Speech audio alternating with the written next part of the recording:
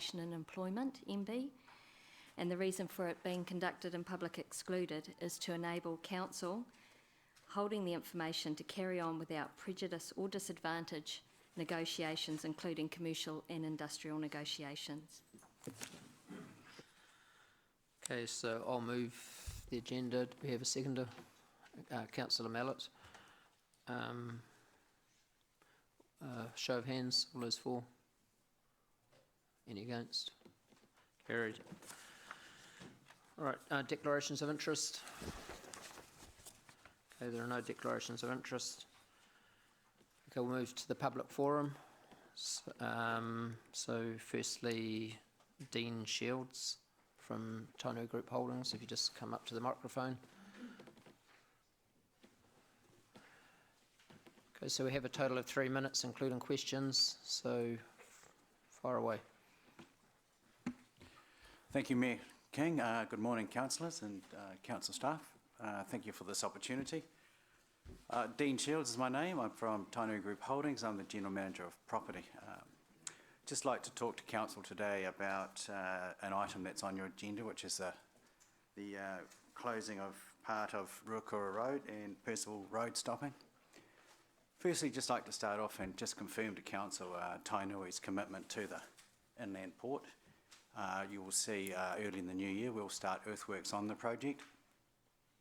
And what is key to us in the success of this project is actually the road closing and the realignment of Percival Road and the closing, as we mentioned, of part of Ruakura Road.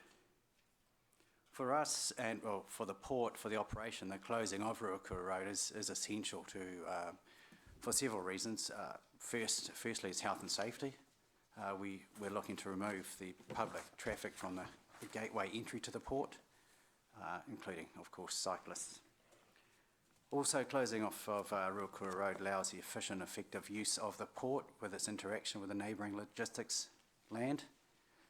It will enable users of the port to actually access the port direct from their warehousing, the use of unregistered vehicles, container tractors, etc. And finally, the key point is it'll enable the introduction of an efficient rail platform of sufficient length to justify rail out of the port rather than truck traffic. So just like to highlight those points to the council for its consideration and when it's reviewing where things have got to with the road closing application.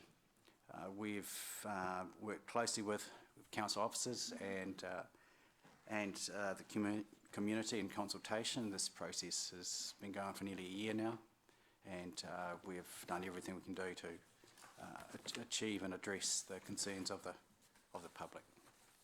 Thank you. Are there any questions? Sorry. Thank you, Dean. The report we have says that Tainui Group Holdings will meet all costs of the road closing. Is that? Can you confirm that? Yes, that's correct. Every single one? Everything. Cost. Yes, everything. Everything that comes out? All yes, right, that's our obligation. Thank you. Okay, we have no further questions. Thank you.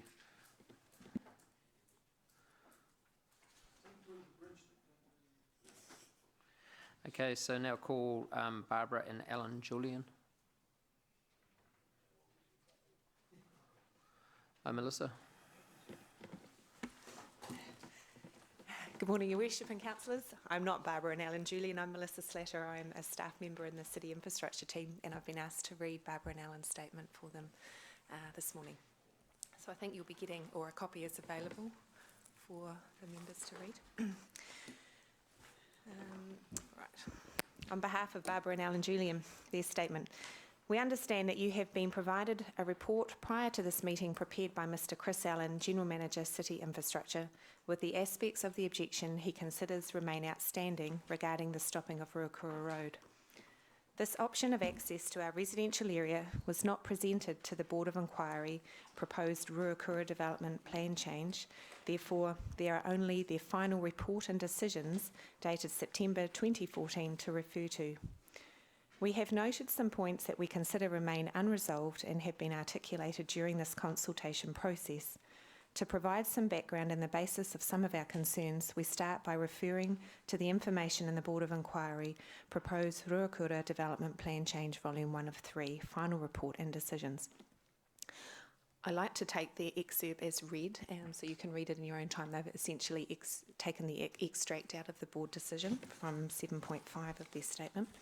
And I'll just continue with their personal words on page 2, starting in volume 3 of 3. Board's response to comments received. Oh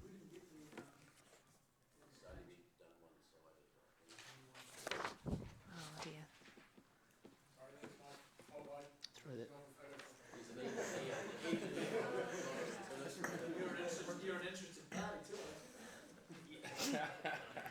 Shall I continue?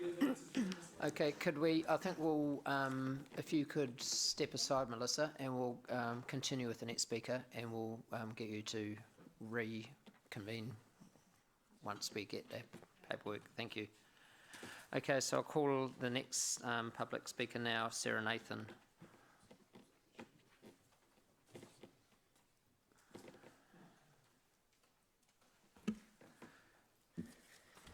Good morning, Mayor King, councillors and council staff. I'd just like to briefly speak to the recommendations for the proposed public art development process for permanent artworks.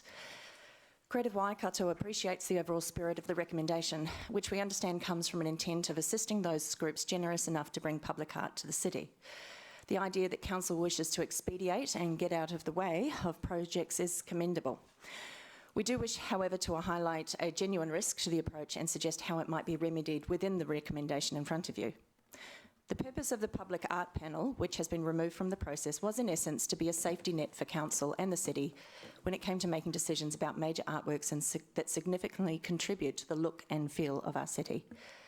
The panel, due to their combined expertise, was to take a holistic placemaking view to each artwork and check and ensure that each artwork would contribute and support the bigger picture of Hamilton's developing cultural face. They were also able to assist groups and individuals with the evolution of projects and advise on consultation and good process.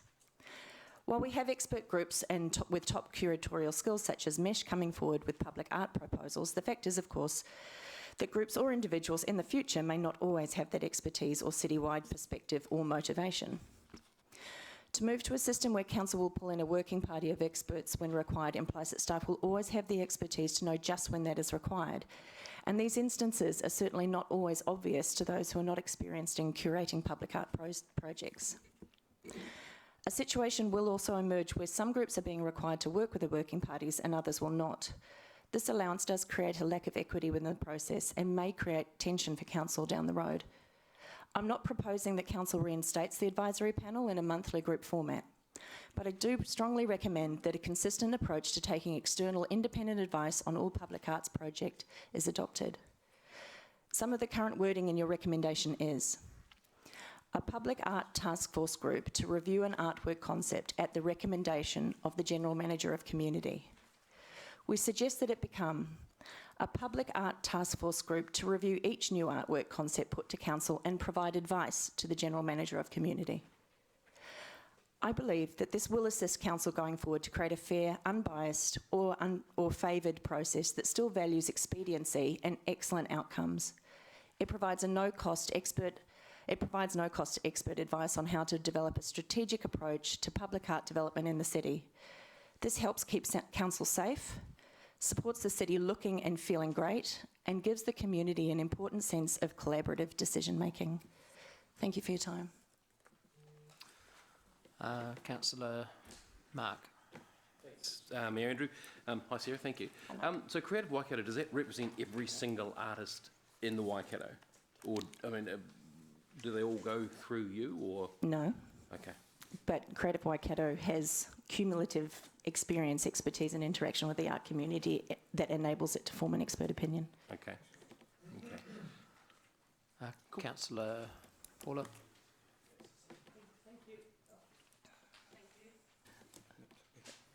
Zona, thanks. Thanks, Sarah. Two questions. Firstly, can we have the wording of your proposed changes? Because I can give you that. because I think we'll be looking at that probably this afternoon at this rate. The other thing is, given that the really large public art projects are reasonably rare, maybe 2 to 3 a year, I understand, and you yourself note that there's no requirement for a regular monthly kind of go on, but Well, no, what I'm saying is that would actually be our preference, but I understand that the council is moving away from that structure, and I absolutely respect that. So this is a proposal that perhaps gets a little bit of best of both worlds.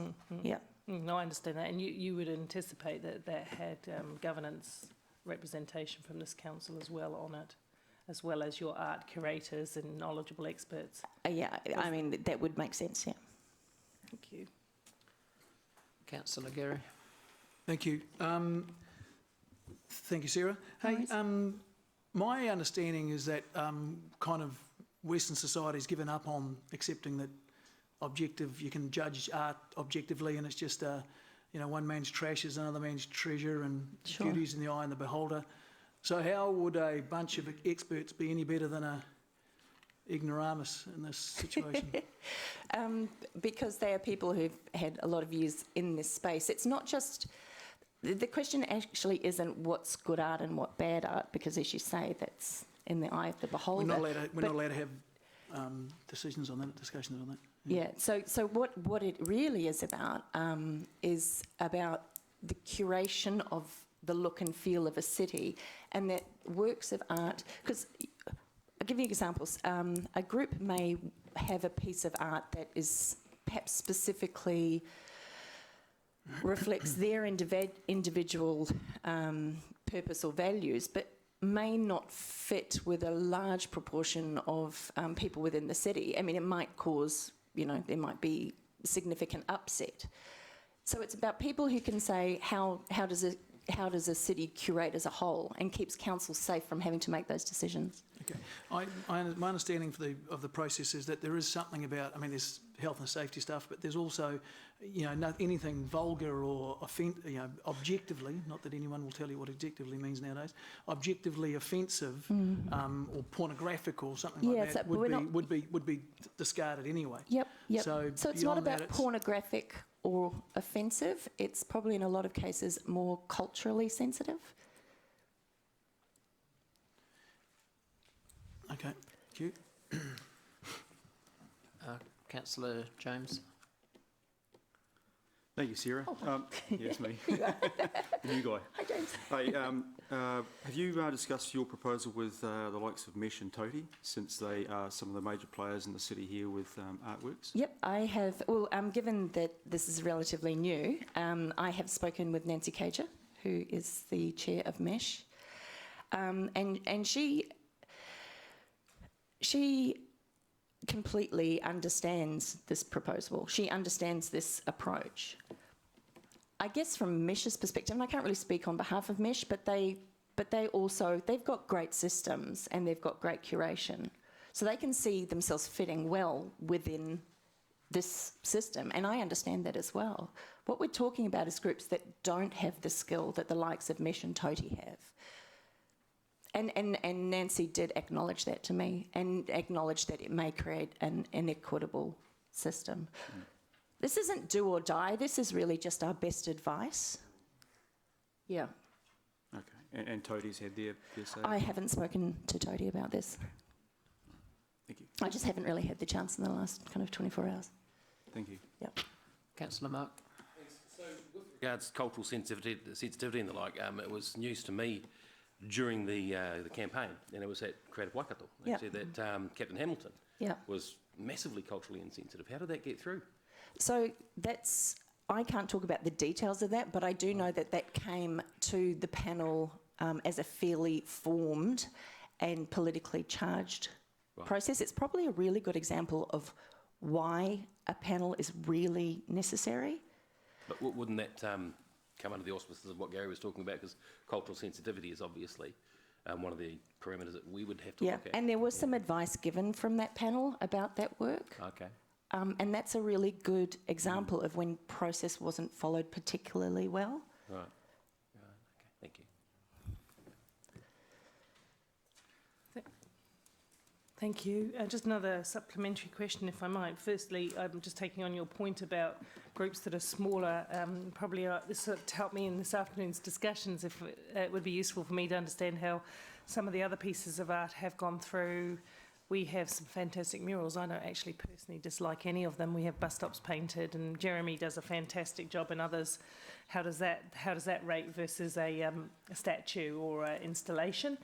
But the question I wanted to ask you in stage 2 of the process, because I fully understand what you're saying, and I've heard this. In fact, I've chatted with the sector, as you know. We have endeavoured in stage 2 in the current wording. There's been a little bit of process around the wording, a few words in, a few words out. So we are trying to land on what works best. But in the second stage 2, it does make the point that we should restrict ourselves to health, safety, maintenance requirements, costs, site suitability, and in brackets, the appropriateness for public view in that site. And that was intended, because I had a role in drafting this, so it was intended to catch the cultural sensitivity, to catch the offensiveness, make sure that it didn't impale small children and those kinds of things.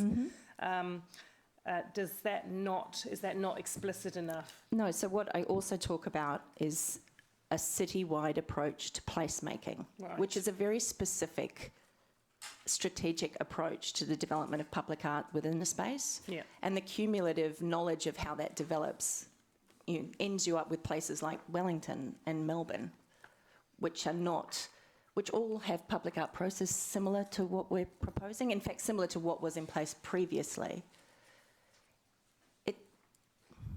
It's simply to introduce independent curatorial expert opinion on an as needed basis, and our interpretation of as needed is each time a major work comes to the city. Okay, And I think there's you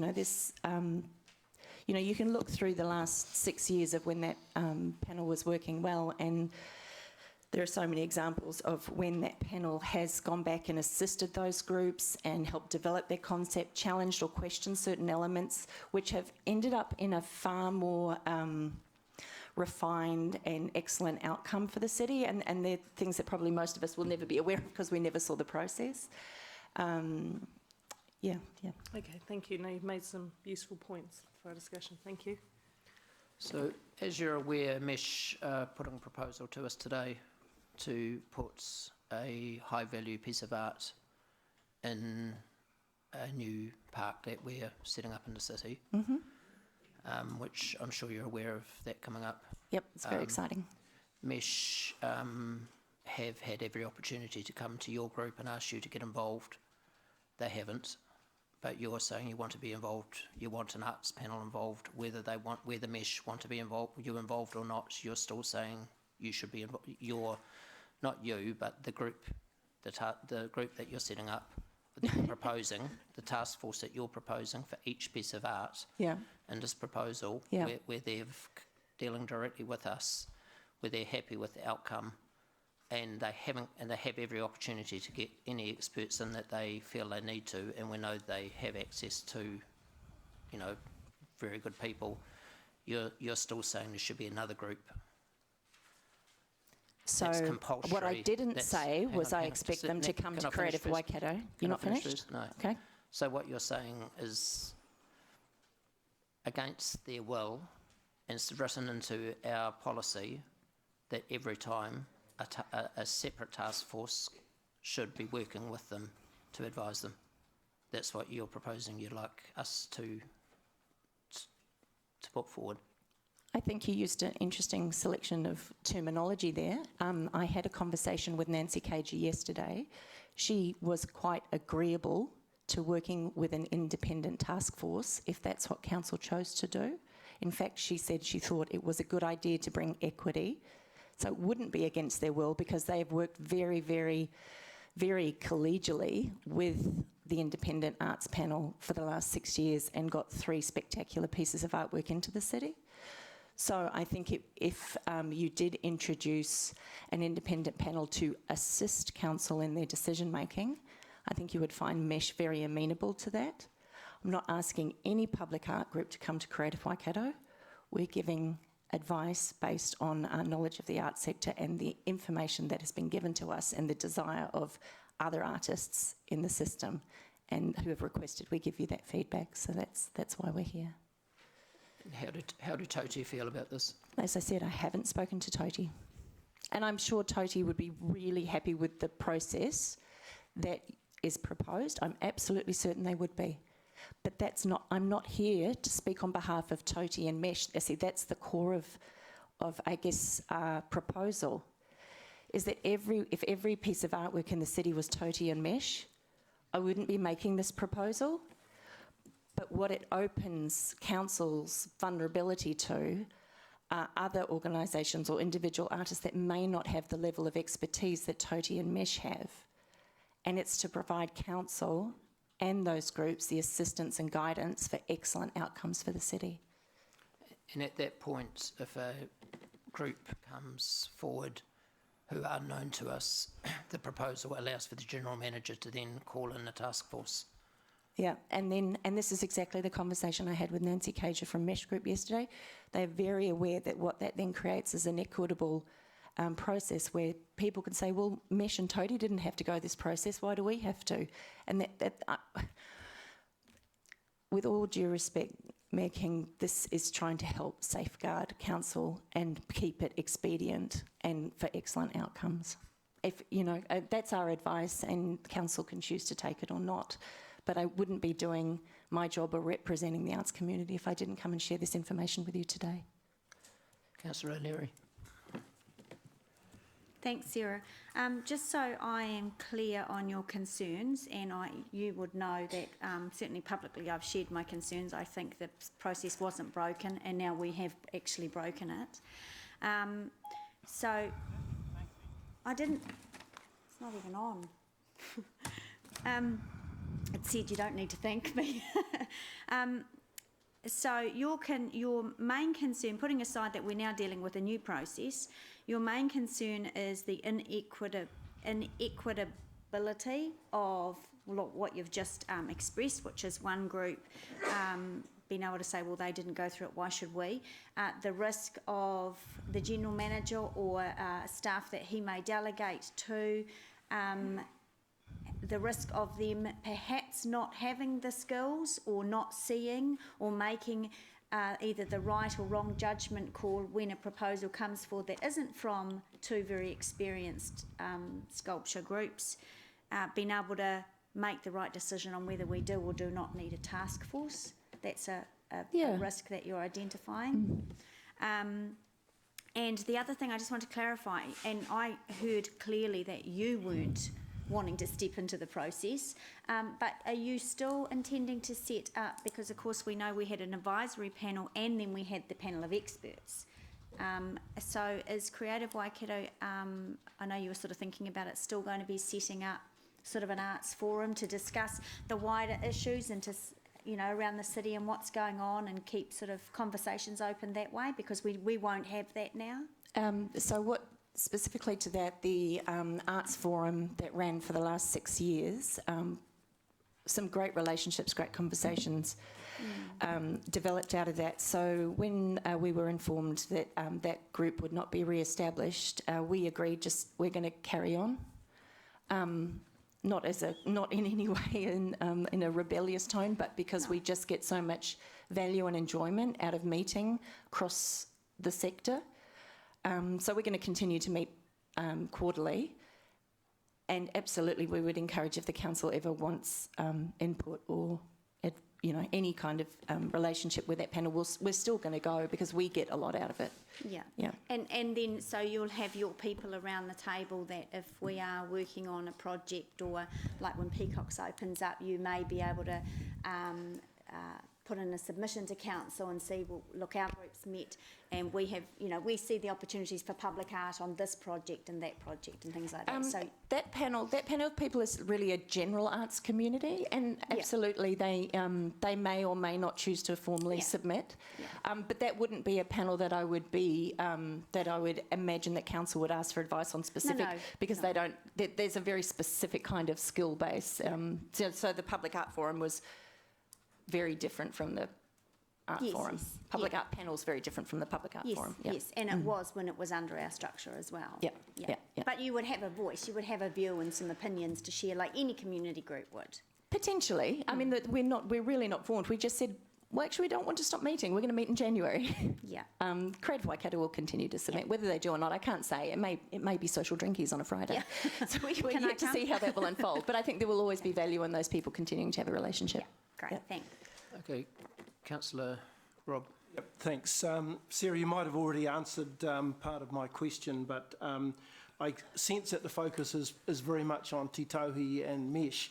But when you look around the city, there are some quite significant artworks that have come from other sources, Yeah. such as the Bob Jones, the Farming Family, and the Lonely Bull, I think, or Little Bull, Yeah. was donated by the Lions or Rotary back in the 1960s. And I understand that Gary Schofield, who's a well-known international sculptor, has indicated an interest in bringing some of his works back to the city where he's lived and was born and so Yeah. forth.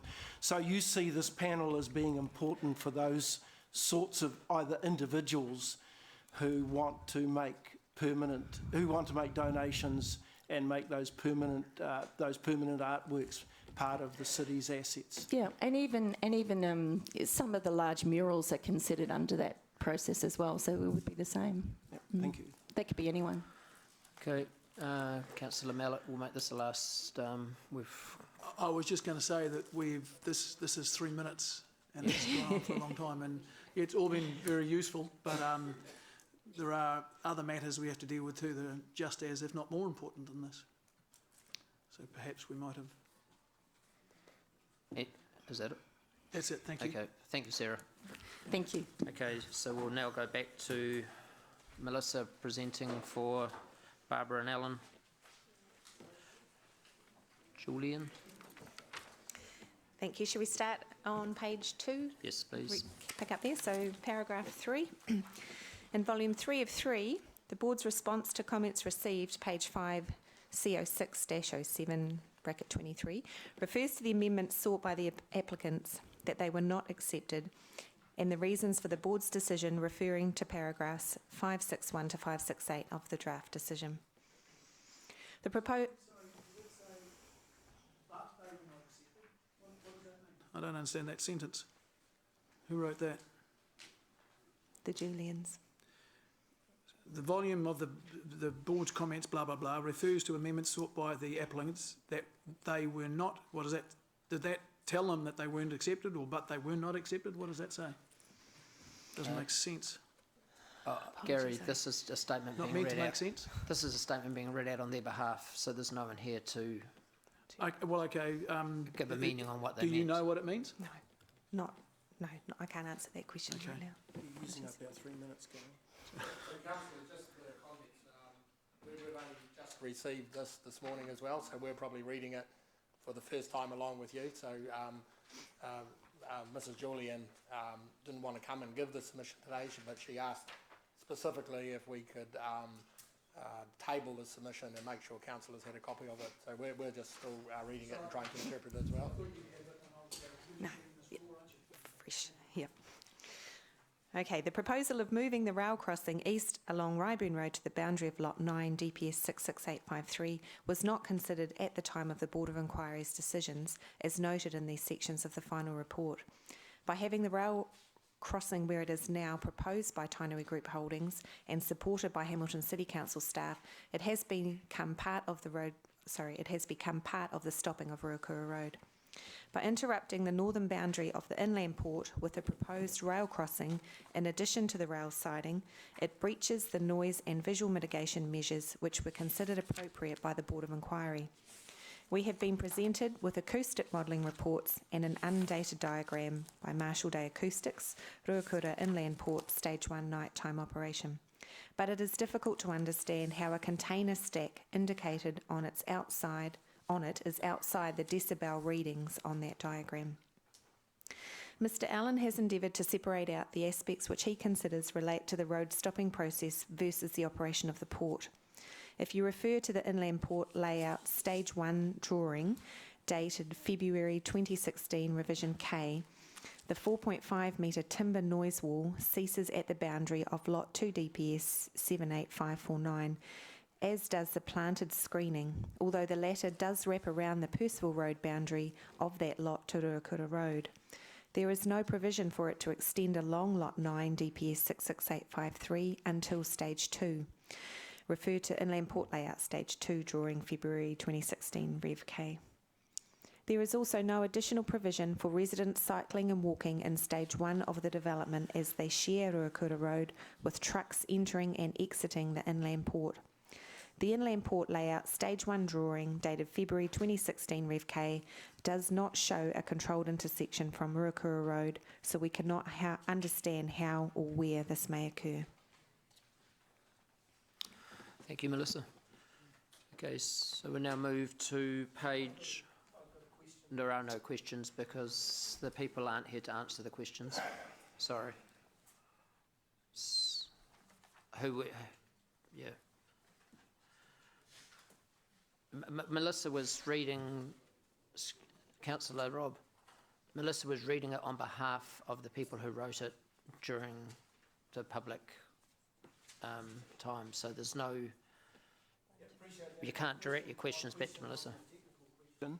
It was, well, I'd like to ask it anyway, and Yeah, if Melissa away. can't answer it, then we'll just accept it, move on. But my question was, would referring, I mean, this is a lot of technical detail in their submission. Would referring this on as is recommended in the recommendation from management on page 148, paragraph C, referring this matter to the Environment Court, would provide a solution to the concerns that the objector has? Could I perhaps answer that through you, Mr Mayor? Yes, I think it'd be appropriate to ask that question when we table the paper which is coming up next. So Okay. my view would be that's entirely appropriate to send it to the Environment Court for determination of some very complex technical issues. So I'll ask the question again then, shall I? Yes. Yep, okay. Thank you. If I can remember. Okay, so now move to page 7, the open minutes. So, any questions? Councillor Gary? Thank you. On page 12 and page 13, and this is about the Rotorua Indoor Sports Stadium. Just, has any research or investigation been carried out to identify how the council's share of the Rotorua Indoor Sports Centre's cost, which was initially advised to council at 4.5 million, blew out by 69% to 7.6 million? I'll answer that question through you, Mr Chair, Councillor Mallett. I'm currently working through that at the moment in terms of what we can do to improve the process going forward, which will include looking at the... Pardon? I'm currently working through that at this point in time. Will we see the results of that, to see where the failures were, or what went wrong? I think one of the big findings that I have already made is bringing forward a report, and is what the Mayor said at the meeting last week, bringing forward a report to request significant funding from council without detailed designs is a shortcoming. So I think if we have any findings along the ilk of that, I will be bringing those back to council to cover them off, yes. But wouldn't... Excuse me. So this is about questioning the accuracy of the minutes. Okay. It's not about anything more than that. So are there any questions on the accuracy of the minutes? Councillor Deputy Mayor Martin. Just the item page 20 to the minute taker, it should be clearly at the very beginning of item 15 and C1 page 20, and I hope I've got this right. It should be clearly stated that the Mayor was not present in the chamber during any of this discussion, because bearing in mind some of it was public, some of it was confidential.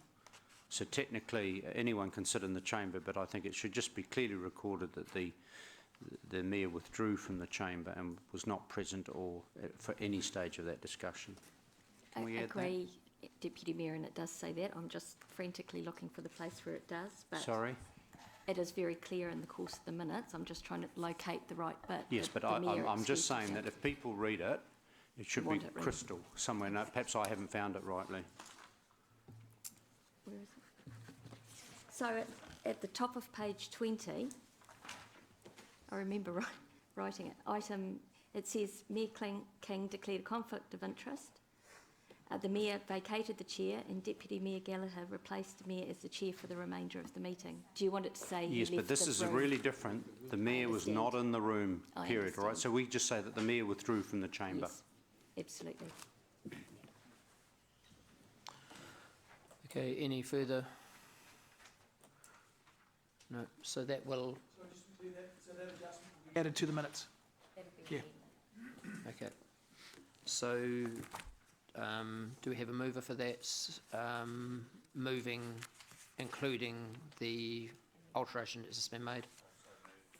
And that's Councillor James and Deputy Mayor seconding. Okay, all those for? Any against? Okay, so we'll now move to item 13 on page 147. That's the Ruakura Inland Port, Percival Road stopping.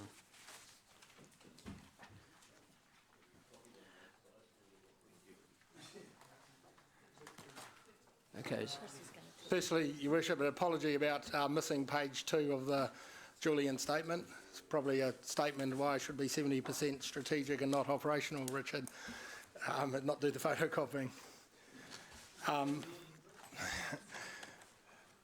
So look, I propose to give you a quick summary of a process, and then the city solicitor's with me to advise you about the process that we must follow in terms of the road closure. So this issue will be familiar to a number of existing councillors, but not so familiar to new councillors. So the decisions that we are seeking from council today, you don't have that one out. Yeah, that's good. The decisions we are seeking from council today are some of the last in a whole series of processes that we have been following to bring the Ruakura lands into the city boundary from Waikato and to develop it for the purposes of employment and residential.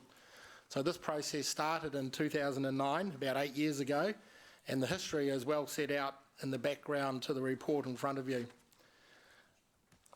So the inland port was regarded as a project of national significance, and a board of inquiry was set up that decided, amongst other things, the location and layout of the inland port in the Ruakura lands.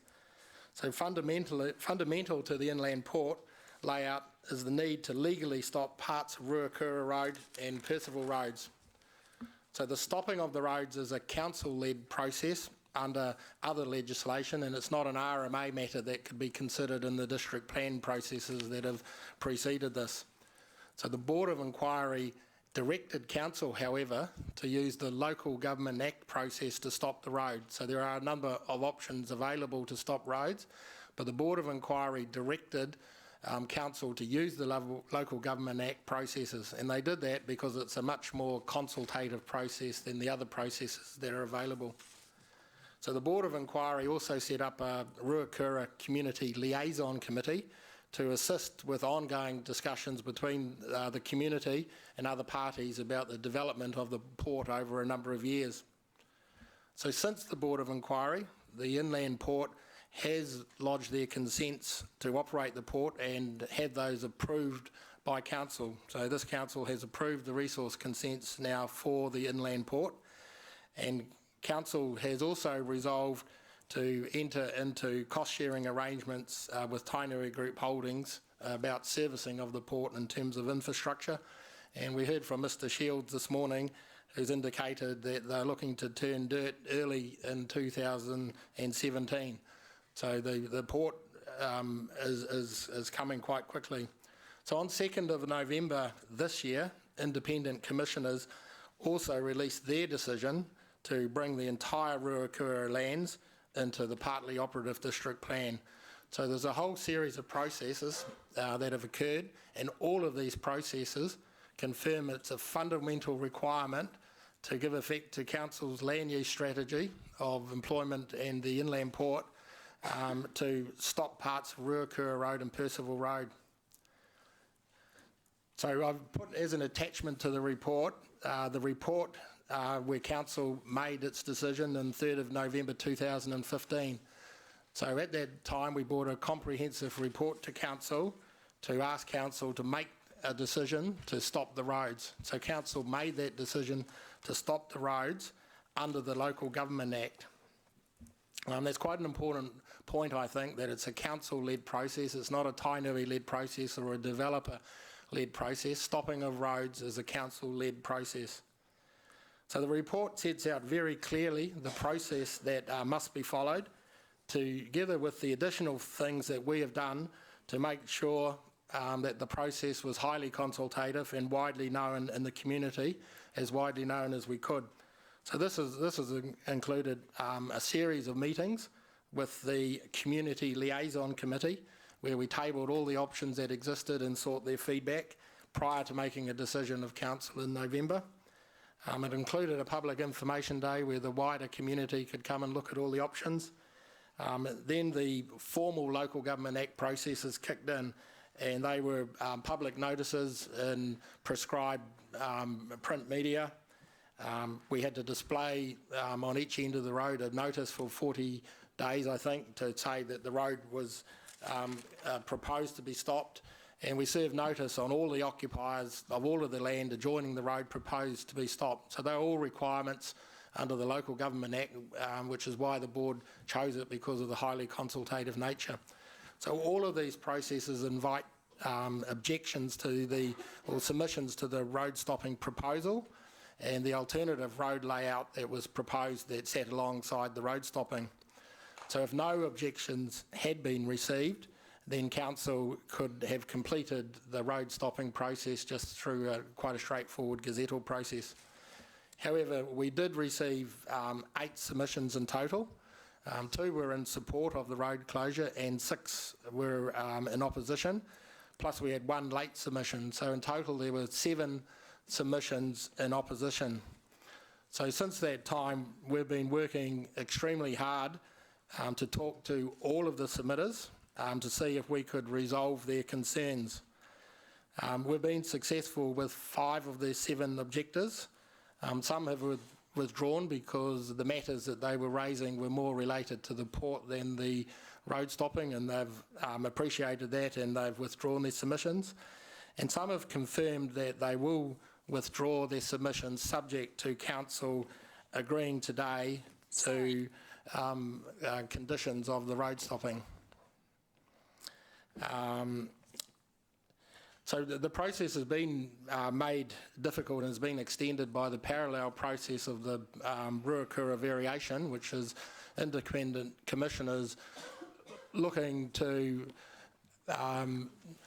review some of the Board of Inquiry processes and landed in our operative plan. So people were getting very confused between the 2 processes. So the process has been a bit extended because we made a decision as staff to let the variation process continue to a commissioner's decision so people could see how the commissioners were thinking about the inland port.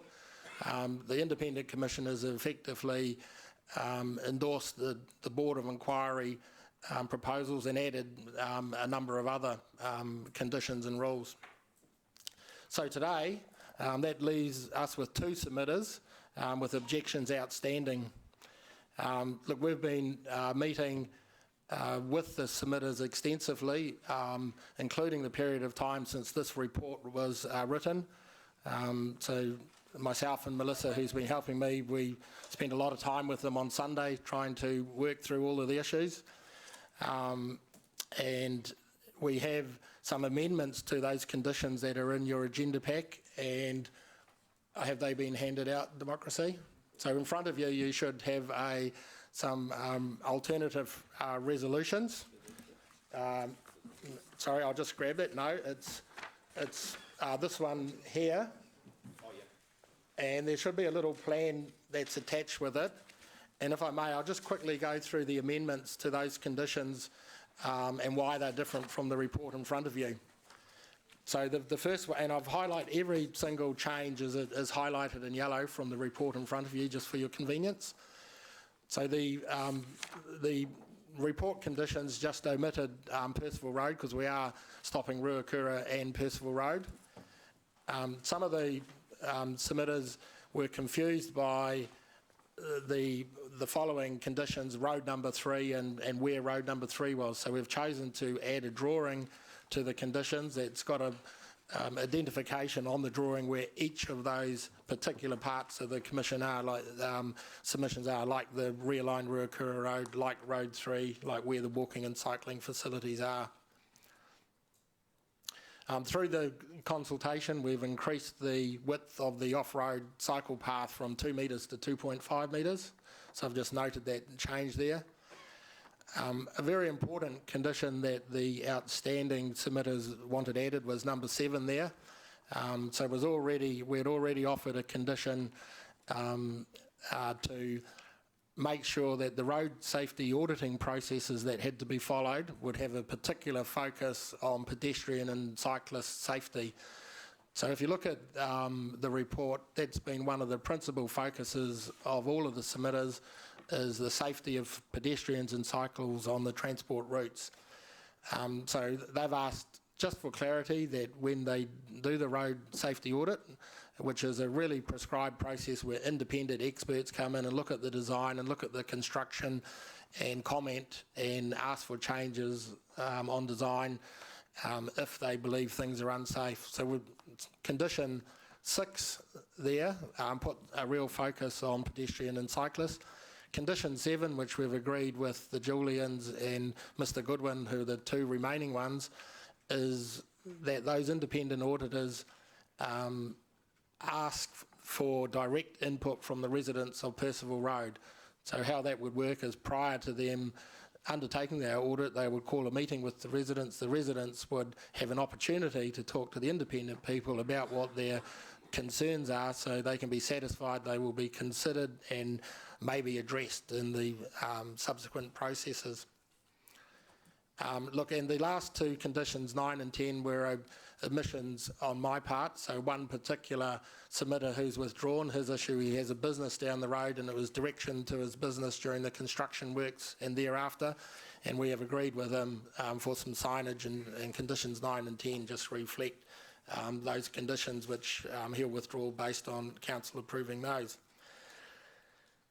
Look, I can't confirm to you today that the remaining 2 submitters will withdraw their objections, but I can confirm that I believe we've gone as far as we can to try and resolve their concerns, and the only option now, I believe, is to send the objections to the Environment Court for resolution as prescribed by the legislation. So you've heard from the Julians this morning in terms of their statement, and I'm sure there'll be some questions on that. Graham Goodwin, who's the second remaining submitter, has asked me to articulate to council that he doesn't think it's right that the enclave community has to travel extra distance to get to their destinations because of commercial development aspirations, and he thinks the Environment Court should consider this issue. So that was my summary of the report, but I would like to just hand over to Lachlan to just talk about the process, because it is an unusual process. Yeah, just sure if it's related to the last Yeah, it's related to the speaker. So am I right in saying that none of the people who are objecting to this closure per se, they're objecting to the impact of the closure? Stopping, beg your pardon. It's, in my mind, it's the same thing. They are objecting to the road closure because of the impacts they believe it will have on them and their community. Okay, so those impacts were noise, safety for pedestrians, cyclists, amenity, transport efficiency, from reading the thing. Correct. And we have gone through some processes or made some offers to mitigate those, and the response has been not that agreeable yet. Yep. So if I can just, I guess my point, if I can just add something to that, yep. like if you take the noise issue, the noise issue has started about they will have extra noise because the rail crossing will shift closer to their houses, and it's the bells. Yep. So we've undertaken a lot of expert noise opinion, and an expert noise opinion. Silent bell. Well, a more silent bell. So the expert noise opinion says the sound is dominated by the train going through, which will always happen. The bell happens, 30 seconds in advance of the train and 30 seconds after. The noise reports say, notwithstanding that, because of the distance to the properties, the bells will be almost inaudible, and the effects are not great. But Who are in the bells consultation, supposed to alert? They're supposed to alert people trying to cross the road, i.e. vehicles and pedestrians, to stop them crossing the road, obviously.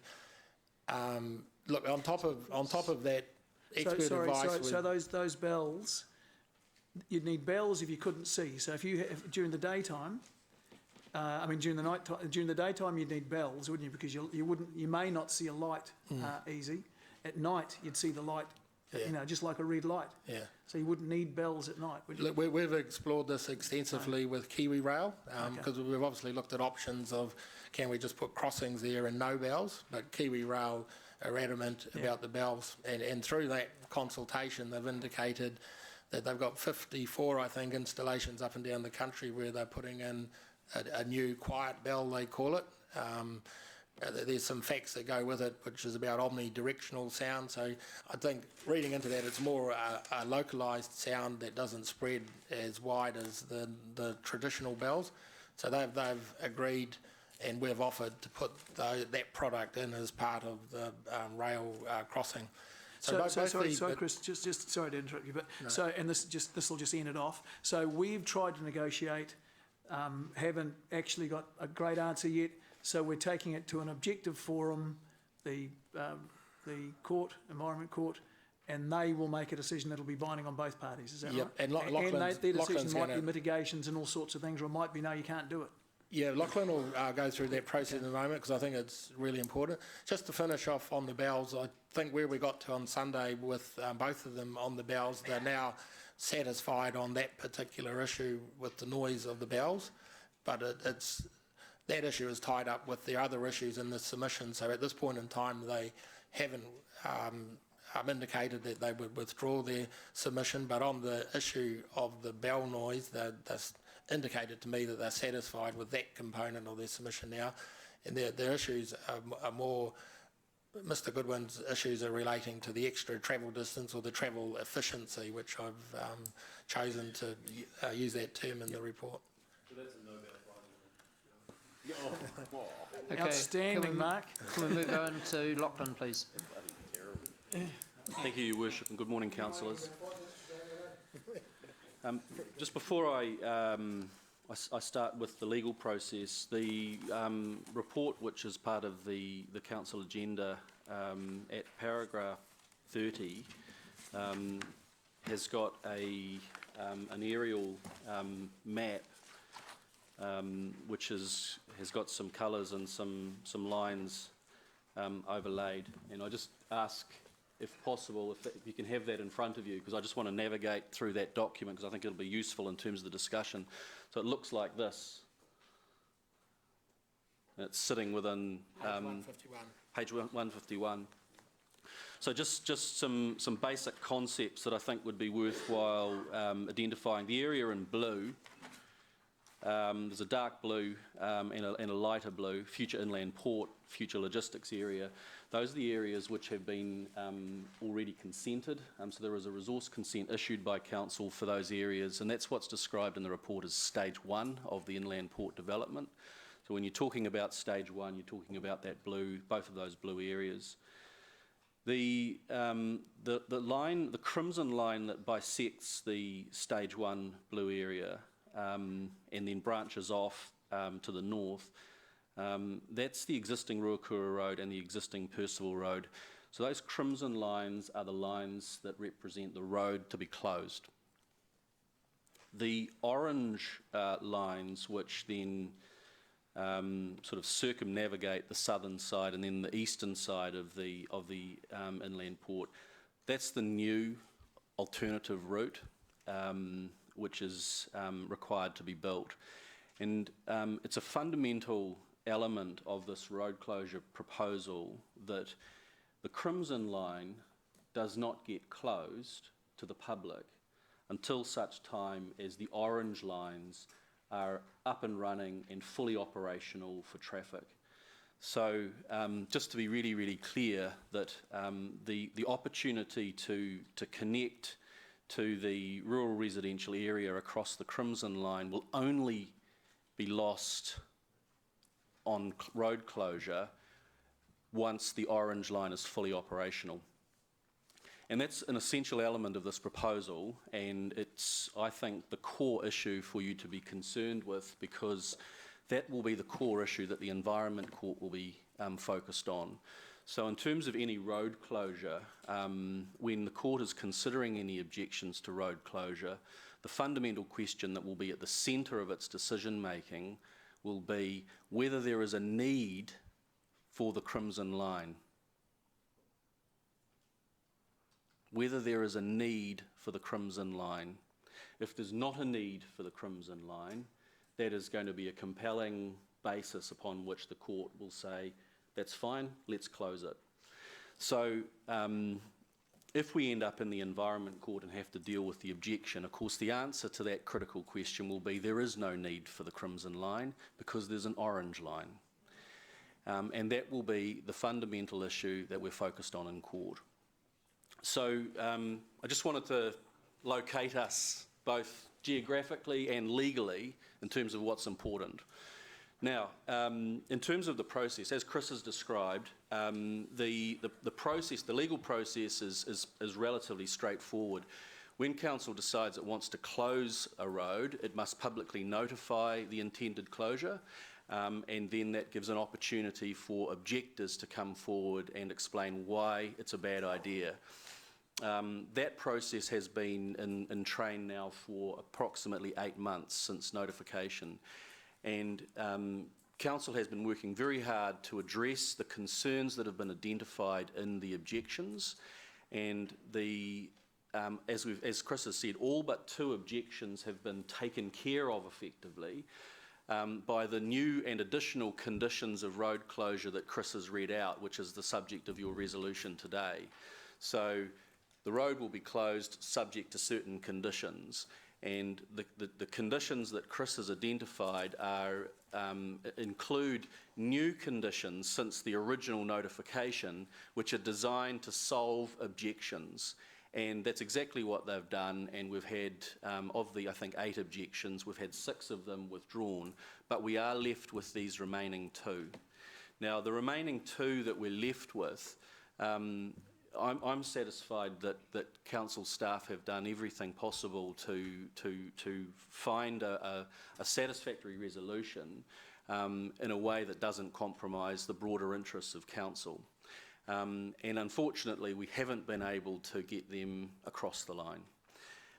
The issues that remain live for the objectors is, one, there is this noise concern that the crossing, you'll see, will move closer to some of the residential addresses. So if you go back to the map, and you can see the crimson line that branches off and crosses the railway, that crimson line is moving to the right. There's a new orange line to the right which crosses the railway, and you can see that line is closer to some of the residential addresses. Because that line is going to be closer to the residential addresses, the bells are going to be closer to the houses. So what we've done is we've worked with Kiwi Rail to find these quiet bells. It seems like an oxymoron, but there you are. There are quieter bells. But we've also had independent acoustic evidence from council's own acoustic expert saying that the reality is that in terms of the impact, the acoustic impacts of the bells being closer, it is a minor impact simply because the bells are within 30 seconds absolutely drowned out by the sound of the trains coming past. So from an acoustic perspective, in terms of impacting on amenity and well-being, the reality is that shifting the bells closer, by the time we reduce the impact of the bells with quieter bells, and we've got the trains coming past, it's a non-issue in terms of the acoustic impact. So that's the first issue. The second issue is that they have raised concerns about the acoustic impacts of the container stacking on the port. Now the problem with that is that that's not an issue which arises from the road closure. That's an issue which arises from the operation of the port, so they're not linked. It's difficult for the residents to separate. I know it's a legal point, but that's the reality. And I'm sure that the Environment Court, if they raise it in the Environment Court will explain to them that there needs to be a separation of the issues. The concerns that they've got about the acoustic impacts of the port operation are addressed in conditions of resource consent and the requirements of the Board of Inquiry in terms of limits on daytime and nighttime noises. So my suggestion, or my recommendation to you is that in terms of that concern, it is adequately and appropriately addressed in the resource consent and in the Board of Inquiry decisions and in the proposed district plan. So that's the acoustic concerns dealt with.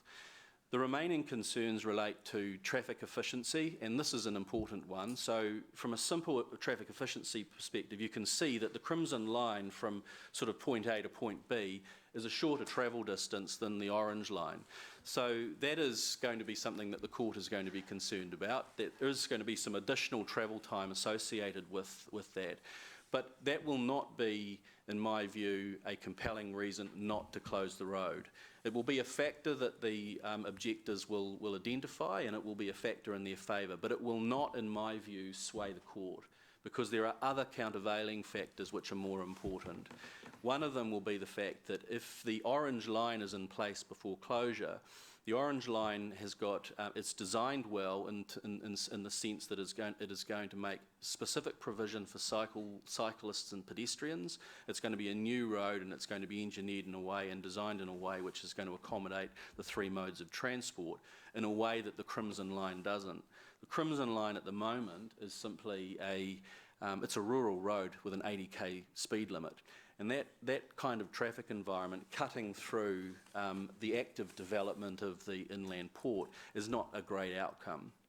So I think that although it's slightly more efficient, I think it is an inferior way to manage the connectivity between the rural residential area and the rest of the city. So on that basis, I'm confident if we do end up in the Environment Court, I think the Environment Court will endorse the Council's position. It may be that the Environment Court seeks to introduce some other conditions which help to ameliorate the concerns of the objectors, but I think ultimately you will be successful in upholding the road closure if we go to court. And that is the process which is prescribed in the Act. So just to now return to the legal process, basically what the Local Government Act says is that once you've received the objectors, Council makes its attempts to resolve the objections, but to the extent that it can't and you're left with objections, it's now required to be bundled up and referred to the Environment Court for resolution. And that's the stage that you're now at. So what Chris has done is come up with a resolution which includes the new suite of conditions which satisfy all of the other objectors, and I would strongly endorse and recommend that you accept those expanded conditions because it solves those other objections, and then on that basis, to the extent that the other objectors are still not satisfied, that the matter then go off to the Environment Court to be resolved by an independent body. Incidentally, although I can't guarantee who the judge might be that would be allocated to this case, because Judge Harland does her case management involves a lot of the Waikato, there is at least a very strong prospect that this would go before Judge Harland, who was the presiding judge in the Ruakura Board of Inquiry decision. So you'd get some consistent decision making running through if it was in front of Judge Harland. So happy to obviously take any questions that arise. Councillor Mark. Thank you. Thanks, Lachlan. So in terms of timeline, Yes. We want to get this moving along pretty quickly, I would assume. Just reassure me that this is going to be contained to those particular objections, like in between the time that we advise the Environment Court, if we take that course of action, that we're going to go that way. Is there a chance that more objections could come up and they could throw those into the case, thereby dragging it out even longer? And secondly, if it's resolved and the objectors aren't happy with that, can they appeal, and could this drag out even longer? So to the first question, the process doesn't prescribe a time frame by which objections need to be lodged or not. Right. And again, you're dealing with a public participatory process. So I think that the reality is that if we do end up in the Environment Court and some objector comes from left field and says, look, I do want to participate, I think that there's a chance that the Environment Court would be sympathetic and would allow them in. Having said that, this process has been a public process that's been available to people to participate in for about 8 months now. So it would be poor form for someone to come in at a very late stage. But I can't guarantee it wouldn't happen. Obviously, if that happened, you know, our response would be that we would be expecting the court to case manage it very tightly so that the additional objection doesn't actually add to time. To the second point, no, this is effectively a one-stop shop. So by referring it to the Environment Court and getting an Environment Court decision, that becomes the final decision. Right. Okay. Thank you. Councillor James. I think Kiwi Rail would have a legal requirement for the quiet bells anyway, for the sight impaired and everything else. I'm not talking about traffic, because if you're that sight impaired you can't see lights, you shouldn't be on the vehicle. But people, walkers, a bit like police cars really. When you have your lights on, you have to have your sirens on as well. But on the report here, it said, you know, take the Environment Court, but it says here financial implications. There'll be no financial implications to the council, but if we take it to the Environment Court, what would be our financial implications there? Well, you will. You'll obviously have to absorb your own costs of running your Environment Court case, so that can't be avoided. But in terms of the financial implications of the road closure itself, as the representative from Tainui has indicated, those physical changes and the works associated with the closure are being borne by the developer. Okay, so TGH won't be responsible for the financial cost of us taking it to our Environment Court, obviously. What does it cost to take a case to the Environment Court on a average? So it's going to depend to an extent on the way that the objectors run their case.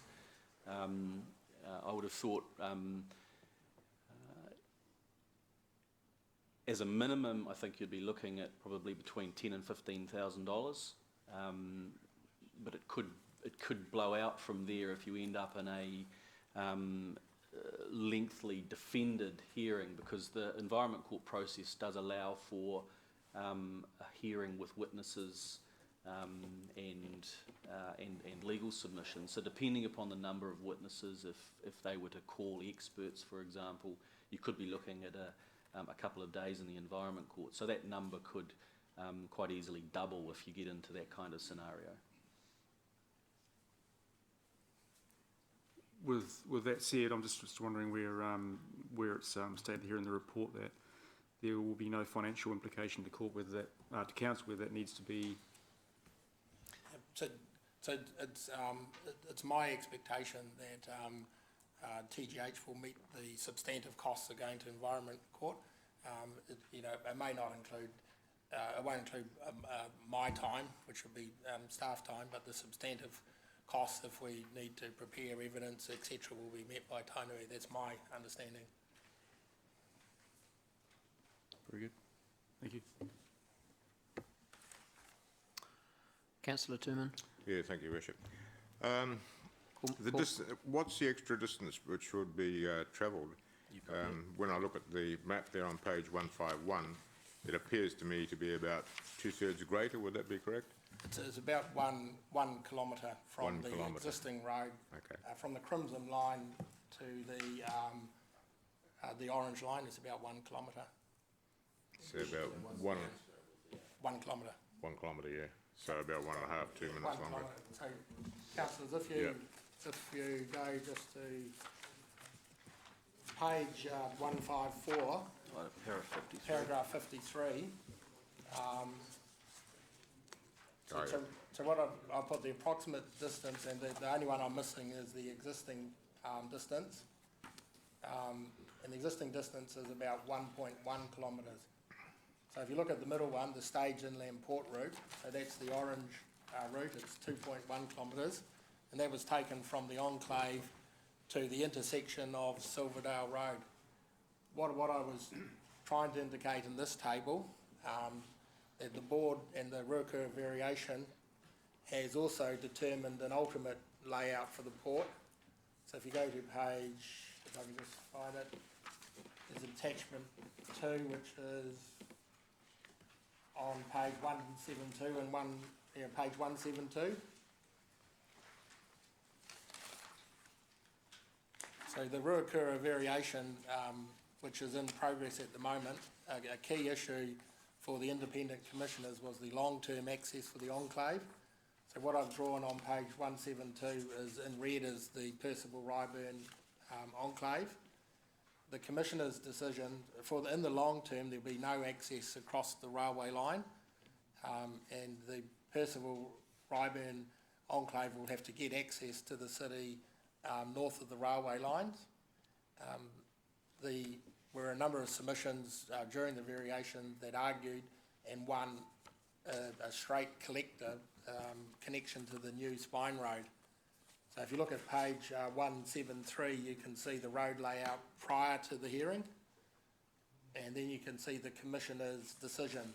So he's made a decision to put an indicative collector in to give them better access in the long term to the destinations they want to go to. So if you reference back to that table, that long-term access I've called the partly operative district plan, so it would be 1.7 kilometres for the residents in the long term to connect to the spine road and get down to Silverdale Road. So what I was trying to demonstrate, the extra distance, you know, it's very close, it's within 400 metres of their long-term prospects for connection to the Silverdale Hillcrest community. But at this point in time, it would be an extra 1 kilometre. Further question is, do you know if there's any, pardon me, any objections from the Julians to NZTA? Because when you look at the diagram there, it's the expressway, of course, looks like it's going to be in a sort of deceleration zone for the interchange, and I would guess that the engine brakes from heavy motor vehicles would probably make just as much noise as a train as they decelerate during the evenings.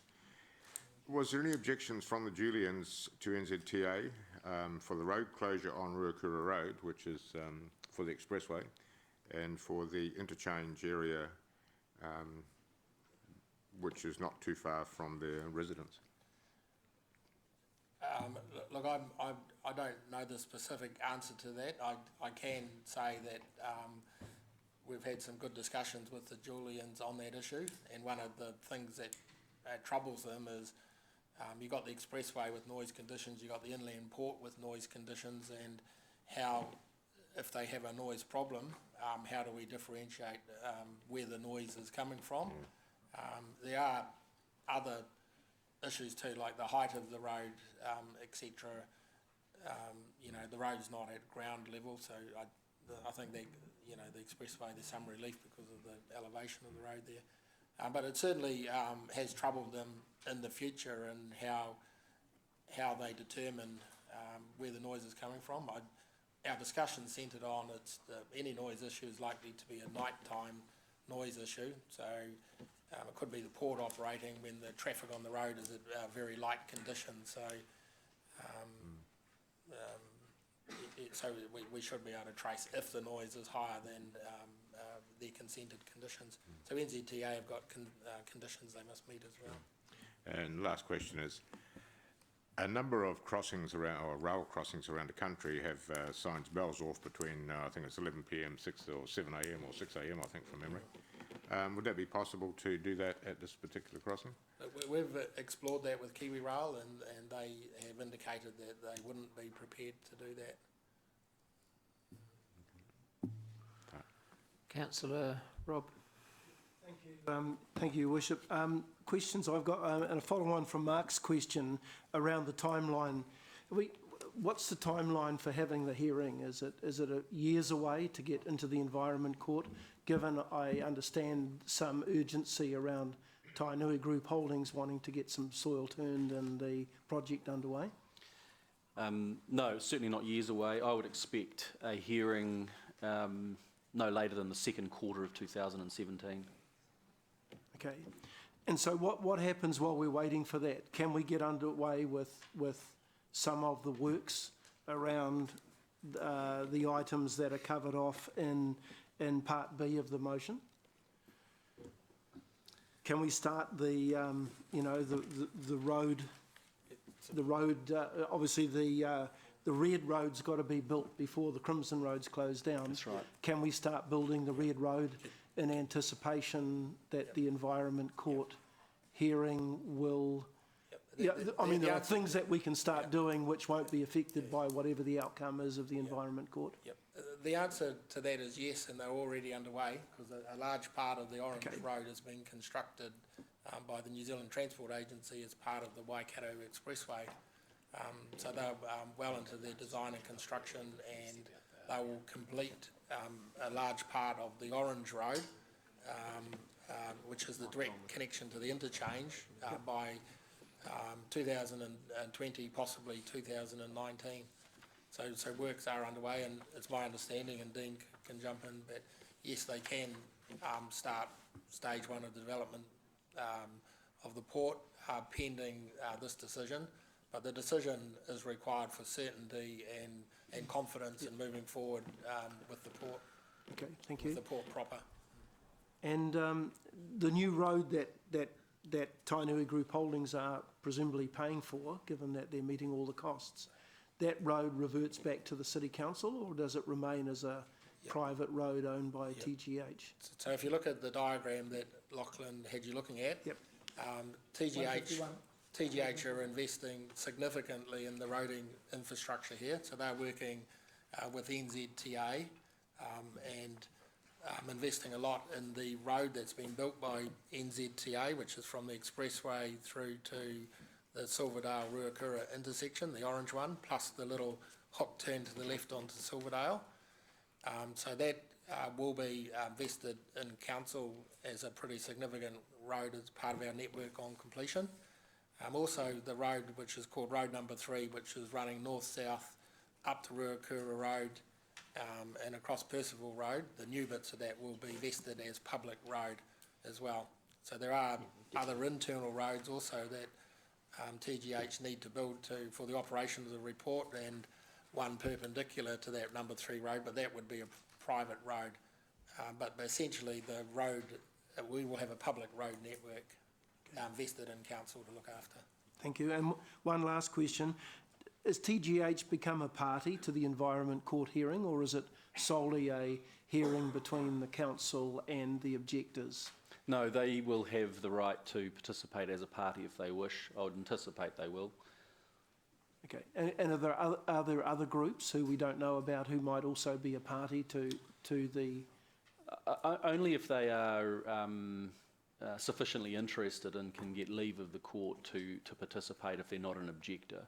So unless someone came forward as an objector, other than TGH, who is the directly affected landowner and is an essential participant in the delivery of the closure and the alternative, it's unlikely. NZTA might be a party that wishes to participate and keep a relatively sort of narrow watching brief on it, because they too are directly affected in terms of their network. But yeah, difficult to anticipate whether anyone else would show any interest. Okay, thank you. Okay, I'll move the staff recommendation, which is the loose piece of paper, page 1 and 2 with the yellow highlights on it. And I'll second it by Councillor Dave. So we're now moving into debate.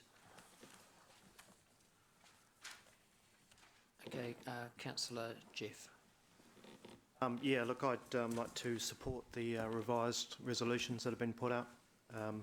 It seems to me that this has been through a rigorous process and staff have worked hard with the submitters to resolve the issues. I agree that the best course of action at this stage would be to refer it to the Environment Court. At least that means that the residents can have their day in court, so to speak. And if the road stopping is upheld, TGH can get on with their plans. Okay, we'll now move to the board. So we bring that up, please, Democracy.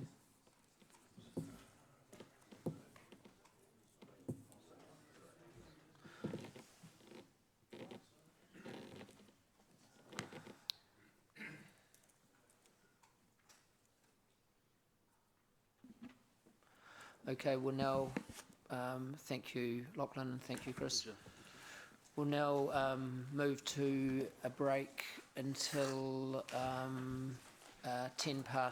11:10, and if all councillors could please go to the staff room because there is a presentation there. So thank you. Sorry.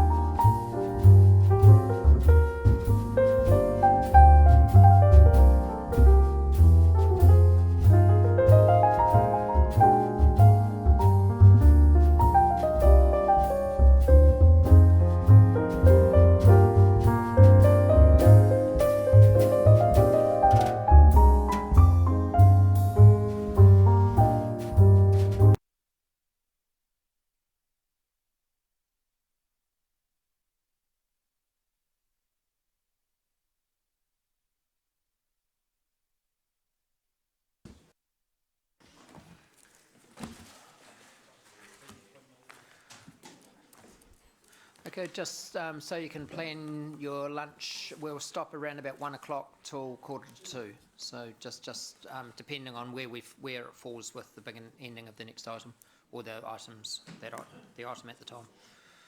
Thank you, Blair. Good morning, Your Worship and Council. We're here Blair. today. Mayor Andrew. Forget this worship stuff. Mayor Andrew. Thank you. I'll stand corrected. Mayor Andrew, Council, just first of all to introduce Stephen Halliwell, for those of you who don't know Stephen from the last Council.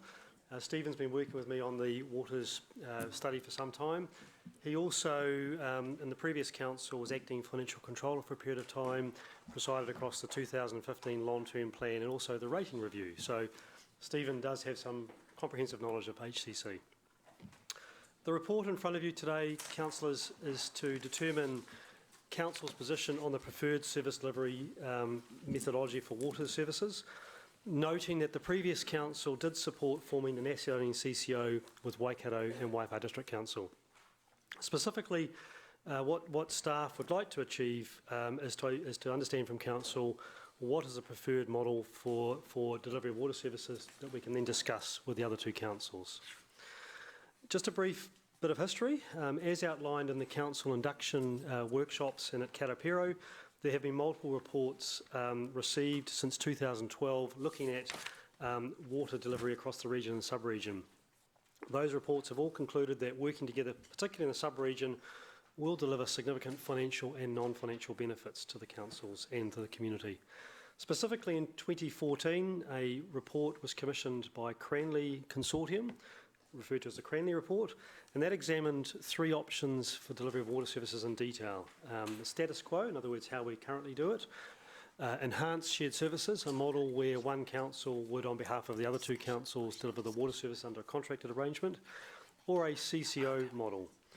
This report is outlined in my report from paragraph 32 and also in attachments 4 and 5, which give a summary of the Cranley Report. It certainly doesn't repeat the Cranley Report, but it gives a summary of those options and the conclusions and the pros and cons of each of those. That report was formally received by Council in 2015, in May 2015, by way of a workshop, and then was subject to a specific resolution where Council endorsed the recommendations of Cranley, which was a recommendation to form an asset-owning CCO for the delivery of water and wastewater, with stormwater to be delivered on a contractual basis. In 2015 and 2016, following the adoption of the Cranley Report, the councils then determined that there were a range of very specific issues that needed to be answered to answer the question that if a CCO was to be established, how it would operate, how ownership would be established, how decisions would be made, etc., how it would be monitored. And this was a process which required the formation of a new governance group. There were 3 members from this council, two of whom, Councillor Pascoe and Councillor Mallett and Councillor Gallagher were members of that group, along with previous Mayor Hardacre, and they worked through the various issues outlined in that record of agreement. That record of agreement was received by all the councils in July of this year, and all 3 councils resolved to support the draft record of agreement for an asset-owning CCO. And so that basically was the last point at where each council got to. The councils also acknowledged at that time that that record agreement would be put to the new councils to consider, the report that's in front of you today, and also noted that no decision had been made at that point in time to establish a CCO, and in fact any decision would only be made, first of all, once the new councils had agreed if they supported that same position, and secondly, once they did agree what position they supported, that full public consultation had been carried out and receipt of submissions and consideration of those submissions. So that, of course, that process hasn't as yet happened. Following the record of agreement, I guess following also the election process, we have obviously continued to have conversations with Waikato and Waipa councils around the study. And one of the matters that has been discussed is the issue of water meters, given this was something that was discussed through the election campaign. Certainly the view that Hamilton has advocated with the other 2 councils is that it remains our position, although not as recorded in the record agreement, that water meter decisions should better sit with Hamilton City Council as opposed to being a matter which sits by way of principles agreed by the Shareholders Forum. So that is something that we have discussed and raised as a as an issue that still remains for Hamilton City Council potentially following the election. I do note that Waikato District Council in their report have acknowledged that issue and have actually acknowledged that if this council wishes to change how that decision was to be made, they would support that became a decision of this council as opposed to a decision of the three councils collectively. In addition to the issue of water meters, staff have been continuing to look more closely at the asset-owning CCO and the process of forming a CCO, and there are a number of practical and legal and both and political issues that we've identified that individually are all surmountable and all solvable, but collectively do present some risk and some complexity and add time to the process of establishing a CCO. And I would also note that the feedback we've had from other councils that have set up waters CCOs either in New Zealand or overseas, they've acknowledged similar issues also. There are a number of issues that present themselves and you just have to work through those, but collectively they are quite challenging. My report also outlines some risks, and I guess those risks speak to some of those issues as well, and those risks are real, but we've also identified mitigations to those risks. You'll also acknowledge and note in the report that I've attached Waipa have commissioned a new report from consultants Morrison Lowe. That's an attachment 3 to the report. Waipa wanted to understand, with regards to those issues that we have been identifying, how they can progress through those and how a CCO could be established acknowledging those. And Morrison Lowe have recommended to Waipa District Council a transitional approach or methodology to establishing a CCO. And that transitional approach recommended by Morrison Lowe takes a number of practical steps towards the establishment of CCO, moving through from non-asset owning CCO. And a non-asset owning CCO is categorised as, first of all, a council-funded CCO. In other words, the councils would collectively come together to deliver their water and wastewater services, but each council would still ultimately be funding that entity. Once that entity had certainly proven that it could operate, that CCO would then become self-funding. In other words, would have the ability to directly charge the end customer by any number of means.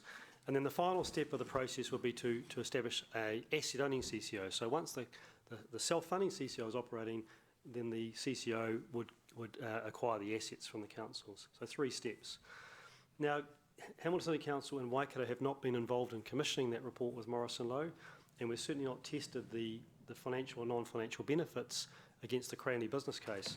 But I would say that the report makes some very valid observations. It's making some very pragmatic suggestions in terms of how to navigate those issues in terms of establishing a CCO, and certainly it's worthy of consideration as a pathway to establishing an asset-owning CCO. So it certainly provides a series of very worthy considerations to be looked at. In terms of Waikato and Waipa District Councils, they met last week, and I did email you the outcome of their decisions, but briefly, Waikato District Council supported the position that was reached prior to the election, which was the 3-council asset-owning CCO as outlined in the record of agreement. They've reconfirmed that decision. They have, as I noted, also acknowledged that if Hamilton City Council wished to change that decision around how water meters would be implemented, they would support that be a decision of each council as opposed to as provided currently in the record of agreement. Waipa District Council have followed a direction which aligns with the report they've received from Morrison Lowe, which is that they would like to discuss with the other 2 councils a staged, or what they refer to as a mixed model approach to forming the CCO, which is effectively the staged transition through the various gates. And the reason they've supported that approach to establishing the CCO is that, in their words, presents a more prudent and risk-averse approach to the establishment of a CCO, while still achieving many of the benefits of an asset-owning CCO. So that was their rationale, and they would like to come back to the table to discuss that with ourselves in Waikato. In terms of the information, so a lot of information has been received both today and historically since 2012. In terms of the information has almost exclusively concluded that an asset-owning CCO does deliver the most financial and non-financial benefits to the 3 councils.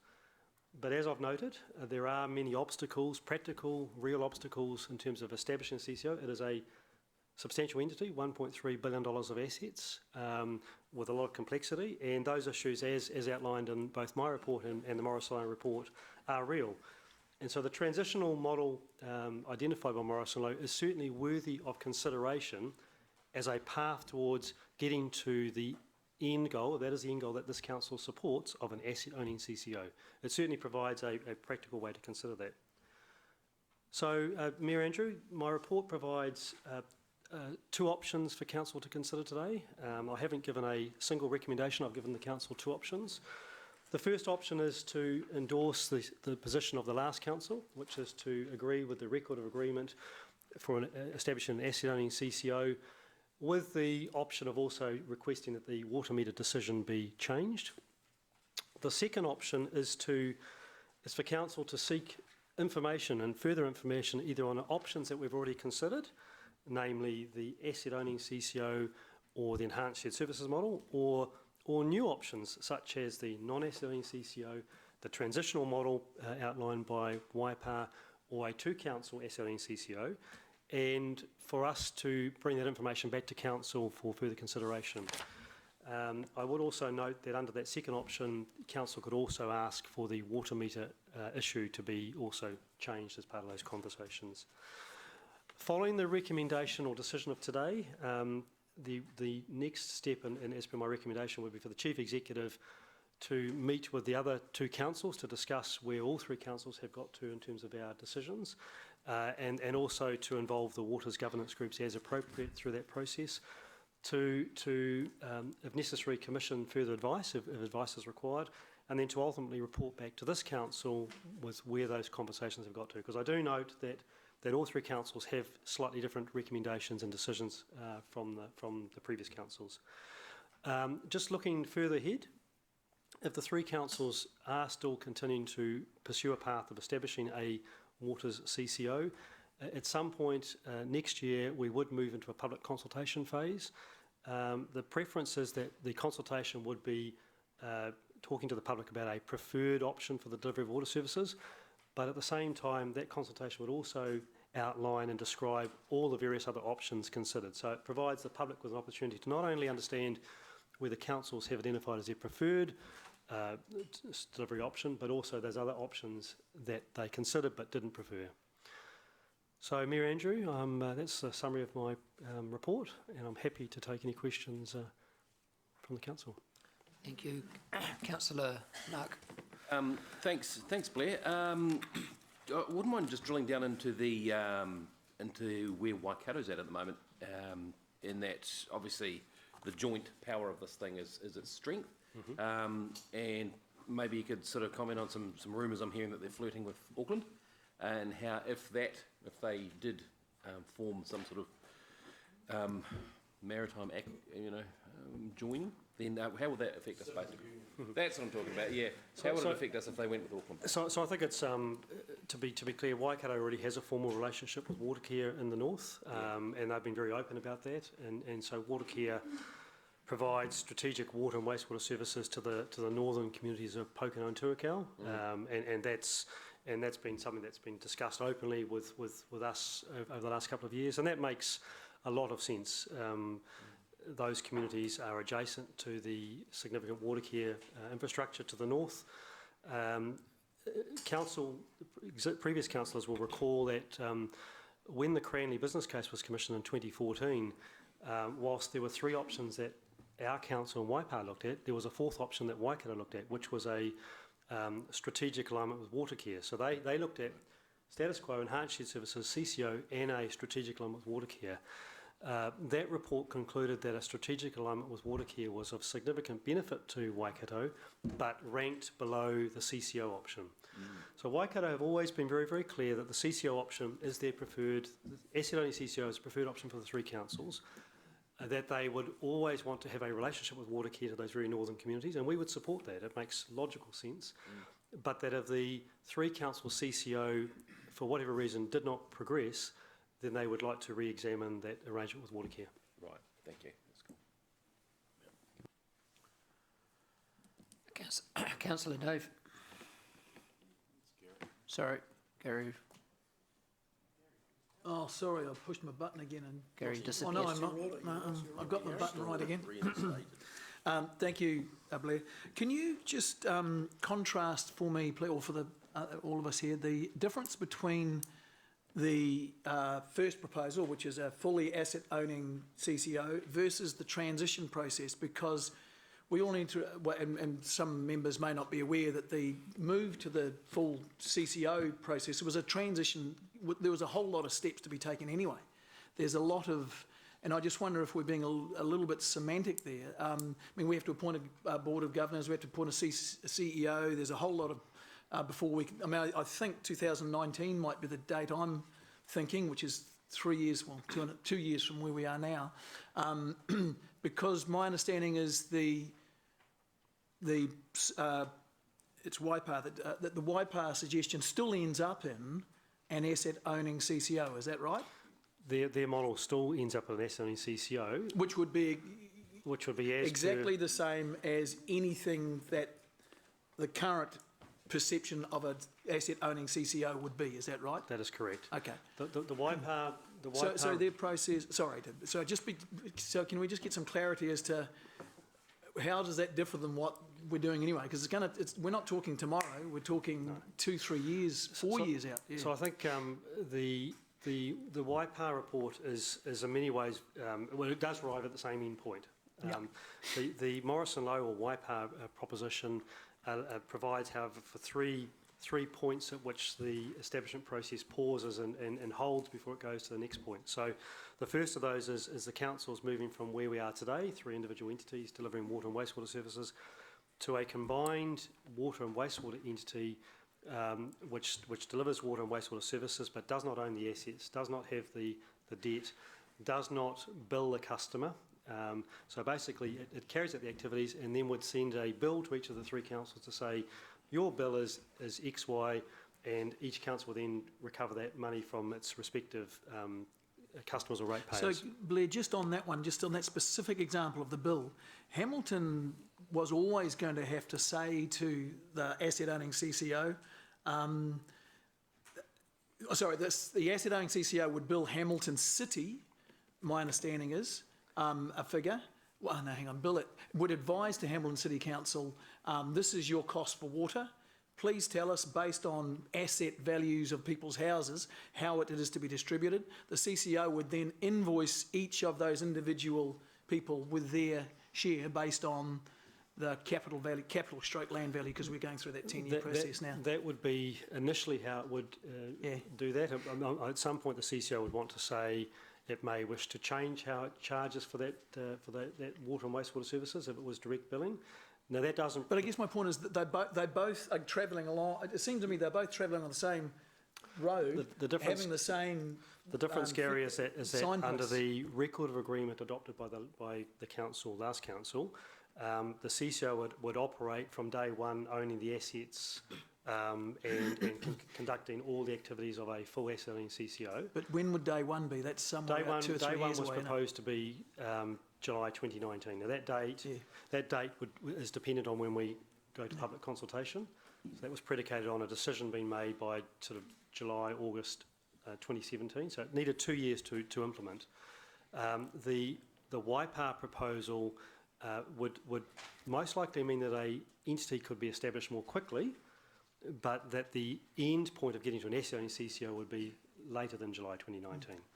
But it basically went to 3 steps to address some of the practical issues and risks, such as what you've described in terms of billing. So presumably, though, the process of going just calling it option 1, if everyone knows it, that's straight into the asset-owning CCO, but it won't be straight in because it's going to be a long time out.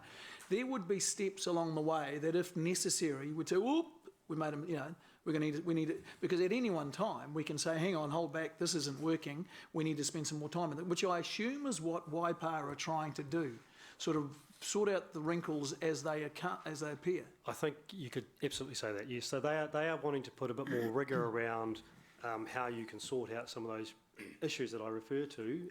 And issues that we haven't even identified yet. Correct. Because there will be things that come out of this we just haven't picked up on and yet. put some defined stage gates in the process, words. that before we move to the next stage, we've cleared those first hurdles, proved that the CCO can operate delivering joined-up services, asset management planning. Once it's delivering those, then the CCO would move to the next stage, which is directly billing the customers. Yeah. And once it's proved it can work in that stage and all the councils are satisfied, then the last stage will be moved to assets and debt coming across the CCO. So it's effectively adding some defined stages into the process. The end point is theirs is more of a variant on option one than another option, isn't it? Yes, it is. I think. And I mean, we're talking semantics here, so that may or may not be helpful. The key to note is it's a variant on option one, so it's a subset. Waipa, would be fair to say that Waipa have expressed a strong desire to move to the self-funded CCO stage. The hurdle for Waipa to go to putting their assets in is a high hurdle, and they've expressed in their report in their council meeting that this staged approach allows them to assess how the CCO is operating, the benefits that it's delivering, do the benefits match those that have been identified in all the reports, and that the decision to go from a self-funded CCO to an asset-only CCO will be a decision to be made at a later date. So it provides them with that ability. The report also talks about potentially a mixed model of ownership. In other words, one or two councils, if there were three, potentially putting their assets in. So you're not talking about that option, you're now talking about what the report says, eh? Just to be clear, you're no longer talking about Waipa's staged option, you're talking about something else now. So the Morrison Lowe report clearly says that their option may allow one council to stay at a certain stage which is non-asset-owning CCO, in other words, where the CCO funds but doesn't own the assets, and one or two other councils to put their assets and debt into the entity. So they're, I guess, outlining that you could establish a CCO. Some councils could go all the way to the end, some councils could stop part way, but that would work. Now, we haven't examined that in detail from a Hamilton perspective, so it would need to be looked at more closely. But I guess what Waipa are saying is there are logical steps to establish a CCO, which still get you to the same end point that Cranley were recommending and that the last councils also endorsed, but that those stages help mitigate some of the risks and challenges that have been identified in establishing a CCO. So you're still going on the same journey, you're just having cups of tea every now and then. That's one way to describe it, yes. Who used to say that? That was Longy, wasn't it? Yeah. Yes. Okay. And the other thing, thank you, Blair, I may have missed it, but I see very little mention of public consultation in the report or in resolutions. I'm not sure why that is. I've always thought there was a degree of, or a huge amount of public consultation to be undertaken. There will be. That's the next stage that will be a subject of a new report to council. So, okay, so that's yet to I felt that really to no, cover that's that right. If that's stage, yeah. So because I think a lot of people would be looking for that. And the other thing is, I think unless we just put the kibosh on this thing all together today, there is going to be a fair amount of work to be done. I see no indication of estimates of costs of staff and consultants and things in here. Is that has there been any consideration of that? Only very high level, Gary. I do note in the report that paragraph 74 that if we needed to go do a whole lot more work on new options, it could be anywhere between $50,000 to $100,000 to investigate each option. It's fair to say that until I understand the preferences of this council, it's hard to determine exactly what's required. I think, however, what I would say is that collectively the three councils, we understand an extensive amount of an asset-owning CCO now. Through the work that we've done through Cranley and the record of agreement process, we understand a lot about the CCOs. We're also very fortunate to have the Morrison Lowe report, which Waipa have commissioned, which helps give us some further information around a staged or transitional approach. So to suggest that there's extensive further work required is possibly wrong. There will be more work required, and we've identified things such as updating the Cranley financial model. Depending on where the councils determine their path forward, we may need to go back and renegotiate elements of the record of agreement. That would be entirely appropriate. But I think with the benefit of the knowledge we've built up over the past number of years, we're not starting from scratch. Okay. And just from exactly that paragraph 70, towards the end, it says, as such, City Council, as such, it is recommended that the CEO be given discretion to get quotes, fund from various budget. So you're saying that you would seek, and seek partner funding as he sees appropriate so that any additional work can be expedited. So that you're contemplating that any extra funding will come from an existing budget. Yes, or savings that we identify, yes. Okay, Yeah, so you're reasonably comfortable that there will be no additional... And council will note... So if it's going to come from another budget, what... We would report that through the budget finance. We would report that through the finance committee. So, okay. As we've done in the past with the water study, the past two tranches of money have been identified through that same process where we didn't have a specific budget. We identified savings or other variances. Oh, okay, all right. Thank you, Blair. Thank you. Councillor Dave. Thanks. You touched on the lack of mention in here about consultation in any sort of detail at all a little bit with Gary, but when the previous council had its last discussion on this, it was envisaged that a consultation program would be put to this last meeting of the year so that consultation could start of next year, but you haven't explicitly sort of said why that's been pushed out and what that might do to other time scales. Can you comment on that, Blair? Yeah, certainly, Councillor Dave. The reason I haven't talked about it is because we need to establish, first of all, where the three councils sit in terms of their position on the water study. If it was, and I guess when I wrote the report, I had knowledge of what Waikato and Waipa were considering, so I felt it was better to first understand where our council views sat, and then would come back in the new year, as my recommendation has identified, with a further report, and that report would, I guess, identify, first of all, where the three councils are at, and then secondly, the consultation processes.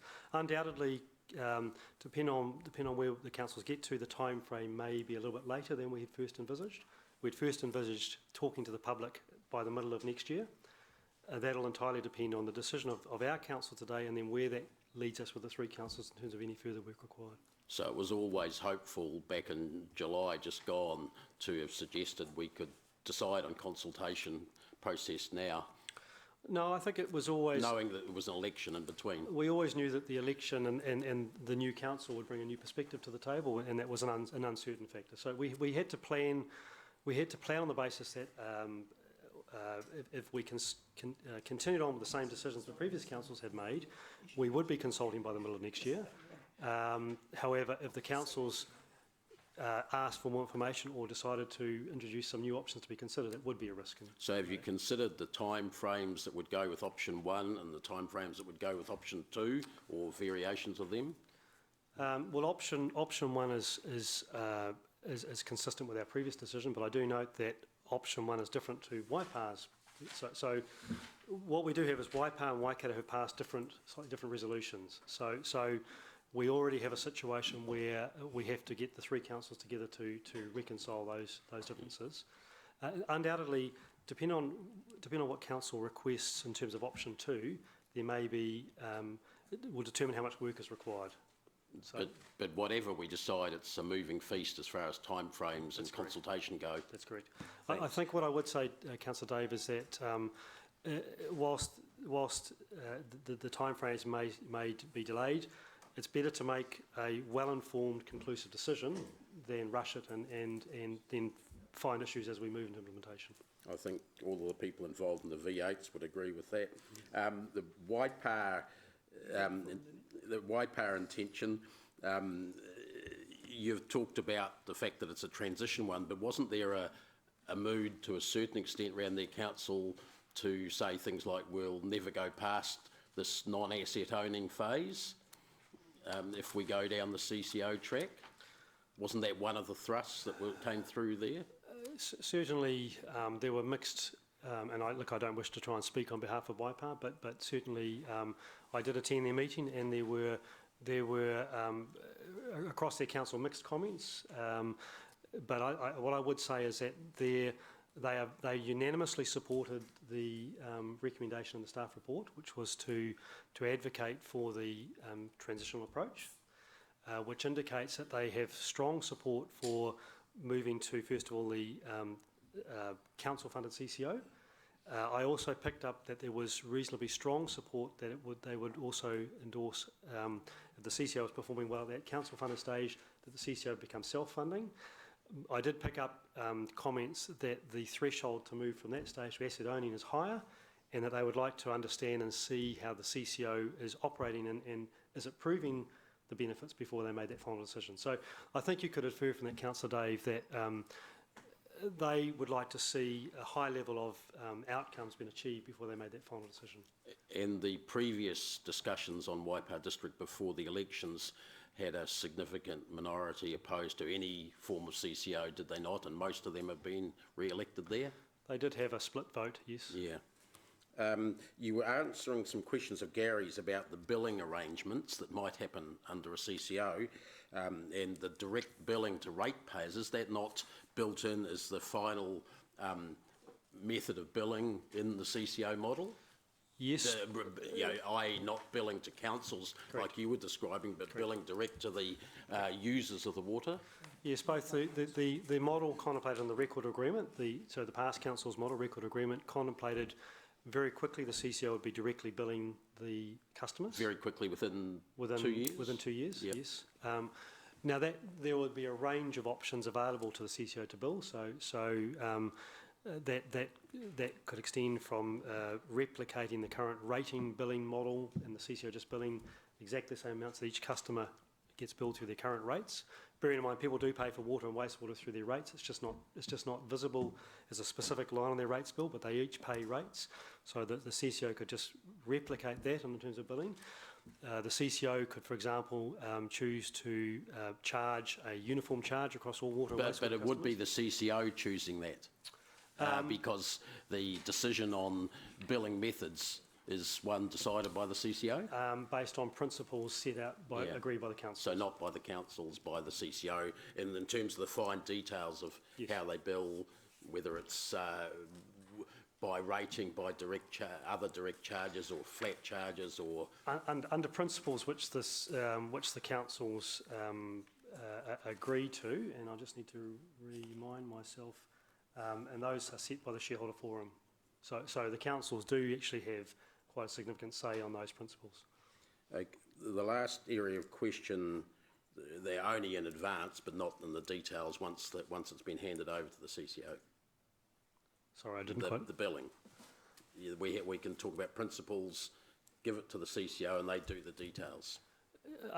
They have to come back with a billing method that aligns with those principles. So they have to demonstrate that any billing would align with those principles set by the shareholders forum. Okay. So they can't just ignore that. And I also would acknowledge that shareholders forum would have a very strong monitoring and oversight role of that CCO. And we'd be one of 3 votes effectively on that forum. Depending on, yes, we are, but depending on the nature of the decision. Some of those decisions are significant, where it is based on shareholding, and you need a 75% threshold, of which we'd have 63% of the vote. So we'd be one in ourselves would be needed. Yeah. And one of the things that's been mentioned as being a problem in this region in terms of water is the technical expertise, staff and so forth, and consultants in this area in water. But we've been informed, I'm checking that this is agreed by you, have been informed that our staff have a very high degree of technical expertise and are often sought by other councils to provide at least I guess moral support or technical information that we're currently under the current system. I might just get Chris to oh, that's good, because Chris is the one that's been pushing that to us. We've got very clued up staff in the water area. Through Mr. Chair, we currently enjoy a high calibre of staff in Hamilton City Council, and look, there's a high calibre in Waipa and Waikato as well. The issue that we've got is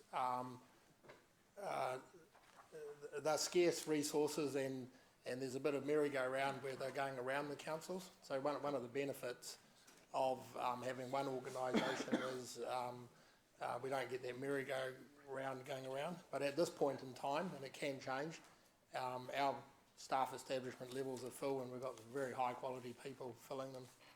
And some of the senior people involved in waters in the other 2 councils have been exported from here in recent years, have they not? No, they've gone for greater opportunities to manage things. So, look, there's a high degree. So of it's already a capability. shared service arrangement de facto. We work collaboratively already on a number of fronts. Yeah. So. Very diplomatic answer, thanks, Chris. In terms of just the last area, Blair, in terms of the water care arrangements or civil union, marriage of convenience or whatever it is between Waikato District, illicit relationship, someone said, Mark, in relation with Waikato District and water care in Auckland, especially up in the north. Are there formal arrangements that water care supplies them water like we have here? Yes. In Hamilton, we supply Waikato District water in surrounding areas? Yes, there are. So water care have provided the network infrastructure, and Waikato pay an amount per volume of water or wastewater. So no matter what outcome there is down here, there's going to be that sort of arrangement up there and something similar to what we have around Hamilton anyway, in terms of sharing some resources. And I think we would, certainly the staff would all agree that makes a logical sense. I mean, the Tuakau and Pocono communities are essentially on the border of Pukekohe, the substantial water care network assets in the area. The most cost-effective and efficient and delivery mechanism is absolutely a relationship with water care for those communities. The sheer scale of growth that those Tuakau and Pocono communities are experiencing, I think under any scenario you'd look and say a relationship with water care makes logical sense to deliver the services. Thanks, Mayor Andrew. When the time comes, I wish to move either an amendment or a motion on this subject. Thank you. Councillor Rob.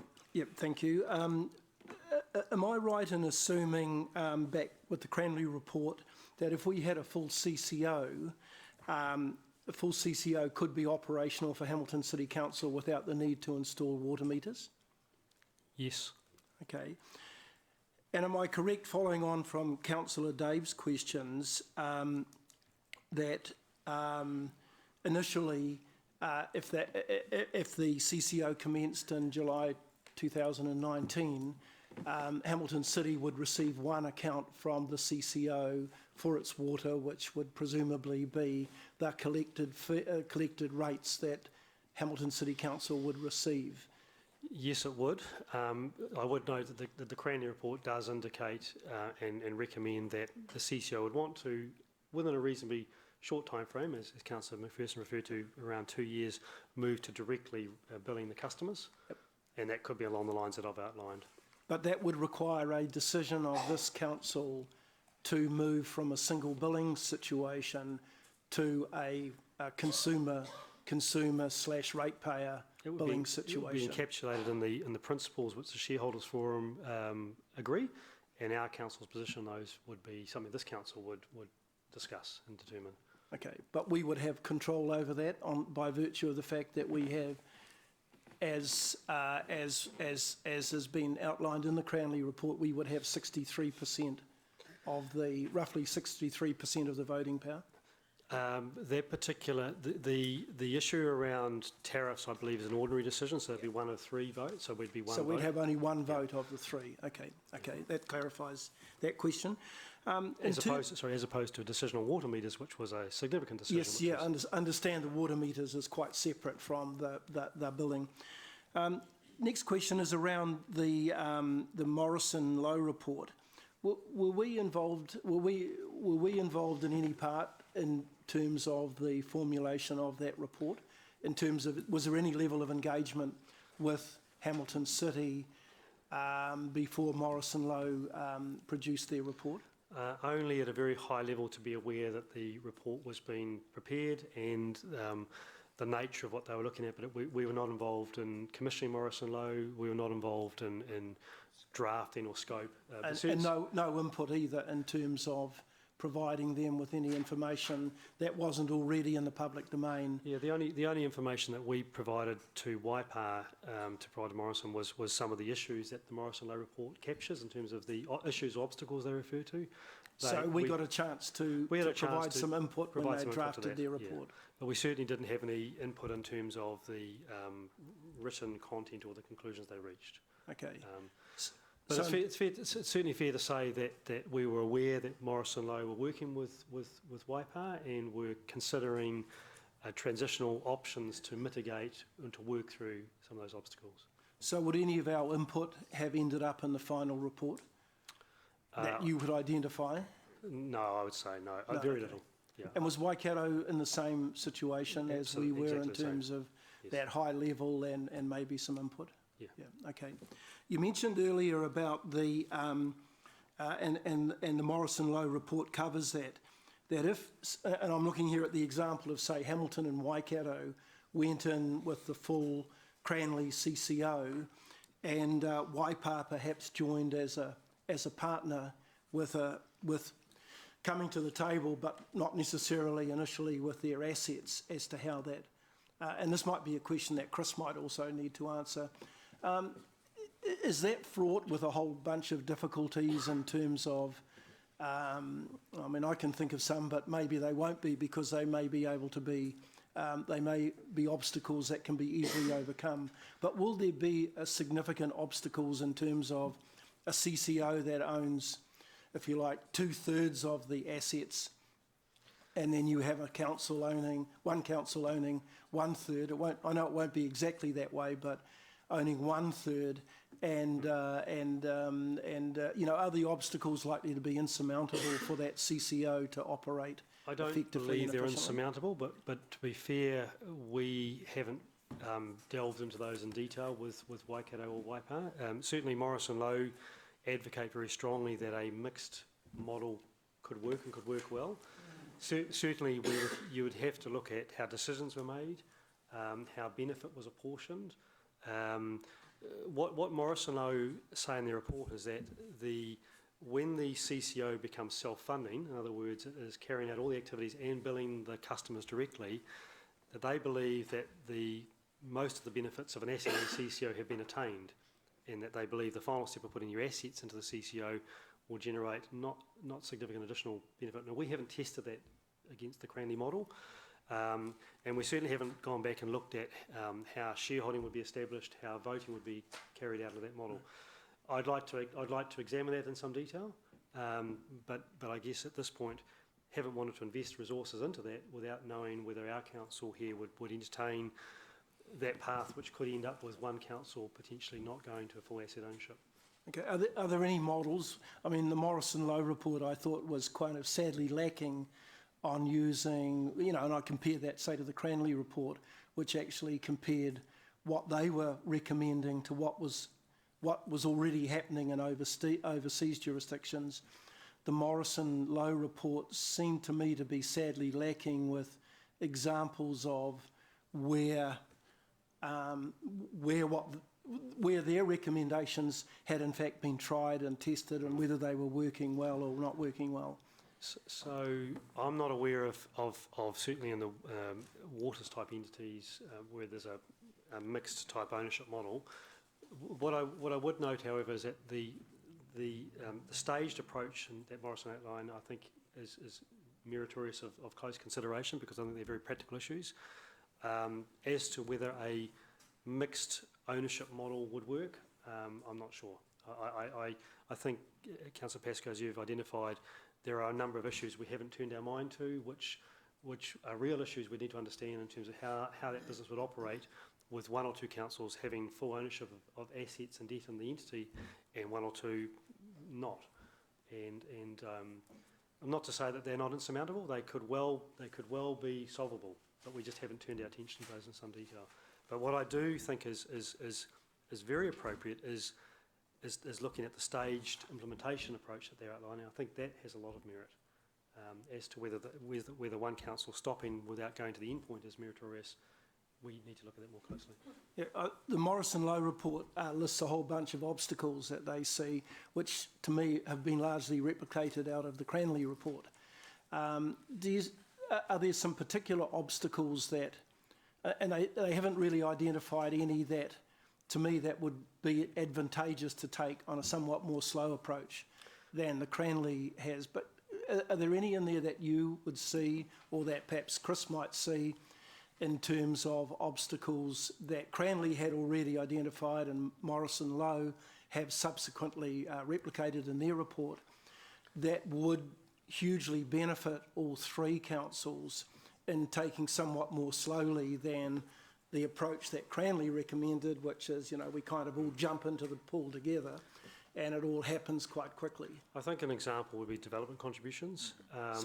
Development contributions. Yep. So the Local Government Act, the bill that was working its way through Parliament, which is obviously on hold pending further consideration, provided a pathway to establishing CCOs, but it also didn't address the issue of development contributions when a CCO is established.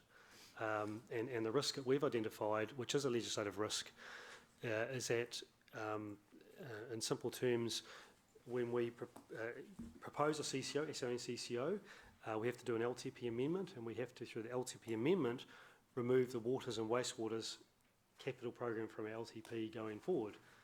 Of course, the CCO hasn't been established, it doesn't have its own capital program, and so the development contributions regime that would be established as a result of that CCO amendment would be devoid of water and wastewater charges. And so there will be a period of time before the CCO is established where it had its own water and wastewater capital charging for growth, that there would be a gap in revenue that could be exploited by the development community, for want of a better term.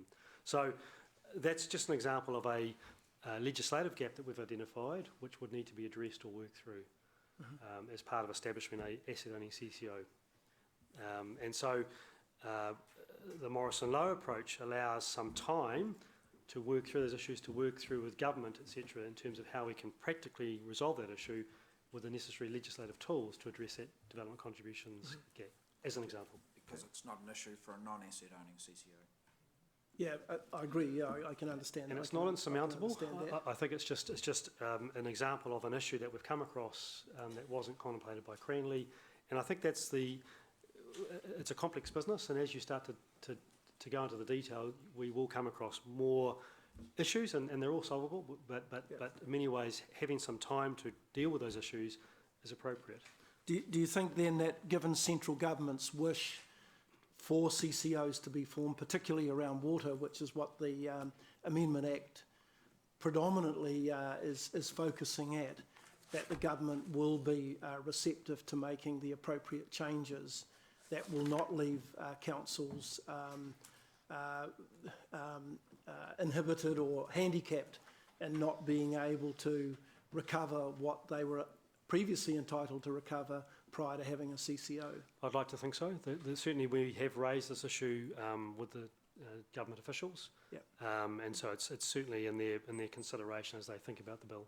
Yep. Okay. And just finally, the Morrison Lowe report doesn't have any costs in it, which is a wee bit of a pity, because it would be useful, speaking as an accountant, it would be useful to actually have some comparisons between, the cost to implement and what the likely ongoing costs would be of a non-asset owning CCO, as opposed to, the detailed costs that Cranley went to in terms of what came through in their report. And I think in councillors will note in my report, I've said that if council wishes to look at the Morrison Lowe report more closely, we would want to just assess that against the Cranley financial model.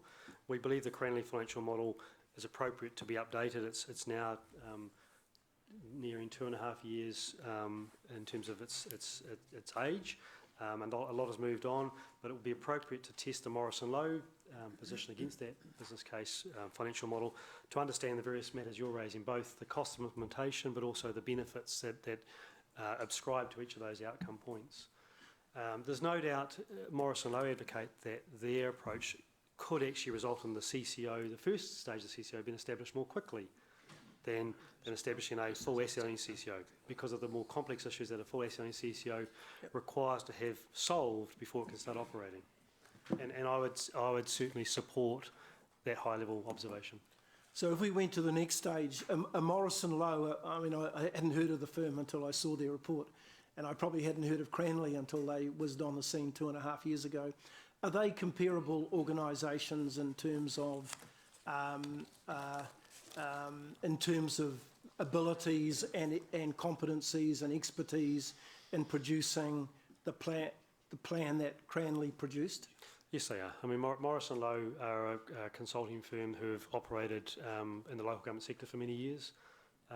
They were actually a party who put forward a proposal back when Cranley was submitted, successful. So they are a very credible entity. So in terms of a journey then, they may well be able to pick up on some of the shortcomings or shortfalls in the report that they've prepared to date in terms of the information that the three, I think it's important that the Cranley consultants are involved here, because they do have the financial model, which has been a key cornerstone to the proposal. But certainly, Morris & Lowe being as part of that mix would be appropriate. Okay. Thank you. Councillor Paula. Thank you. Through you, Mayor Andrew. Just a couple of fairly straightforward questions, I hope. Firstly, the bit that kept jumping out to me in the report was the view that Waipa hold that the approach that Morris & Lowe put out was more prudent. And despite all the really good questions I've heard here, I'm not entirely sure how this will be more prudent. What are the reasons for them saying it's more prudent? And if they're of that view, they should be able to easily provide us some statement to the effect, or something that we can easily understand about why it is more prudent. That's one question. The second question relates to the reasons for Waipa's, I was going to say nervousness, but I'd say reticence, or being more tentative. What's sitting behind that? I mean, because we've all been at Karapiro recently with a joint meeting, cross-boundary meeting, and we've probably all sidled up to Waipa councillors that we know and had conversations. So reading between the lines, there seems to be a reasonable amount of nervousness around the phasing of and the cost of infrastructure coming. I just wondered if that's the reason why they are stepping back and becoming more tentative. And another question, two more, and you can answer them in a block. The governance group that's proposed over this, in any case, we've talked a lot about things that we don't know, that we need to work through, details. That's the reason for having those stakeholder groups and the governance groups still involved, isn't it, to work those through as you go? So I'm not, so question on that. And the last one is probably more appropriately directed to the CE, or to yourself, Blair. I felt like the conclusion on page 79 had a little bit like a bob each way, and the way it was expressed, just hate to say. So actually, after your staff's informed view as to where you do sit around either proceeding along the options that we already had, or doing more work on the Morris & Lowe report and exactly how far that work would extend. I did think it was quite softly worded, the conclusion, and it's paragraph 79. It's on page 32. So that's it. It's about the prudence of the report, the reasons for Waipa being more tentative, comment on the function of the governance group, and a more definitive statement around the conclusion of your report, please. More definitive. Can I make a more definitive statement? Or do you want to make a more definitive you statement? Go for it. Okay, my view is that at this, I would like to go to the community and get their views. We need to basically get to a point where we can go to the community and express this is the best option for the delivery of services to the community of the Waikato, and mainly focused on Hamilton given our constituency, and bearing in mind what it's going to cost. And I think there's value in all of the options. So when you say sitting on the fence, all of them have positives and negatives in terms of the way forward. The work we've done today and the writing instructions we've had as staff has been very much around that record of agreement on a 3-council asset-owning CCO. So until this council changes its views, that's the direction that Blee's been progressing. And having said that, we prepared this report only 2 weeks earlier. Waipa's changed tact on us slightly. So it's really hard for us to give a definitive when we haven't had the opportunity, and as Councillor Pascoe's highlighted, not all the information is necessary in the Morris & Lowe report for us to actually endorse that as the best option. So, yeah, that's as definitive as we can be given the information we have available. So the question to staff is, do we progress looking further into that report, or do we proceed with getting out, as you say, for public consultation on the range of options that we prefer, or the option that we prefer? That's what I meant about a bob each way, because on the one hand you say it remains the staff view that an asset owning CCO is the most cost effective, and then you go on to say the transitional model could possibly present a path. So I'm just asking for staff to suggest and please respond to that. I think already, but he could reiterate it. Yep. Yeah, so what I'm saying, to be clear to council, is that all the evidence that we have received today recommends that the end position is an asset-owning CCO. That needs to be where, if we want to, what's the optimum model for us to deliver water and wastewater services across the 3 councils? An asset-owning CCO. So from a staff perspective, we remain with that view. However, due to some of the risks and obstacles that we have identified as we work through this, what I'm saying is that to get to that point, it's worth looking at the transitional model as a way of stepping us through some of those practical issues over a period of time to get to the asset-owning CCO. It's still getting us to the same end point. It just means that we have to go through some stages to establish the CCO at 3 different points. Okay, that's clearer. And I guess that the question is, there's still the possibility, even if we do that, the Waipa may never progress to the asset. And that is a possibility. That's the key point to consider, isn't it? I mean, I think, again, Waipa need to speak for themselves, but I did hear the Mayor and some of the members leave that door open, and they talked a lot about at the meeting, whilst it's a hurdle, and they would want to see how the CCO is operating as a self-funded CCO, that it may well be a logical decision then just to transfer the assets. And I think, Councillor Paula, if you look on page 70 and 71 of the agenda, which talks about, in Morrison's overview, why they're suggesting to Waipa the advantage of the prudent transition, that I guess speaks to some of the things that I'm hearing Waipa express, and why they are wanting to take a more measured implementation approach. So they're just really, in simple terms, wanting to see that the benefits that Cranley have outlined are actually going to transpire for their community. They are obviously interested to make sure that their community still receives high quality water and wastewater services, that the growth that they experience in their community is going to be serviced by the CCO, that the remaining part of their council organisation is still viable and self-sufficient, and so the waters entity being created doesn't present a challenge there, that the local placemaking and local influence is still very strong, that they can still exert appropriate governance and oversight of the business. So those are very practical issues that they want to see, and I guess what they're saying is we want to make sure that the CCO delivers against those, and if we can see that, then we'll happily move to the next stage. Well, they may, because that's at the women politics, of course, just like it is here. So. And I think that issue is something that will need to be discussed once our council's made a decision and the 3 councils come back together to actually say, okay, now what does this mean, Waikato, Waipa, Hamilton, in terms of where we've got to? Yeah, some of those issues around prudence relate to equity, don't they, across the perception that it needs to be equitable, because I know that we've talked a little bit about meters, but they've talked about tariff and rating system harmonisation and such Yeah, too. I mean, there's a range of issues. I mean, if you listen to some of the councils, they're worried about the size of our growth and our growth requirements taking all the available financial capacity of the CCO in terms of responding with infrastructure. So they sit there and look at that.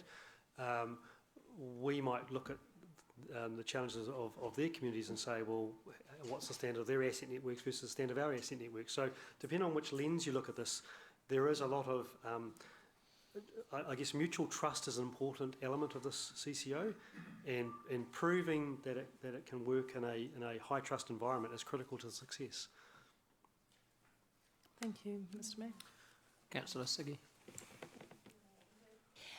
I just have a question about the public consultation you talked about before, and that you wanted to gauge where we sit before you go into public consultation.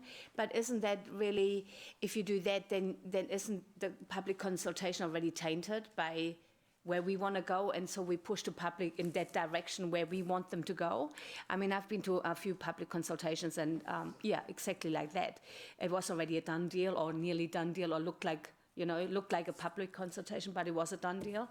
And I just think if we want to be totally honest and open, we have to give the public not only our stance, but a chance for them to really say what they've got to say. So the public consultation, the recommendation from staff, when we get to that point, and that's not the subject of today's report, would be that the three councils have identified out of a range of options this preferred option for the delivery of water and wastewater services across the three councils into the future, whatever that option was. And at the moment it would be the asset-owning CCO.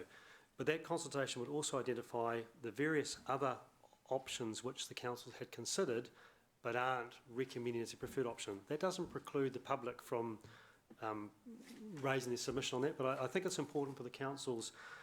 We have received numerous reports, we've got extensive information for us to give an informed view to the public.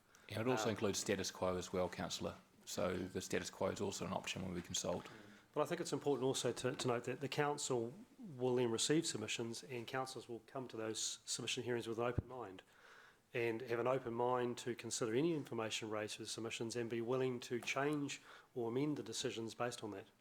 Okay. The only other thing is just really something basic, and maybe it's just for me to clarify some things. It just talks about the money. I'm always nervous when I see lots of big figures that don't always stack up, and I just remember the Claudine's box and so on. But how are the savings calculated really? Because I mean, I just read up that they think their savings come from less staff, so they're talking about 37 less staff. That's 1.8 million. Okay, but then on the next somewhere else it says, well, but then we have to employ more staff. So. Yeah, so I'm just trying to figure out how are we, yes, we need to go to something that's more efficient and everything, but how are we coming to these numbers, or where have they been pulled off where do they come from?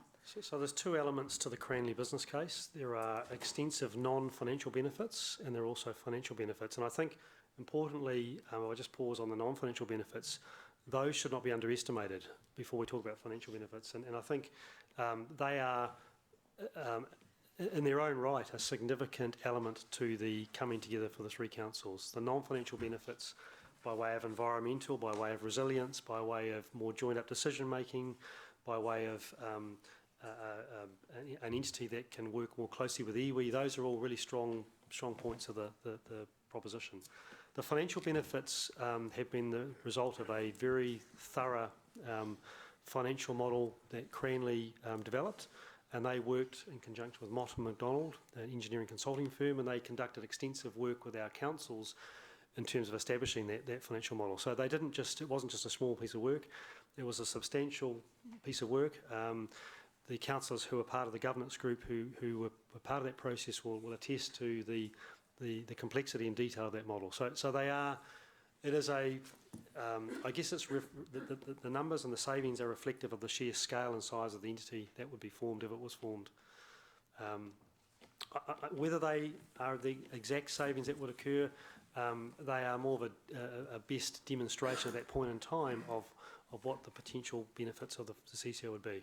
But undoubtedly, if you looked at the Cranley case, you would notice that there was a base case, which is the numbers that we have in front of us in the report today, but there was also an optimistic case, which was even bigger financial savings. And a lot of the advice that we received was actually that the savings that the Cranley report was identifying were on the low side. So, but we've been more prudent in only identifying those. Okay, thank you.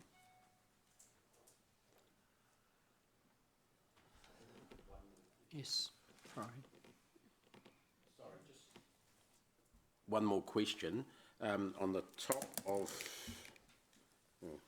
page 32, the first bullet point, Blair, you've said an amendment to the Local Government Act 2002 could significantly assist with some of the larger challenges, and referring back, those challenges are in your report or the Morrison Lowe report you're referring to. How likely is it that there's going to be a change to the Local Government Act given the delays that were announced in that 2 or 3 months ago, plus the fact that just this morning the Local Government Minister has announced that he's stepping down the election, sort of retreated before he was defeated, basically, or chucked out? Yeah, look, I think it's a great question, Councillor Dave. I don't think that I'd like to proceed on the basis of pending legislation. I think we need to make the decision based on legislation we have now. So there's not going to be any help that we should expect? I don't think we should sit there and make a decision based on the hope of legislation to come. What I would say is that the current legislation, we can essentially work through most of these challenges within the current legislation. The proposed legislation was going to provide helpful elements which would have made some things easier. For example, we had requested through our submission that the government look at income tax for water and wastewater CCO, that currently we don't pay tax if a CCO is formed, it's subject to income tax. So that would be a helpful addition. Things such as rates rebate schemes where they're currently outside the gambit of the legislation, we were asking for that to be included. So rates rebate schemes apply to someone paying rates for water now, but would, under the current legislation, wouldn't apply, say, to the $900 a year that someone's paying in Auckland for their water. That's right. And now in the Auckland scenario, Watercare have established a trust which provides a similar benefit, and so it's funded by Watercare itself. So that's their workaround. The quantum is not significant in terms of the three councils, but it certainly would be advantageous and financially neutral for the government for the CCO to be eligible to be part of that rates rebate scheme. Just on the rates rebate scheme, we've got a more extensive rates rebate scheme than either of the other councils, in fact just about any council in the country, haven't we? Because we have our own one on top of the central government one. So our top-up, we could because that's a council-driven policy, you could still include any water and wastewater charges into that scheme. That's entirely this council's policy decision.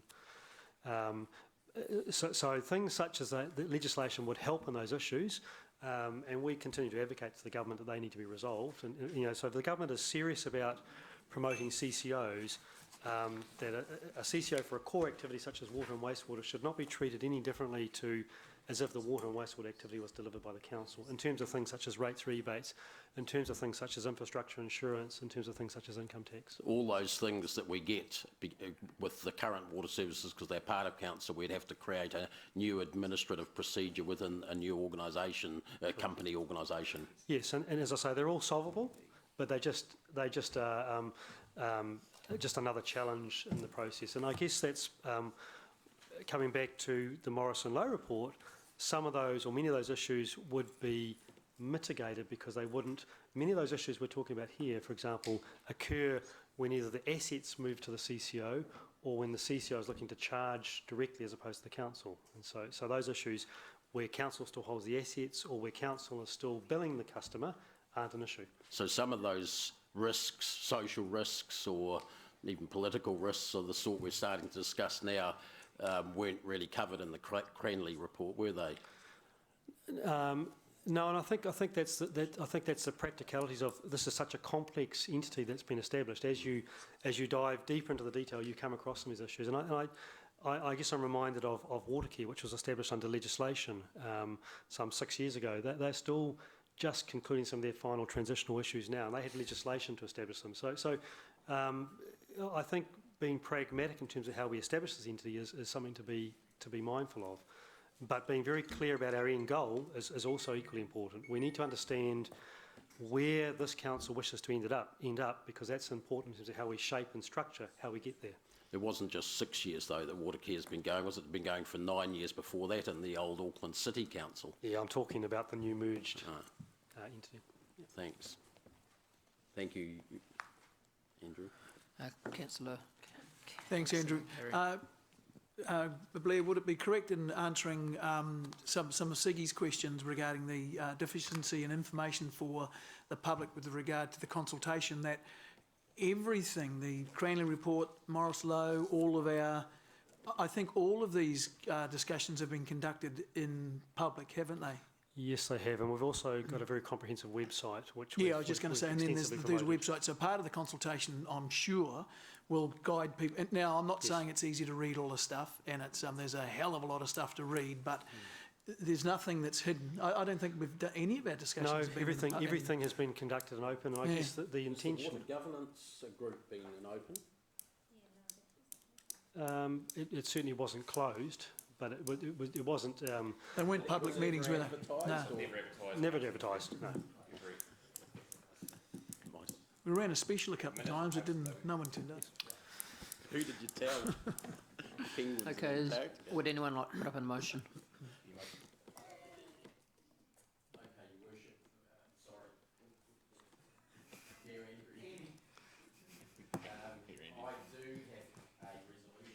Given staff, it was option 2. I wasn't sure whether Councillor Mallett wanted to propose option 1 or, and I don't mind which order it goes in, but I've given it to staff and it's a version of option 2.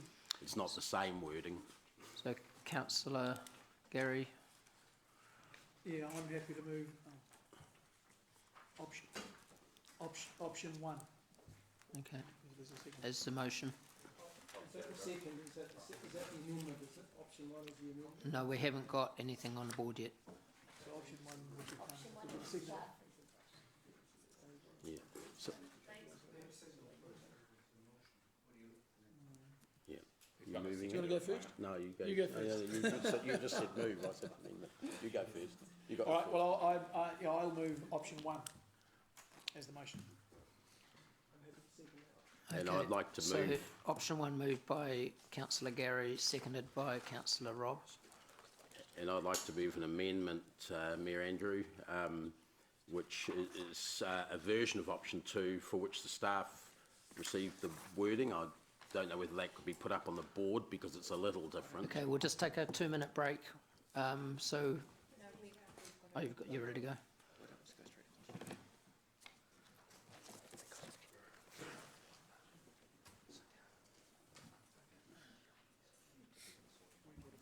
It's that one. It's the same one.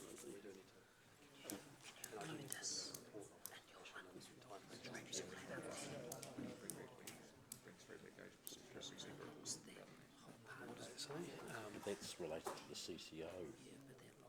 That's yours, that's exactly yours. Oh, yeah, certainly agree with that. That's the no water meters part of option 1 here. Including draft consultation. Yeah, give it to staff. Yeah, Can you give it to staff to put on the thing now? That's all right, eh? So it's just looking at no water meters, no matter what else you do.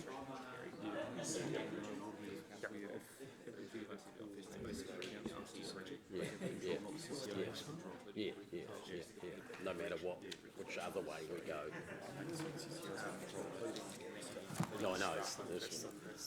Yes, that's there, yes. That's including the Morrison. Go. So the water meters gone, eh? Yeah. Mr. Chief Executive, you're advising one side in the discussion here. So with this, Yep, go Gary. Seconder, I'll just change option 1D to include the words, the Chief Executive report back to the Council on the findings of any additional advice received, including options, just correct me, Including options for a consultation document. yeah, including It's actually number E, not D. Including a draft. It's E. Why doesn't the CEO just type it in? Don't worry about Gary. He's pulling my strings now, mate. You can see it, it's quite clear. I'm just a puppet. Okay, we will have a 2-minute break, just till 12:30, okay? And I'm going to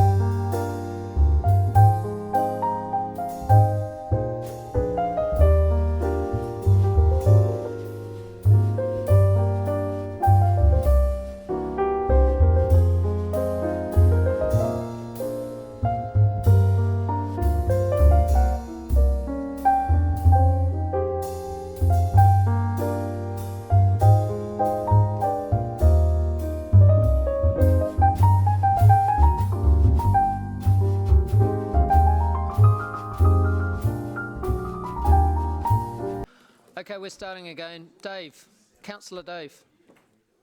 Councillor Dave, you need a seconder? I do need a seconder. Paula was a seconding it twice. Oh. Got two hands. But Yep, I saw it. I think I saw shackles on those. Councillor Young. Councillor Young. If you don't mind. Can someone please take Councillor Taylor's card out?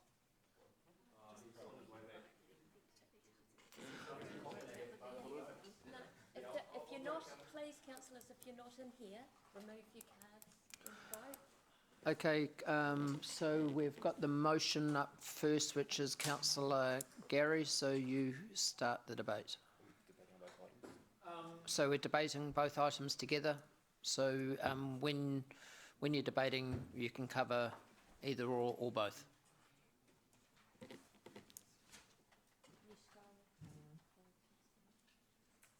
Thank you. I've been involved in this process from the start of the last term, but I know work had been done on prior to that in terms of trying to improve the efficiency and effectiveness of our water systems. And I have some sympathy. I have a lot of sympathy for the new councils because it's a very, very complex process, and there's a lot of red herrings floating around. Green herring. Green herrings, beg your pardon. A lot of water under the bridge. Yes, a lot of, no, Mark does the puns. I genuinely believe that the process we've come through has not been perfect. It has not resulted in a perfect outcome, but it's the best outcome I think we can achieve given the process we've been through. I strongly encourage the separation of the organisation away from the councils. The fact that you'll now, and it was really important what Blair was saying, the financial benefits are huge and quite material and will be a huge benefit to the community, all three communities. But the non-financial benefits are also very, very important. And I just remember once, and the saying, and I'll change one of the words in the conversation that was used, was one of the CEOs of one of the councils said, if my chief water engineer goes on holiday, we're screwed. Now, the screwed was another word was used at the time, yeah. But, and that just brought it to me that some of these, and ourselves, and all due respect to our own water staff, who I believe do an outstanding job, and I have I certainly know that the way they react when there's an emergency on, they're outstanding. But the problem we have at the moment is that each of the local authorities, for obvious reasons, focuses on its own requirements when there is a huge amount of overlap and economy of scale benefit that can be derived for our communities if the organisations are run together. Now, I don't expect that this will be a smooth process. There will be errors happen along the way. There will be backtracks. There will be all sorts of things go wrong with this. But what I am very confident on is that whatever comes out of the process in terms of going forward with the asset owning CCO will be better for all three councils than the status quo. We are entering a time where the ability to take water, allocations of water from the river are being tightened. And it's really, really important that we look at any sort of measure we can to A, reduce our capital spend, and B, improve our sustainability. You won't hear me say that word very often, but this is a real situation where we can. I don't know how to spell it. That we will improve the sustainability of our water procurement processes. I think, as I said again, this is not the perfect result. That there will be problems along the way, but and I'll say it again, this will be much better than the status quo. The only significant difference I can see between the motion and Dave's amendment is, and forgive me, Dave, if I've got this wrong, is that you're just wanting, and this is going to be a crude way of saying, you're sort of muddying the waters by putting a few more options out there, I think, is the difference between the two. So, you know, I'm not going to die in the ditch if the amendment goes through, but I honestly think this is one of those situations where as a community, as a council, we have to make a decision and give a clear path forward, knowing full well that all of the other options are available for our communities to research and analyse. But I think we do need to be quite clear and take leadership that our preferred option is an asset owning, and asset owning is very, very important. You know the difference between the way you treat your car and a rented car, or your house and a house you're renting. And it's not just that. I mean, you make all sorts of different decisions when you're spending money on your own assets than you do when you're spending on someone else's assets. So the asset owning part of it is important. So I'm very, very supportive of the motion. I won't be gutted if the amendment gets through, but I do think that there is a wide gap between the two in terms of clarity to our communities as to what we see is the best option going forward. Thank you. Councillor Dave. Thanks very much.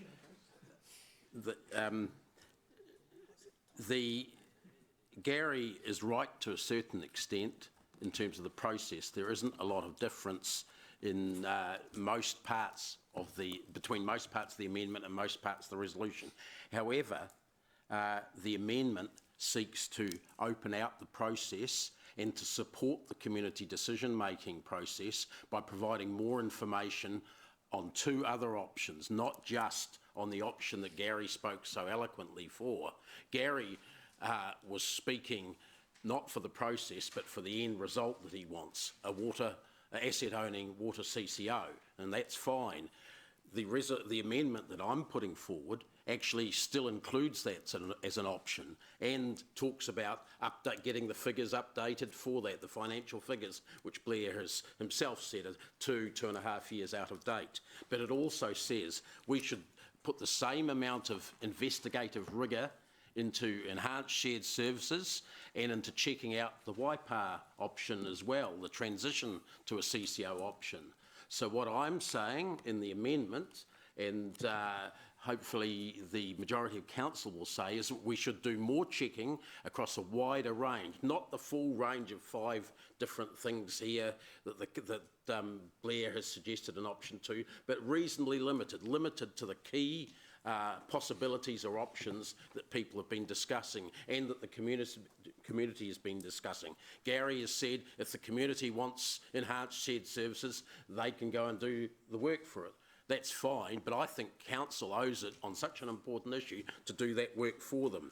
Now, I'm starting by suggesting that our contention unanimously, I hope, should be that we're looking at efficiencies in the way we provide that service to get benefit for our communities. But that isn't just achieved by a CCO. It can also be achieved by improving our shared services arrangements that we have at the moment. We're all on the same page. How we get there is different, though, I suggest. And I personally would speak up for enhanced shared services, or even a version of the status quo.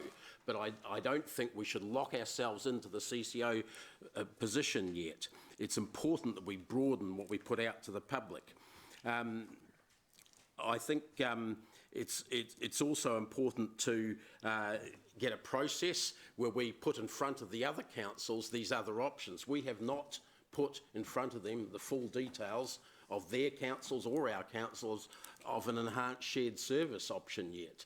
And I think that's quite unfair to the community for them not to have had the chance to hear that. So we're not saying chuck out the CCO now. Some people might like that. We're not saying chuck out enhanced shared services or the YPAR model. Let's consider them all, get all the facts together, put it in front of the community. And I think that's a fair and reasonable way for a new and an open and transparent way, actually, for a new council to operate.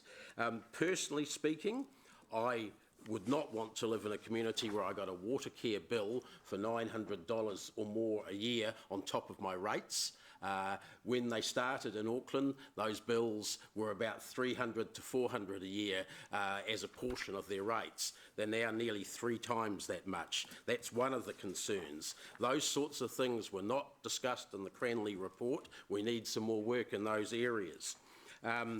Just recently, in fact yesterday, the new Mayor of Auckland discussed the problems that he was having with CCOs, or the whole community up there was having with CCOs, and he issued them some very stern writing instructions because they were not meeting community expectations. That is one of the problems you're going to have with a CCO, and you're going to have it even more, I suggest, if we're only 1 vote out of 3 on a CCO sort of background group, and we've got separate directors. We lose control. Now, some people might think the benefits you get out of the expertise on a CCO outweigh that, and that's fine, but let's get the information fully on that before we say we don't want to look at improving what we're doing now. We want to chuck out the baby with the bathwater, which I think a CCO would do. I think the water meters position of the other councils, saying it should be decided by the board of directors of a CCO, is a little bit hypocritical, because the other 2 councils in all their towns actually have installed water meters already. They're doing that at the moment in Cambridge and Raglan. They've finished it elsewhere. And I think it's hypocritical for them to say we should collectively make the decision when they have already actually individually made that decision. So I think there's quite a mismatch there, just if you look at the water meters element. Excuse me, Councillor McPherson, can I just see if there's a seconder for you to continue the debate? Oh, sorry, I didn't know you were the chair. No, I checked with the chair whether he wanted me to call it, and he asked me to. So I'll move.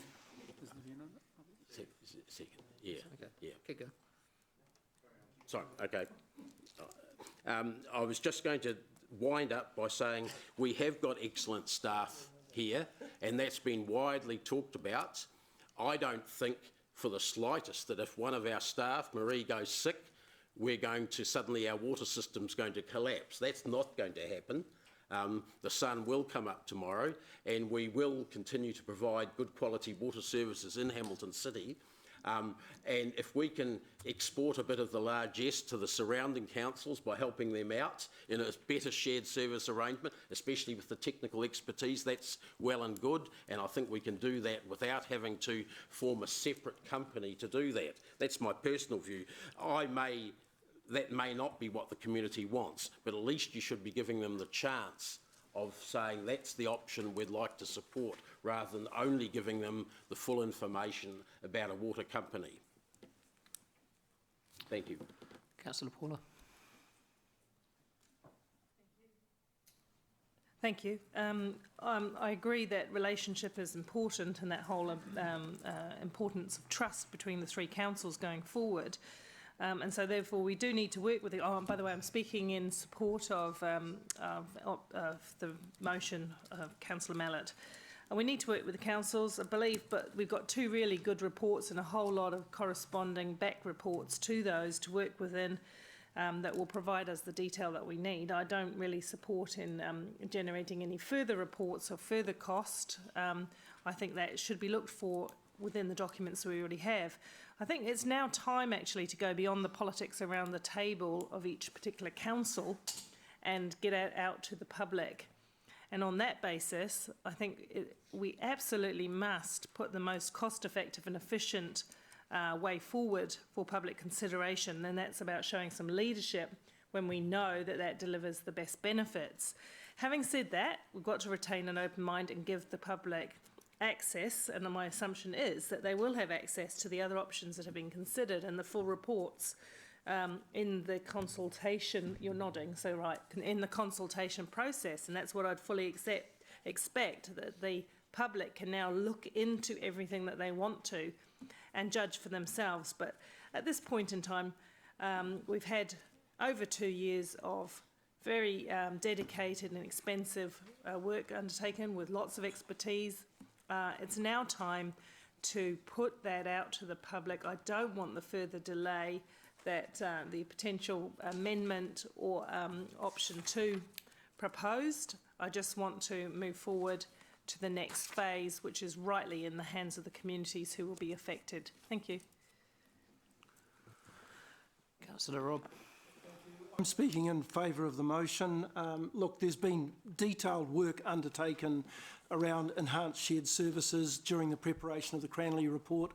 I, for one, and I recall Gary also sat on Cranley, that they were not to gloss over enhanced shared services, that it was an important option of the 3 options that they considered, and that we wanted significant groundwork to be done. There has already been rigorous debate in this council chamber around enhanced shared services in earlier acceptance of the Cranley report, and this continues today, even after a majority of the previous council accepted the CCO as the best outcome for Hamilton City residents. In my mind, there's no new evidence in the Morrison Lowe report that supports a change for Hamilton. The report is a report prepared for Waipa and is unique to them. And in fact, I could be quite cynical here and say that this is not the first separate report that Waipa has commissioned for themselves, and I fear, and I may be wrong in this, but there may well be a bit of report shopping going on to actually get a report which gives them the desired outcome that they seek. And I hope that's not the case, because what it is leading us to have to consider is that we're on a slow boat ride here of procrastination that may well, in a decade, still have the 3 councils considering further reports and still seeking some sort of direction to go. I know that there are some obstacles around a CCO, but I believe that those obstacles are all able to be solved, and that shouldn't be a reason not to proceed with the CCO, as indeed I think we've identified today some obstacles around what we've seen in the Morrison Lowe report. Thank you. Hang on, I haven't finished yet. I think the Cranley report is that of an expert, and the recommendations that Cranley came up with are supported by outcomes that have been achieved overseas, as well as in local groups. If you focus back on paragraph, paragraph 22, which deals with the background and gives quite significant local support for the Cranley recommendation.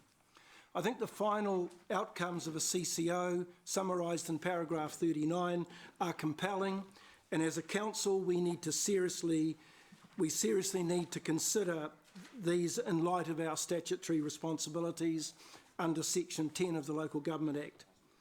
The qualitative outcomes are increasingly important as local government in New Zealand struggles to maintain quality in the supply of water, where consumer expectations are continuing to increase. We must future-proof ourselves with a CCO as previously recommended and supported by this council. Thank you. Still had a minute 40 to go. Thank you. Councillor Young. Thank you, Mayor Andrew. Based on the Cranley report and the Morrison Law report, actually they're both the same outcome, is to establish a water CCO and an asset-owning water CCO, but just the way of the process of achieving that is slightly different. Now, I'm supporting the amendment mainly because I want to look at further options and how we progress of transferring more than 1.3 billion of assets to a water CCO company. That is one thing I'm really concerned is about the risk we have. And by using the transitional model, it will give us more time. Step by step, we're going to move on. And same as what C on the amendment said, whether it's for 1, 2, or 3 councils, because the transferring all assets at one go, we may not have 3 councils work together. But while we're going through the transitional model, step by step, by the council funded or the CCO self-funded, and then eventually assets owning, that will give us chance to resolve any issues, risk, problem that's occurring during the transitional period. And I suggest this to go through out to the public consultation as well, and may not be that much about the enhanced shared service, because I believe the transitional model is pretty much addressing part of the enhanced shared service already. And the assets owning and the non-assets owning, this is pretty much the thing we are looking into. So I would suggest to have that, the look at the transitional model. And eventually, the CEO is going to come back to us next year for the further report, and then that will go out for public consultation. So I would suggest to have this one more option for us to look through. It may not further delay. It won't need another report to come back to us, another consultant report. And we, based on what we have from the Morrison Law report and the Cranley report, I think staff can be able to work out something and give us another option for a transitional model. Thank you. Thank you. Councillor Mark. Thank you, Mayor Andrew. I speak in favour of time, and I also speak in favour of Councillor McPherson's amendment. And quite simply, I would like a little bit more time. You know, in relation to Councillor Robb's point about this has been a slow boat ride, I kind of guess that the captain of the Titanic wished he had been going a little bit slower. Because, you know, we just, with the greatest respect to the previous council, who has done a great deal of work on this, and thank you for that, this isn't the previous council, this is the new council. And we need the time and the information. We need just a little bit more, I believe. At the moment, I'm in favour of the CCO. I like the idea of a CCO because I too want a world-class, top-shelf, consistent, cost-effective water supply. I want the best in the world for our city. I'm also in support at this stage of a CCO model in principle because having spent 13 years on the Well Energy Trust, it's a similar model and it actually works very well and it's nothing to be afraid of. Counter that with my suspicions around direct billing. That's my major issue. And that was what I picked up on the campaign trail. It's not the fact water meters don't scare people. Paying more money for water meters scares people. With direct billing, to my mind, comes water metering. Because otherwise, why would we direct bill? How can we directly bill efficiently without monitoring it clearly? Now, I wrote in the Waikato Times leading up to the campaign, I do not support Hamilton moving to water meters in private residences. And I wrote it 3 times in a row. Why? Because in my experience, when you start direct billing, that's when people start paying more at the pointy end of it. It's simple that those costs or the savings get absorbed by the larger entity, which in this case is the Hamilton City Council. Previous examples were when Environment Waikato split their ratings bill off. There was no rates reduction in the Hamilton City Council rates bill. I was in Auckland when water meters were introduced. It'll be great savings, they said. They were absorbed and our rates didn't go down. So I'm seriously looking for assurances in any further material that the ratepayer, or those savings, will be passed on to the ratepayer directly and not soaked up by the larger entity. So I need my suspicions allayed, and I would like to see those allayed by the more information and the more time that's being suggested by Councillor McPherson. It's interesting, I'm not closed to the CCO at all, and based on the excellent information that I've seen, it's a great model, but I think there may be better models out there and I would favour more time to chase those down. Councillor O'Leary. Sorry, Councillor Angela. Thank you. I'm going to come from a slightly different angle here, and I'm supporting the amendment. I was, not that I ever forget, but I was reminded during election time with conversations, many conversations that I had to people around water meters. And of course the conversation ends up talking about, well, actually the bigger issue is the who's going to control in the future water services for the people of Hamilton. I serve at the pleasure of those people of Hamilton, and I am here to represent their views. And there wasn't one single person that I spoke to that I spoke to anyway, who I could convince that their local authority controlling water services wasn't such a great idea as somebody else doing it, however that organisation was set up, whether a asset-owning CCO or not. I've supported this process right from the beginning in good faith, and I think that everyone around the table in the previous council has done that, and we have got it to this point. However, around those conversations, and I know there's going to be probably a couple of councillors who are going to groan at what I'm going to say next. I think we are grossly underestimating, and these are fluffy words, the emotional connection that people have to water. And in my conversations, I cannot express strongly enough, as unrational as it may seem, that connection, and it might be a Kiwi thing, but that people have to water. And that came through many conversations, but came to me very strongly. I think in line with that we are underestimating the value of that connection, and actually more importantly, the financial tolerance of our residents and ratepayers to give them that comfort that we own and control that water. And it is a financial tolerance that I think ratepayers and residents will bear. But I may be wrong, and I think that will come out in the submission process. To say that, yes, the whole process up until now has been open, I slightly disagree with that. I don't think the Waters governance, while the meetings might have been open, certainly no one has really taken much notice of this issue, but I think it's a very good explanation of how people engage, the fact that all they have grabbed with this massive big issue that has taken us a couple of years was water meters. And whether that was a process and a result of people during the election campaign campaigning on just that, it was a simple message that people understood. And I just don't see us having any other result than when we get through this consultation, than what I have said. I think it's my gut feeling, as well as an educated guess of everything that we've had and all the reports that we've had, that I think we are underestimating the financial tolerance that residents in our city have in light of us retaining control of assets and delivering that service.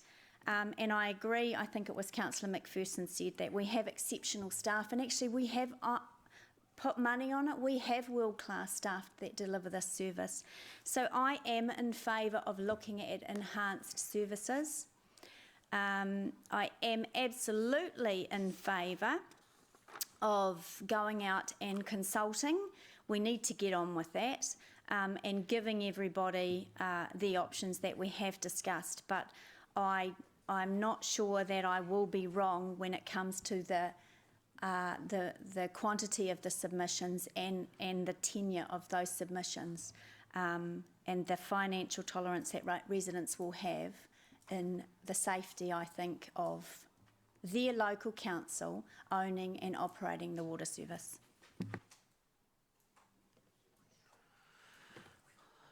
Deputy Mayor Martin. Acknowledge, in this case, Councillor Leary now as a senior councillor, and her historical reflections, and dare I say it, before we get too carried away with the various reports, we should never ever forget that a public service model led by, and again, amazing former city engineers and deputy mayors such as Jim Baird, James Baird, and previous councils, gave us a world-class wastewater plant, which was visionary, ahead of its time, and a world-class water plant, which was visionary and ahead of its time. And Councillor O'Leary is exactly right. In all of this, let us never forget that we actually have world-class staff in this area who have significant professional reputations across all of Australasia. And I think often around this governance table, because we deal with stuff on a huge scale, we forget that. Let us not forget that this is also about a shift from the public service model we have of 20% of this council's operation. Of course, there should be comprehensive consultation, and of course, the public in a democracy are entitled to a proper consideration of all of the options if you are serious about consultation. And good governance is to treat your shareholders, your stakeholders, with absolute respect and make sure that they do have all of those options. And today, all you're being asked to do is to consider a model for consultation. You are not being asked today to choose the asset-owning CCO model or the non-asset owning CCO, transition asset-owning CCO, i.e. the WIPA approach, or the enhanced shared services.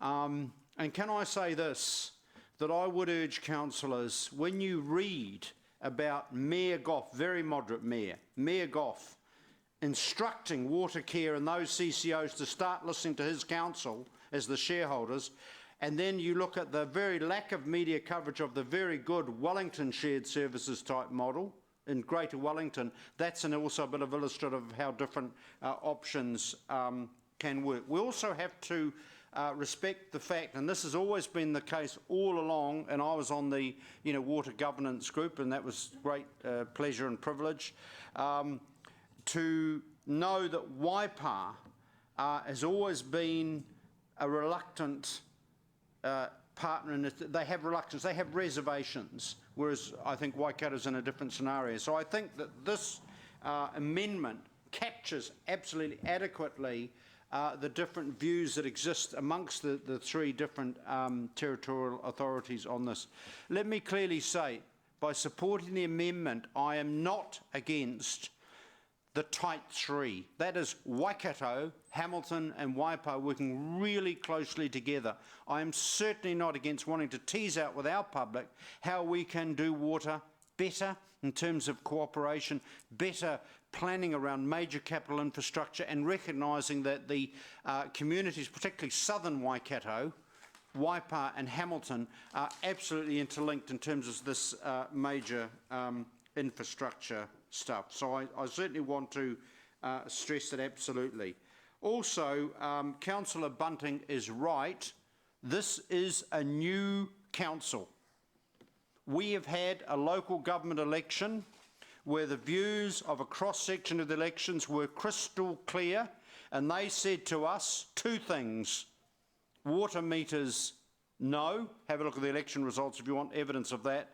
And they also said, we want proper consultation and we want to look at all of the options. We're not against change, but we want in your consultation process to have those options placed in front of us. This is not unduly delaying anything in my view, so that's why I shall be supporting the amendment.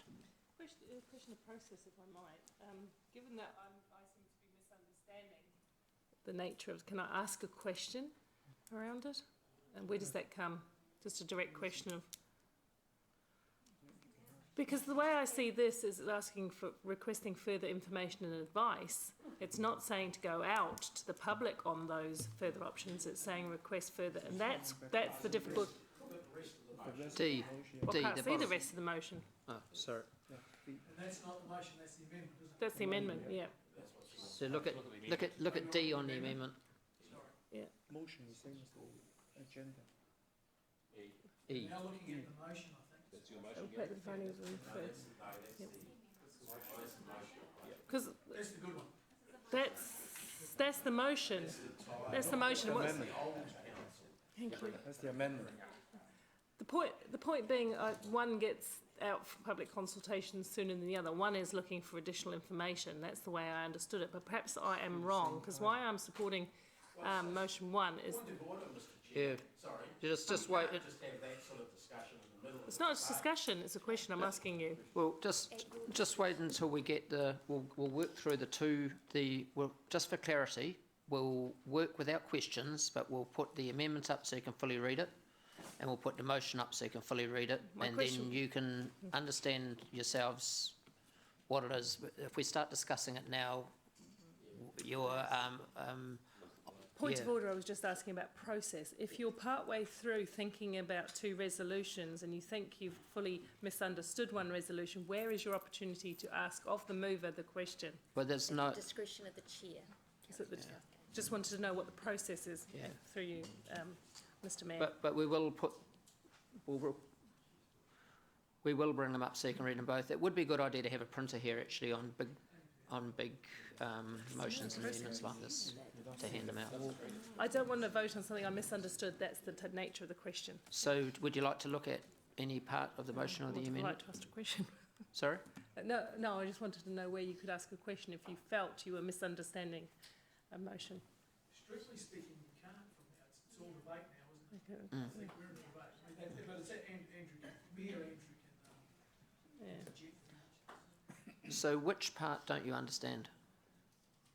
And of My which of them? consideration is that I wanted to ask Dave whether that you are looking for more information on those options or looking to put those options immediately out for public consultation. Which?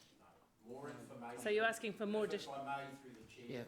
More information and advice to different parts on those 3 options to come back via the working party and the CEO, along with the consultation proposal to council. That's, yeah.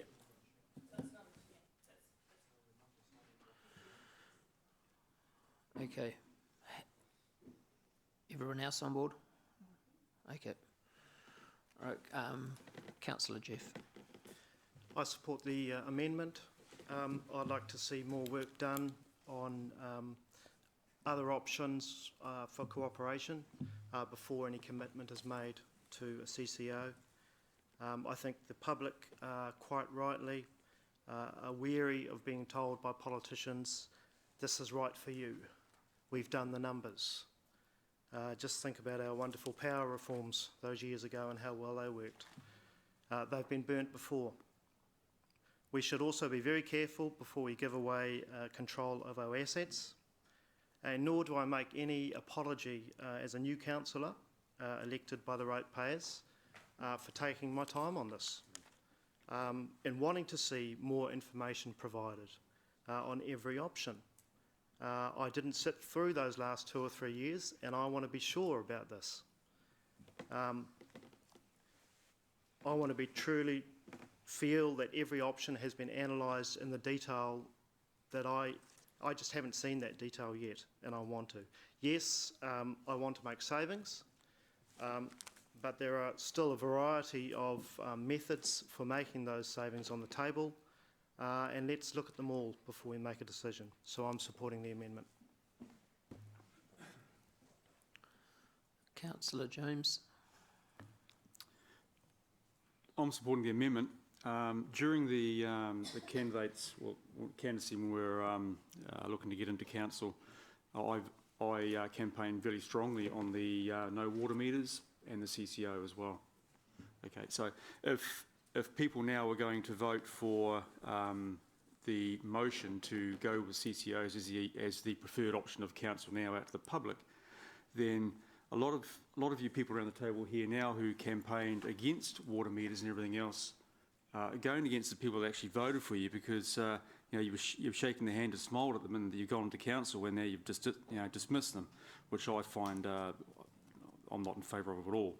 So look, even though I'm against water meters and etc., council requires me to come in with an open mind, so I've listened to everything, but nothing has changed my mind. So look, water is a God-given right of every New Zealander, and for that reason, I am voting for the amendment. I do not want to go out with a consultation to the public at the moment that says this is the option we're looking at, CCO, because you are dismissing the public that voted for you. Thanks. Councillor Leo. Yeah, I will be supporting the motion.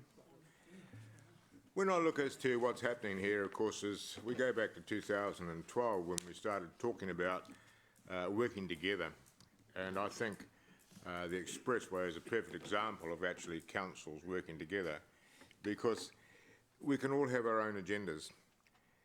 We've had a number of reports, and if you look at the timeline, and I know it was from previous councils going back to 2014, but I'd just like to remind Councillor Bunting, and believe it or not, Mark, in another 149 weeks we'll have another new council. So do we ever make a decision? And I think this is my major concern, of course, is that every time a new council comes in, we forget about what's happened in the past and we want to start all over again. Well, I think it's time to make a decision. And when I look at the savings, according to the Cranley report, of 468 million, a shared services for the same 28-year period is $104 million. I don't think we can turn down that sort of money, which is 364 million, because at the end of the day, of course, it's the ratepayer who is the person who pays the bills. So I will definitely be supporting the motion as it is. Councillor Siggy. Thank you, Mayor Andrew. I will vote for the amendment, and it's great to hear what's been said around, and I totally agree with Councillor Angela, because I went out there door knocking on many doors, and 95% or 90% of the people did. The first question was, where do you stand on water meters and CCOs? And that was all I got, basically, nothing much else. I know it is great to make to get on with it. I totally get that, but also I have to agree with Councillor Bunting that we are new, and this is very complex, and to understand it all. I also, from my environmental head, I believe there are other options, and to deliver water as well, and that I would love to see at some stage discussed. So I will look further into that myself. But I totally agree when you. On the one hand, I grew up with metered water, and every litre that came into the house was billed, and every litre that went out of the house was billed. And I get that people will be a lot more careful with water when there's a monetary value towards it. But I also believe with education we can change quite a lot in people as well. So I would love to be more on the educational side there. And so that's why I vote for the amendment. Thank you. Okay. No, can I speak? Councillor Miller has spoken. He has his right of reply. Yeah. Okay, I'm speaking for the motion.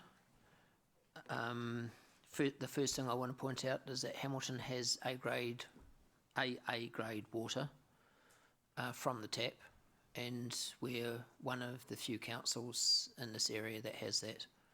I understand our neighbours have ungraded water. Our staff do a very good job, and we're ahead of the game here in Hamilton. As well as that, our wastewater meets our resource consent resource consent obligations, and not everybody does that either. So we have got our water on both sides up to very high standard. And the big thing for me here with either the amendments or the motion is that we've moved the decision on making when and if we ever bring water meters into the city comes back around this table. And no one else can be involved in that and divert that away from us. And this is a really big change from where we were last time. And this is the first time I've supported the CCO, and it's always been, as I've always said, around the decision on when and if we ever get water meters happening around this table. This is our job. It's not our job to pass this on to somebody else. Gary, you have a right of reply. Thank you. I'll just try and reply to specific things that have already been said. First of all, Dave talked about that some of the information that was the Cranley report and those things, that they are now beginning a little overdue. But if you look at the the motion on page 23, it's D, but it actually is an E. The Chief Executive will report back to Council on any findings of any other advice. So we will get any further updates that are required on that. Secondly, it's really important to everyone around the table, but particularly the new members, to understand that the Cranley savings are not predicated on the water meters at all. The water meters, I think if we got water meters, we'd get more savings, but the water meter, those savings are on an as current billing type basis. So it's us paying for our water based on the value of our property, which has got to be one of the most absurd things in the world. But anyway, now, people, and Angela was very eloquent about the concerns about the financial issue. If we stick with the status quo, I promise you that you will be paying, every ratepayer in this city will be paying 3.8% every year compounding for their water. Because at the moment we have a financial strategy which says that our rates will go up by 3.8% every year compounding. And you pay for water nowadays through your rates. So you don't try and pretend that staying where we are now, your rates, your cost for your water is going to stand still, because it ain't. It's going to go at 3.8% compounding every year. And going to Mark's concerns about the money coming, if we go to the asset based CCO, yes, one of the issues is that it is important that the CCO sends the bill to the customer, such that the customer can say, if they've got a problem, water company, whatever the thing's called, my water's leaking, or I haven't got water, not to the City Council or Waipa's District Council or Waikato Council. So the billing has to, somewhere on the line, come from the water company so that people know who to ask for to ring.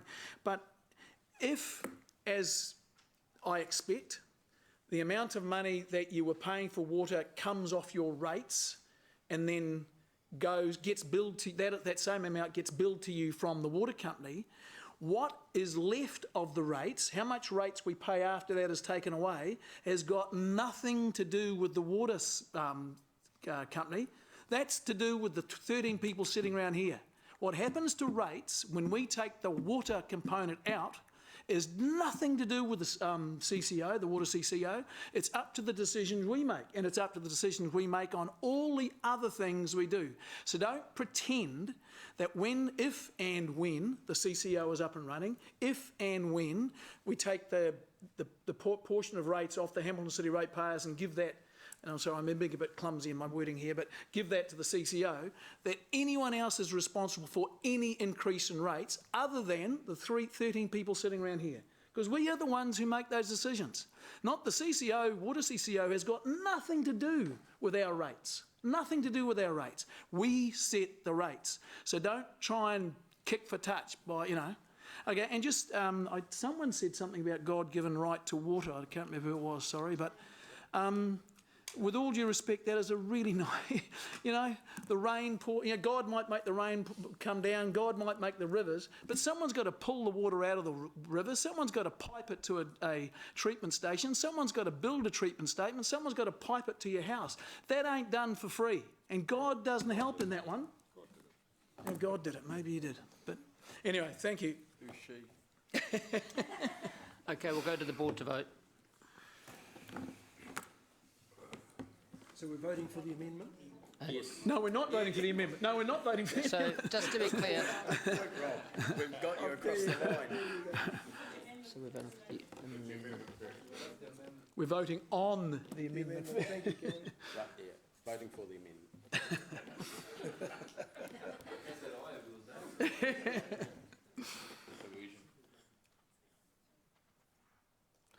So the amendment becomes a substantive motion now, so we're now voting on the motion, which is the old amendment. Yep, so the amendment was declared carried, 8 for, 5 against.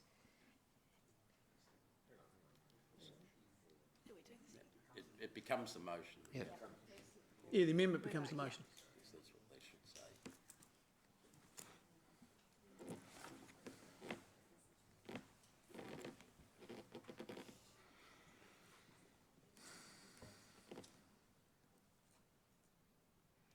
The amendment as a substantive motion was declared carried, 12 for, 1 against.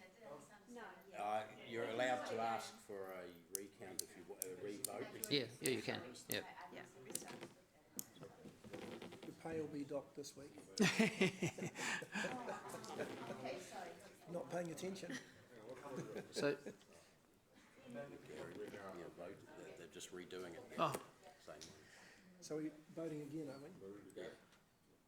Just on the motion. The amendment, which has become the motion. The amendment as a substantive motion Has was become declared the carried motion. unanimously. okay, we'll have lunch and we'll be back at 2:00.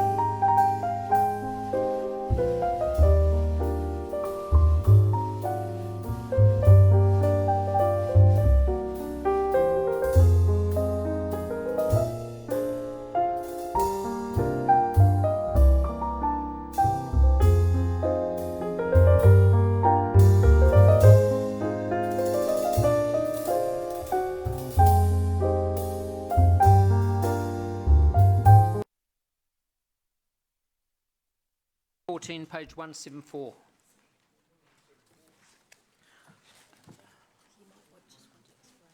We've changed the order here because we have Nancy here who would like to sit in on these two items.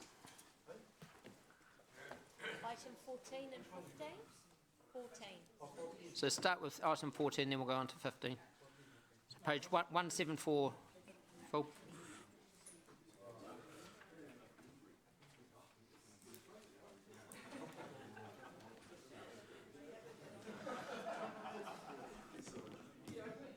Okay, Nick, you can. Thank you. I take the report as read. I'll just provide a quick summary on this. What we've presented today is an update on the process to reflect the new governance structure. Under the terms of reference for the Community and Services Committee, it has a delegated power to act to approve public art projects in accordance with the Public Art Plan and Development Guide. So what we have attached to this report is an updated one with all of the references changed from the previous committee structure over to the new one. There are no changes to the requirements at each stage, so it's just changing, looking at where it is approved. Okay, any questions? Yes, Your Worship. Councillor Rob. I have a question around paragraph 15, where you mention that the council has an $18,000 annual operational budget. Does that $18,000 include full maintenance of all our outdoor and indoor artwork? It's for the outdoor sculptural artworks in the public art collection. So and the public art collection, which is indoors? Primarily, there are a few items that are indoors, but most of these works are outdoor sculptures. Well, we did see when we went on our induction tour, we saw a room full of artwork, which is, you know, sort of slid away in drawers. Yes. I assume that that's our public artwork too, is it? That's not part of this particular public art collection. Okay. Yep. Okay. The question is the $18,000 in the budget sufficient to cover the likes of what I would assume in your OPEX costs would be insurance, cleaning, any repairs that need to be done that wouldn't otherwise be covered by insurance and so forth? Is that 18? To me, it doesn't sound very realistic, given the number of artworks that I'm aware of that we've got around the city. It will need to increase as the number of artworks increase. So normally when a proposal comes forward a bit later on, then we talk about what the ongoing operational is. But talking to Sally's team and also Sheree from the museum, their view is that in the annual plan there'll have to be a proposal put forward for a slight increase in that as our artworks increase. Obviously we'll need to know what the artworks are and that sort of thing, but we have some general figures from our experience with the current ones. Okay, it just seems pretty low to me.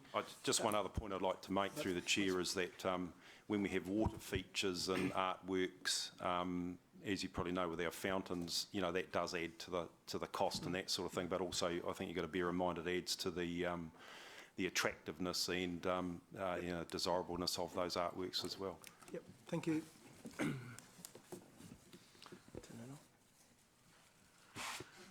Okay, Councillor Paula. Thank you. Just to foreshadow that I'll move the recommendation shortly, but just a small question. In terms of, because I've been across a couple of iterations of this process, in terms of number 16 on the report, just asking, you've got $500 of staff time. That's the first time I've seen it broken down like that. Whenever a review of council work comes forward, are you going to put the time against it like that? Isn't that council business to be reviewing policies and plans as required or as asked by leaders to do? It is absolutely council's business, and that's what we do, but we've also been told to ensure that our budgets are accurate and our time spent to go against it is reflected, and that's been a practice that's been adopted in previous councils. So we have an average cost of about $100 per hour that we apply across the organisation, including on overheads for computer use and square metre rates and so forth, and we apply that, and that's purely so council can understand what the opportunity costs are should they decide not to do something as well. Okay, cool, that's good to know, because I haven't seen it come across in any of the other papers, or maybe I overlooked it, but for example, how much time was spent on the previous item in terms of staff time wasn't shown, the CCO water, but incredibly a lot more than $500. But I just as interested in how you approach those things. Thank you. I think we stopped counting on the water CCO one. Well, but that's my point. You know, if it's got to be for a purpose, if you're reporting staff time, then you've got to be consistent about reporting rather than just occasionally putting a cost in. I'd like to make it clear that we don't occasionally do it. The process is that we do it. The water CCO, there was a budget put forward. The report that came out this morning wasn't about the cost to finish it at that point in time. When the final report comes forward, there will be reporting back against the original budget. So we're not hit and miss, Councillor Southgate. Well, I'm not saying you are, I'm just saying that, you know, it's the first time I saw it and I thought, oh, that's interesting.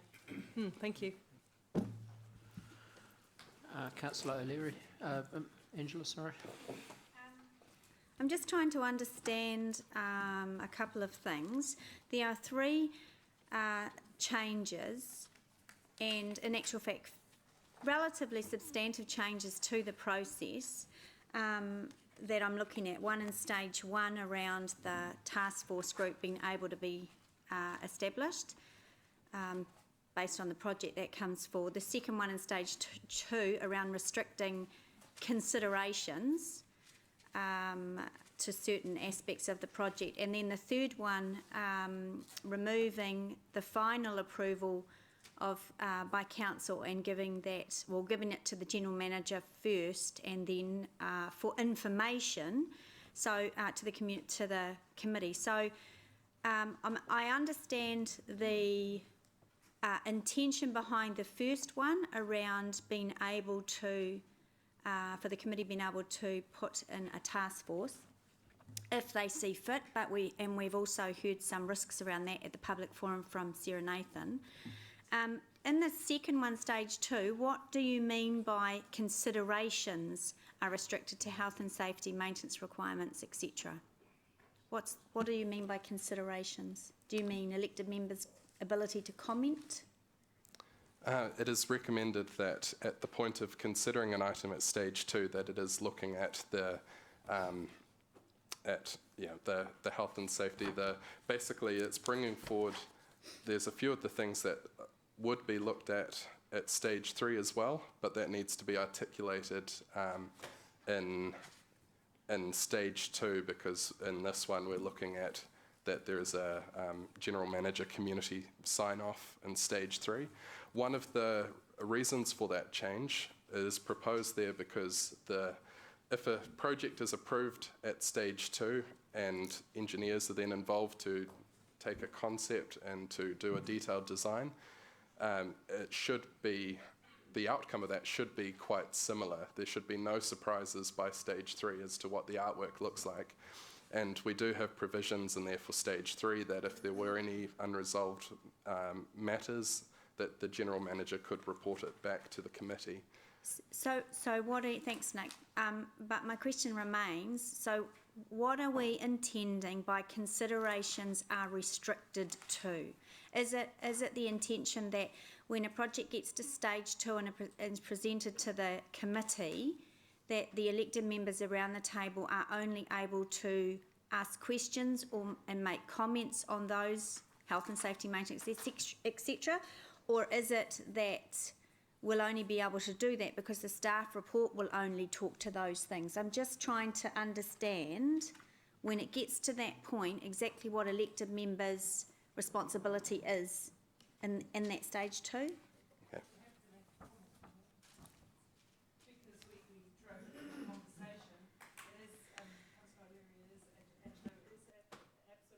The intention to restrict the conversations in which council can actively shape or be involved to those 3 considerations: health and safety, maintenance costs ongoing, and the suitability for the site, which is that cultural sensitivity that Sarah Nathan was talking about, plus, you know, obscenity and all those kind of things might be considered.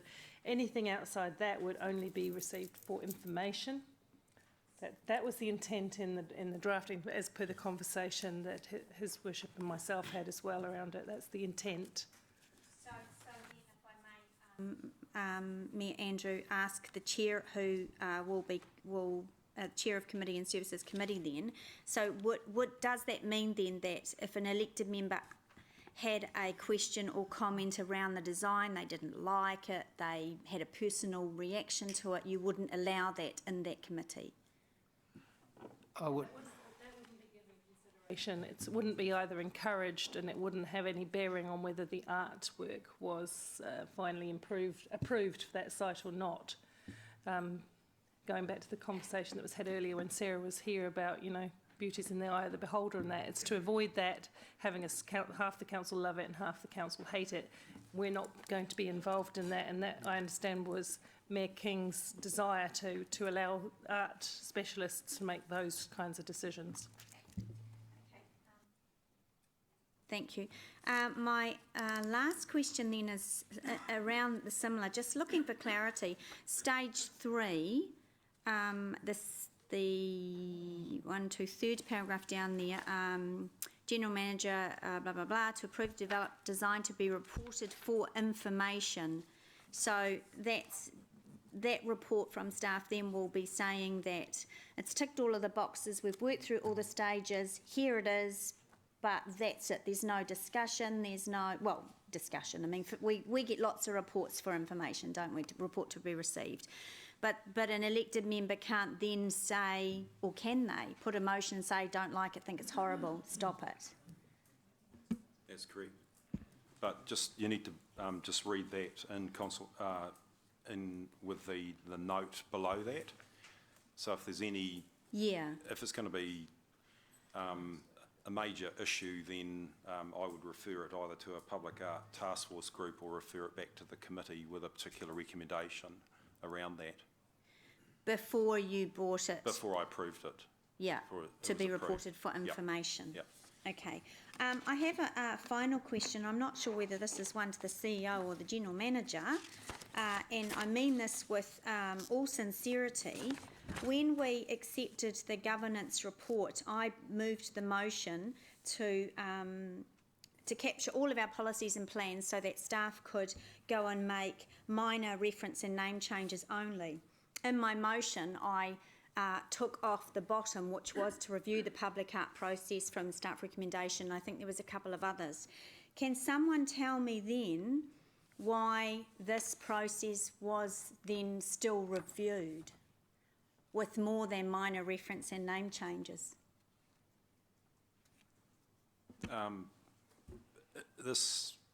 The idea of reviewing the policy, as you probably know, Councillor Leary, has come from the last council, because we had some feedback from groups that are involved in that.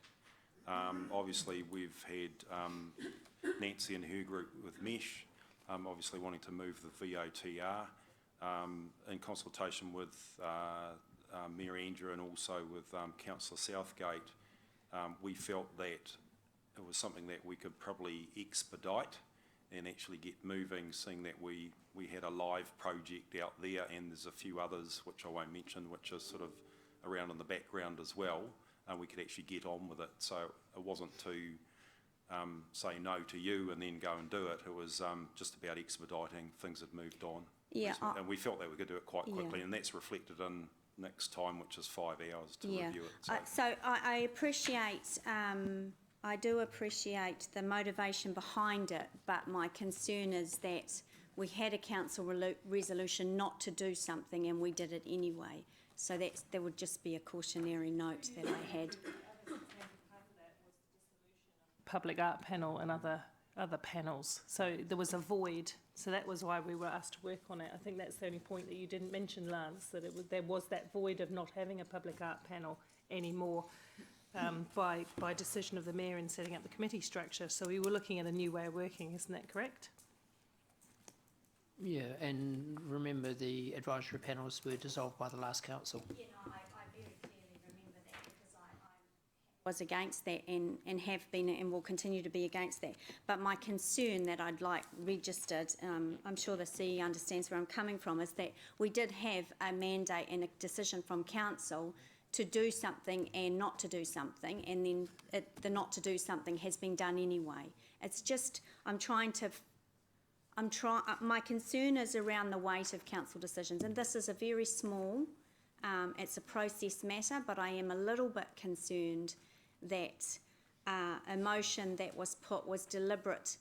I was deliberate in my intent to capture and make it easy for the organisation and staff to, make all of the minor reference name changes to align all of that stuff with the new governance structure, but I was also very specific in leaving out a review of the process. So I was expecting, if you look at the bottom of the new process, the three notes at the bottom wouldn't have been there. Everything above that is actually minor reference and name changes and delivers on the resolution. So I'm happy to accept it, and I understand the intention behind it and support it. But I'm a little bit concerned around the process that was followed to do this.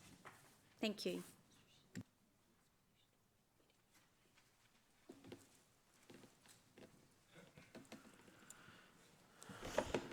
Councillor Jones. Nick, thanks for the report, mate. It's a good report. Look, this report seems to mirror what they have, what the city councils in both Dunedin and Christchurch have for their public artworks.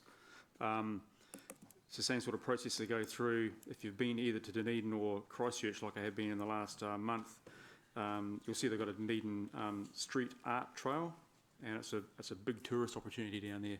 They have over 25 separate artworks around the city that are on blank buildings. Virtually the city gives them a canvas, and the volunteer organisation commission artists, both local and international, that they've had there from Poland and America and everything else. And it doesn't cost the city a cent, and they get all these marvellous artworks, and the only process they go through is this sort of process here, which is the development process here, stage 1, 2, 3. There's also a guy that does all the breathing new life into the central city of Christchurch as well, James Meager. You can look at him on .co.nz. They run a Spectrum Street Art Festival down there, titled OU, I think it is. And it's just marvellous for the city. So I can see this plan here being easier for volunteer groups such as they have down the South Island, but also Mesh and Toti, to get things up and running in Hamilton with less red tape to go through. But none of us are art critics, so I don't think it should be up to any of us to say yes or no to what sort of artworks are around. If there's a consensus from specialists, that's all good. And we've already had Creative Waikato here this morning talking to us. And it seems like, was it Creative Waikato that were the independent advisory panel for public art around here previously? The previous advisory panel was the public art panel, so there was the Waikato Museum director, and there were 4 other panel members that were independent of council. So it wasn't affiliated with Creative Waikato as an organisation. All right. So, yeah, I think Creative Waikato were talking this morning as to, I think Creative Waikato want to be the people to come to for this sort of thing. My understanding of Sarah's presentation this morning was not advocating that they should be, but that they saw the value in some kind of independent body, which they might have a facilitation role, but that was what I took from it. All right. That's all I've got to say, but yeah, it makes it easier for anything to do with art and getting more art around the city is only going to be good for Hamilton. Thanks.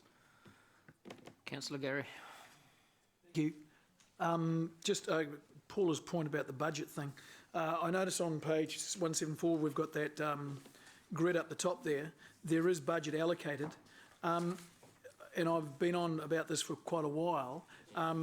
Either there is budget allocated and it is in that box, or could it please reference the paragraphs where the budget is in the, because that gives no value at all. I mean, and some of our reports are 100 bloody pages long, so trying to find where it is. I agree with you, Councillor Mallett, and it's been an ongoing... You've agreed with me a number of times on this, and it still doesn't... And it's ongoing. It's a personal ongoing frustration that we don't have it in that box. We will endeavour to do better. I mean, if the budget is a little bit complex, I don't expect it to be in there, but it should at least say there is budget allocated, see paragraph such and such.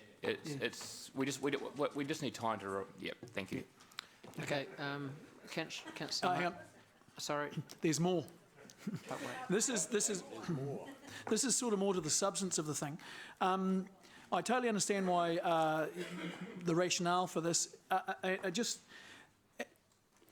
giving a sort of an extreme example. Fidel Castro's just died, and half the world thinks it's a great thing to happen, half the world thinks it's a terrible thing to happen.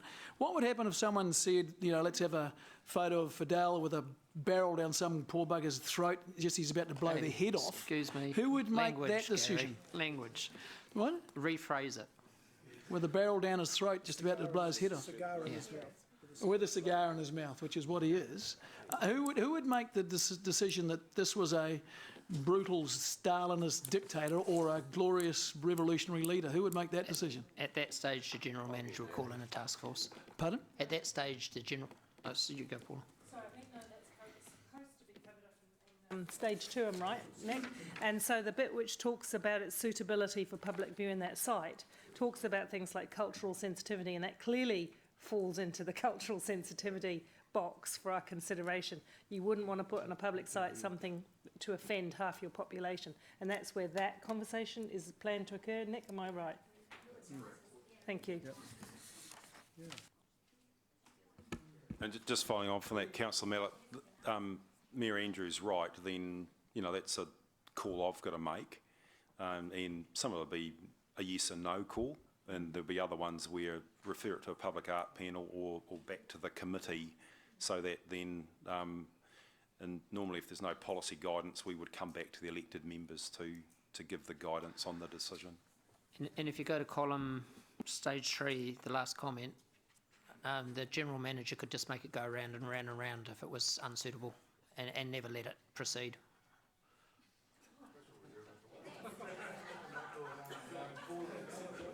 I thought you were trying to cut regulatory red tape, Andrew. Okay, Councillor Mark.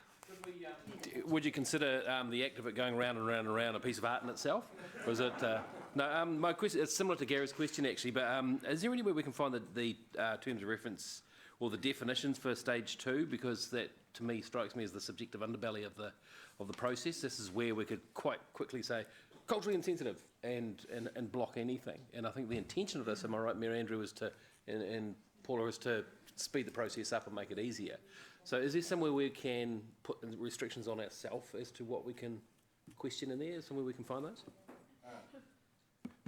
At this stage, there isn't a supplementary document to this, but if there was any further clarification needed, if that was a concern, that could be made, but it doesn't exist at this point. Right. Yeah, it just strikes me as that could be the expedient part where we all get subjective and say, I don't like it, and here's my reason. It seems to be the grey area, perhaps. That exactly can happen at stage 2. It can be discussed by Community and Services Committee, and it can be referred back if you had any, you were uncomfortable in any way with the proposal. That's the point at which council could say, it's offensive, it potentially doesn't sit well here or whatever, and they could send it back. It's that iteration back again, as you're saying, okay. But I guess the point I'm trying to make, or the question I'm trying to find out is, isn't the idea to take us out of the subjective process and stop us from being the art critics? So that's why I'm wondering if there could be some clear definitions on cultural sensitivity, pornographic, or whatever those are, good taste, etc. Just wonder. I think just a word of caution on that. You have to be careful trying to get hard and fast definitions, because in some areas there, you won't be able to do that, to be honest. Right. So I think it's just around using some common sense, and this council over the years has had to make some decisions on moral and ethical issues too. And I remember when we had that, what is it, the Sexpo thing that was going to be at Claudelands, and we brought that to a committee meeting, so that council made a decision on that, and it was R18 and people could choose if they went there or not, but council made a decision on moral grounds that that the H3 unit wouldn't actually have that function there. We wouldn't have boobs on bikes going up Victoria Street. So I think there will be some things at the end of the day that we will have to bring back to council to make a decision on. Right. So I guess some of the artworks we've got at the moment are like the riffraff statue and the example I gave this morning of the Captain Hamilton, which got through the process. So I just sort of wonder if we could tighten up the filter a wee bit, but like you say, without restricting it too much. Yeah, point taken, and I think Nick and I and the team would be prudent in our approach. Sweet. Thank you. Councillor Angela. I just wanted to follow up on Councillor Mallett's question, because I don't think it was answered, but I'm getting the sense, Lance, that, well, the chair of, what is this committee called? CNS Committee, Community and Services, said council can say it's offensive. So a step back from that, you can judge whether it's offensive. You would be the gatekeeper on Councillor Mallett's question around Fidel Castro statue. Are you happy with that? Are you an expert in public art? Well, no, I'm asking this No, GM. not an expert in public art, but I think... well, no, that's what he's commenting I think at the end of the day, that as public servants, I think we would have a nose for things that might need to be brought to a governance level or to an independent panel for further advice on. So that's where I would be heading. Yeah. Look, I don't think there's any perfect answer to some of the questioning and the discussion we're having now. There probably never will be, and that's probably one of the things around that makes art so interesting, is that people have opinions and that sort of thing on it. So, but look, if it's very obvious, then it's an easy decision. When it's less obvious, then it's a harder decision. That's the best I can answer that.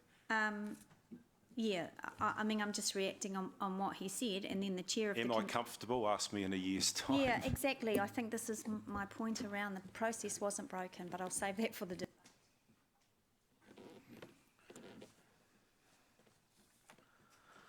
Okay, no further questions.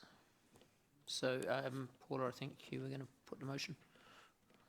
Councillor Paula. Yeah, I've moved the staff recommendation, and Councillor, because I've been involved in the development and iteration of this, and as you say, it's not a perfect product, and but it was done for a number of reasons, primarily. Sure. Yep. Sure, absolutely. And there are some areas I'd be comfortable with changing, but it is what it is. It's where we've landed after conversation. I am speaking to the motion. No. No, it's not yet. No, we haven't got that far. Not yet. Oh, sorry. You said there were no more questions. But anyway, go on, carry on. Sorry, I'll back up. Sorry, where I got to was you put the motion, Philip seconded it, and now we've got an amendment. Yes, I have an amendment which I have given to the staff, and it is essentially the recommendation from management with C that the public art panel be retained. Oh, second that. It's seconded by Councillor O'Leary. Councillor Angela.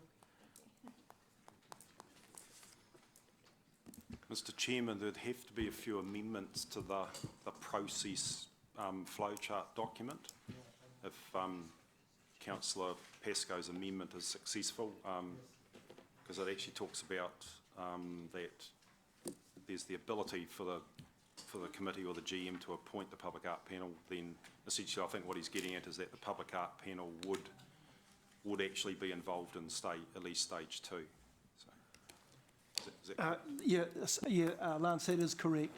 I would probably have thought that stage 1 would be changed to where you've crossed out the public art panel to leave it there, and that it would then be triggered at stage 2. So I don't see the 3 stages changing, apart from the fact that rather than waiting for you to appoint a reactive, waiting in a reactive way to appoint the task group, you would already have a panel that you would be calling on. Yep. And I think we just have to tickle the wording up, that's all. Yeah, but the 3-stage process, I'm quite happy with that 3-stage process.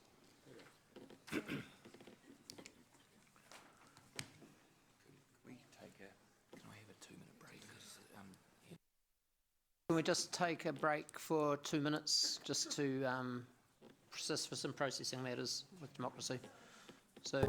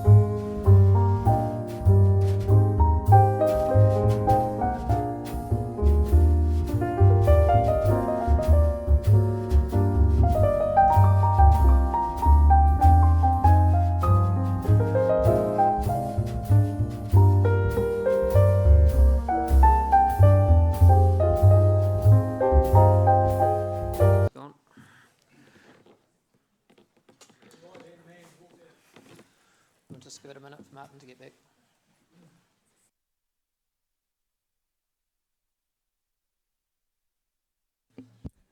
So, councillors, the reason I asked for a 2-minute break was just to get the wording right for Councillor Pascoe's amendment. Because we'd previously made a decision at a previous council member to disband the public art panel, we can't reinstate it without following the standing order process. But we'll now talk to Councillor Pascoe, and he's renamed it the Public Art Task Force, which isn't a revocation.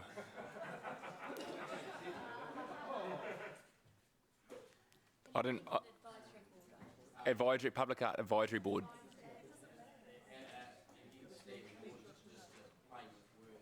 Yeah, I know, but anyway.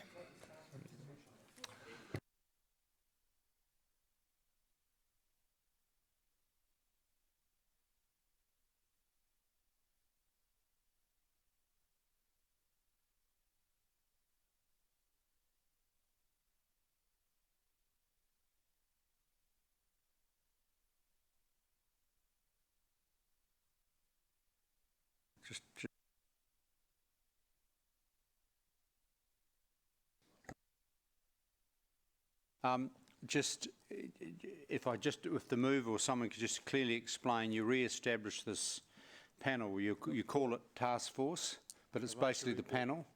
Advisory report. Okay, so the panel gets re-established called advisory board, but the can I just have a clarification as to the intervention? At what point does this advisory board intervene in terms of the stages? I would see looking at the 3-stage process, where the word public art panel was, the public art advisory board would replace that. So it would be there at stage 1, but would be activated in terms of being needed for consultation at stage 2. So the intent is that the board will be established, I presume, like the last one was at the beginning of the triennium, and will remain in situ throughout that period, and then be called upon as and when they are needed to advise staff at that stage 2 point, where staff and where the public art task force is currently stated in the flowchart. So through the chair, if you had like Toti or Mesh, the current proposal is that basically they deal with staff because they're established and known. Under this amendment, basically the Toti and Mesh equivalents would have to go to the panel first.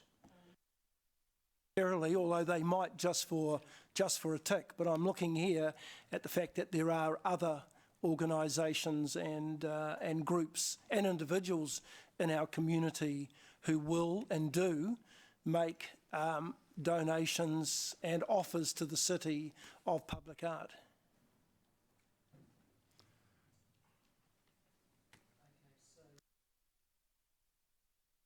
One point I want to make before we get started is 2 weeks ago we voted on a new structure to not re-establish advisory panels. We've got a clever word here for a new advisory panel. It's exactly the same thing. I'm going to let it go and we'll debate it because I don't want this simmering under the surface and constantly coming back over the next 3 years.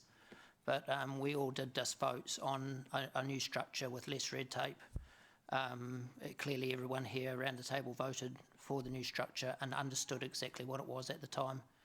And here we are at the first hurdle, trying to re-establish the old structure. So I just want to make it very clear that this is a direct comeback on what you voted on 2 weeks ago under a different name. And like I said, I'm going to let you debate it because I don't want this constantly coming back. But it is very, very quick. And the new structure hasn't even been tried yet. We haven't even got off the mark on one. I know Toti's very glad the old structure's gone. I've spent time talking at length with one of the other big art providers, and they're comfortable to trial this. So I just want to point out that we're readdressing something that we voted on 2 weeks ago. So just be aware of what's going on. So we'll start, we're going to debate both of these together as one, the motion and the amendment, and Councillor Paula moved the motion, so she gets to speak first. Thank you. So just to make this quite clear, I'm moving this because it was the clear direction of the Mayor that the permanent panels would be disestablished, and I fully support the ability to draw on a task force group as and where required, especially in those situations where Councillor Rob is bang on the money in terms of some groups having no expertise, and that might be where you would absolutely establish a public task force group to assist, and where they have the expertise it may not be required. So I was trying to maintain an area of flexibility. So I think we're splitting straws a little bit, but this will allow for the compilation of a task force group. And in the earlier iteration of the process, we did go so far as putting some bullet points of how that task force group might be constituted. And just for your information, that included art curators, public art experts, the general manager of community, the Waikato Museum director, and so on. Chairperson or deputy chairperson of community services, and one or two other elected members. So we've done some thinking about how we might convene something as required, just to let you know that in the background. I was deliberately broad in stage 2 because sometimes I think less is best. Like you, Councillor Bunting said that, you know, what does that mean? How do we define whether something's appropriate and so on? But I think there has to be a degree of pragmatism and good solid debate at that time. And if you lock it down with words, sometimes that doesn't achieve what you want. So here we've got the opportunity to talk about health and safety, talk about the costs, which of course fall on council ongoing for maintenance and so on, and make sure that whatever the installation or piece of art is in that place, it is appropriate for public view and wouldn't cause undue offence or anything like that. And that's where that's the intention of that wording. So that's why I'm moving it with that intention. And in stage 3, it will have been through quite a few civs with these experts in art before it gets to stage 3. So the idea was to try and avoid that slowdown of at the last minute, councillors all saying, love it, hate it, can you change the colour or whatever, and just make sure that the general manager approves according to the design and brief that we've already agreed upon. So the general manager is not unilaterally operating. He's saying, council agreed to a work of this concept and design. I believe this delivers this concept and design. Therefore, I'm going to recommend to, I'm going to report to the Community and Services. So yeah, you're right. Angela is quite right that in stage 3, it's an approval by the general manager for information to the Community and Services, and that's for consideration of council.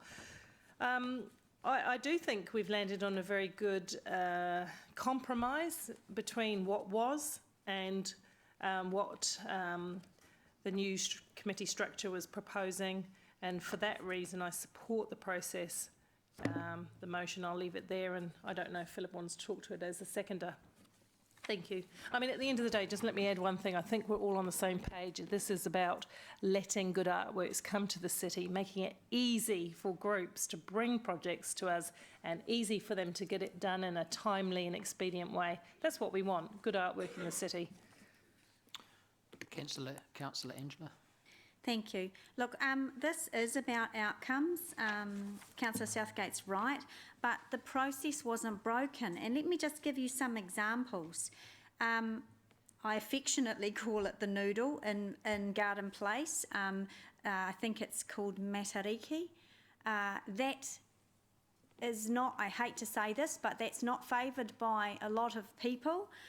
It's not certainly not a popular piece of artwork. That was put there at the cost of $200,000 by this council prior to any public art process.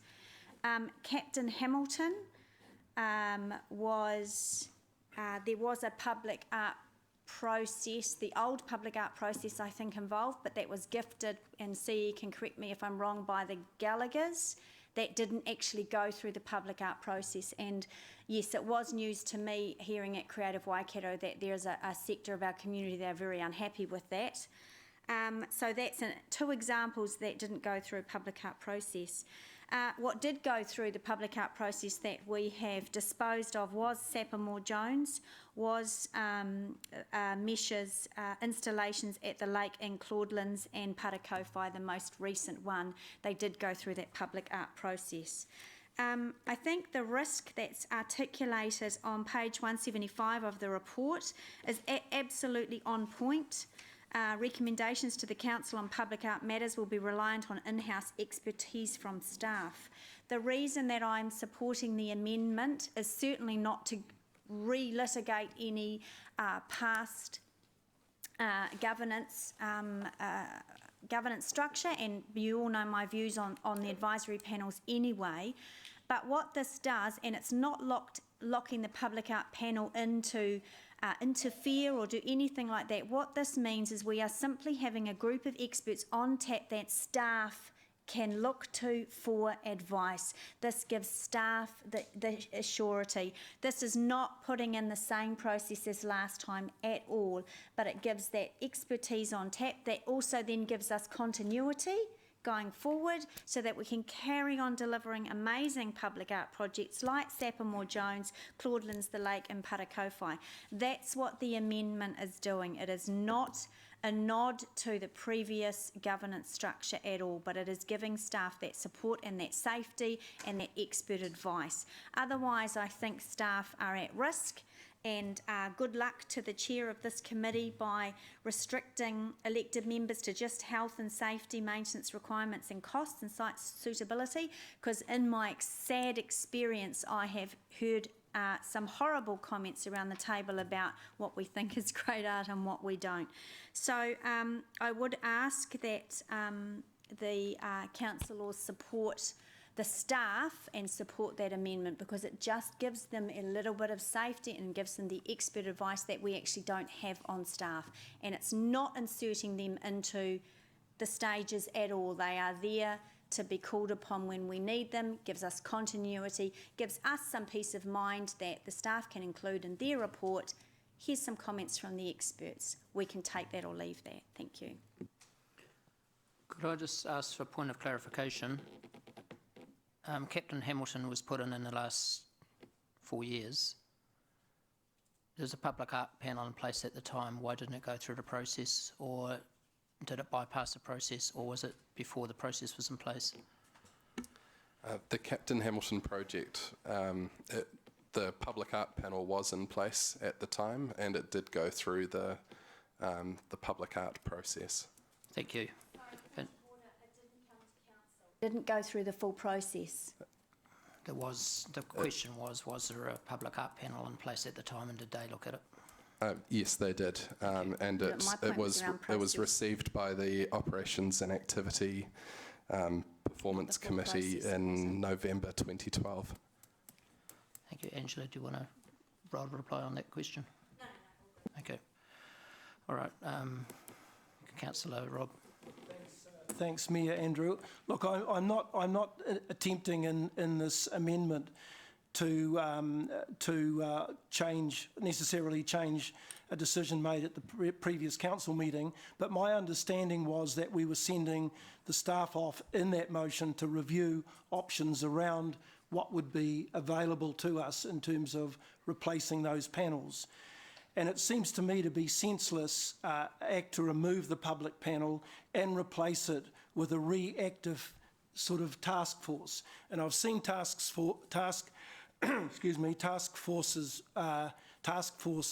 reactive task force in the past, and they haven't worked.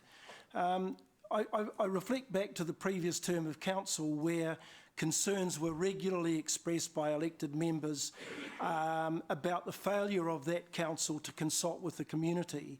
Yet in the previous panel that we had around that previous art panel, we had a group of interested and expert volunteers who were prepared to offer, without cost, their objective expertise and help the community provide a coordinated rollout of public art. An advisory panel, an advisory board that I'm suggesting that we have must be a win-win for the city. To remove it is senseless. It's a kick in the teeth for our willing arts community, and sadly it shows a lack of judgment in terms of community consultation. So I please ask you to support my amendment. Thank you. Councillor Phillip.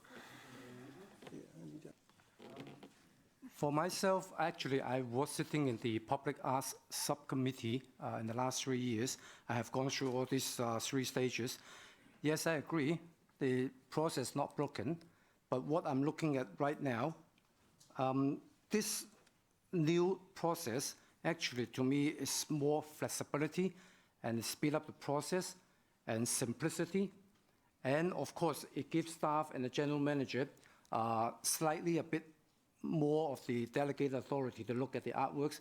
But on the other hand, like Smash and Totis, they have the expertise. They have all those already. So we don't need to go through all those separate stages. And to me, it's still a 3 stages, but it's to staff and GM. But to elect a member, to me, is 2 stages only. And I totally agree, for any public arts work to come to us, we are not the ones going to judge whether that artwork is good or bad. We should leave it to the professional. But in this new process, it gives the flexibility to the GM and staff to consult with the public, the arts professionals, and also it gives the CNS committee to have the flexibility to appoint a task force.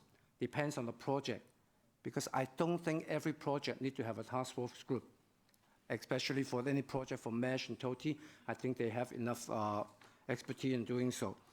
And I think for this process also can have a lot of safeguard, like any unforeseen issues come up with during the process, the GM always can refer it back to CNS committee for another look at it. So I think this is a very good process, and it will remove some of the red tapes, speed up the process, and get things done quicker. And I totally agree, we should not judge on the artwork itself, but we need to look at the site, the health and safety and the maintenance cost. And I still remember the War Horse Memorial one it's going to come up soon. And when I first look at that concept, the bronze horse, right down there, they have a couple of those bronze kind of rock. And I did ask the question, what happened if a child just fall from top and hit the head on that bronze rock? That's health and safety issues. But at the end result, actually, the horse is sitting on the grass, and they remove the rocks. So that is something we need to look at, is the health and safety. That's more important than the artwork itself. Thank you. Councillor Mark. Thank you. I very much echo what Councillor Young just said. Our role in this is really public safety. Our role isn't to choose the art. I mean, I think that's pretty well agreed. As for the process not being broken, no, I agree, it's not broken, but I had a great Mark II Cortina once, and it wasn't broken, but I still traded it in for a faster model, and I think this is a better model. Was it? No. Well, that's... Oh, careful. Oh, hang on, you're talking about... Yeah. Great art is going to happen, regardless of what we do. Great art is going to happen. It's just a matter of how we respond to it. I'm all for giving this a whirl because it's in keeping with the kind of processes that I'm seeing with the new structure, i.e. for business, for red tape, etc. We're trying to speed up the process. I don't see this as anything else but that. And I think the danger of having a chosen task force is that we actually choose the task force. So we're actually being a little bit subjective and a little bit funnily there as well. And in fact, there is a task force already. It's called Creative Waikato. If they need help, they can go and see them. We don't have to appoint them. We don't need to duplicate that whole process. So I very strongly support what Paul and Philip put up. Thank you. Deputy Mayor Martin. Thank you. Can I just deal with, I think this proposal by the Chair and the Deputy of the Community and Services Committee, and supported, as I understand, by His Worship, the Mayor, is probably cleaner, straightforward, and I want to give this a go. We talk about consultation, and I would like to draw members' attention to item 15 in the agenda, Victoria on the River Public Artwork Proposal, which normally, under the new system, will go to the Community and Services Committee, which we know is a committee of the whole.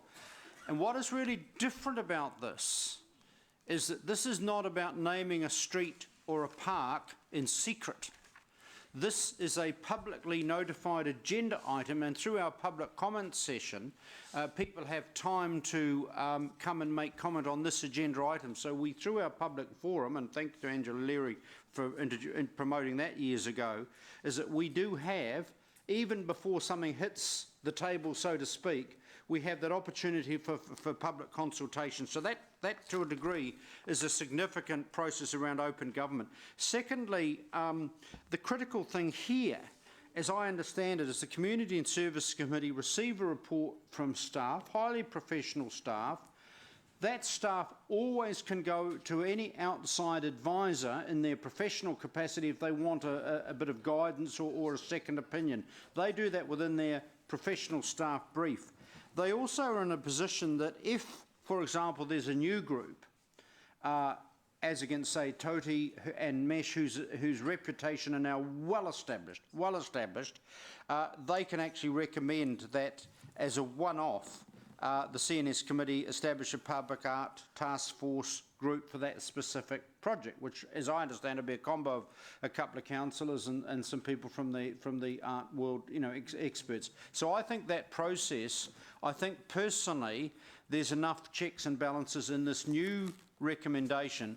I think what this recommendation from the Chair and Deputy of the Community and Services Committee does is it is very encouraging of established groups like Mesh and Toti who have put their money where their mouth is and continue to do so. This is, I mean, what a wonderful problem to have. What a wonderful problem to have as we're working out how we can process these amazing philanthropic gifts to the city and how we can manage that. So I actually think that this is, in my view, a simpler and more straightforward process. And if after a year or so it doesn't quite work, we can always fine-tune it.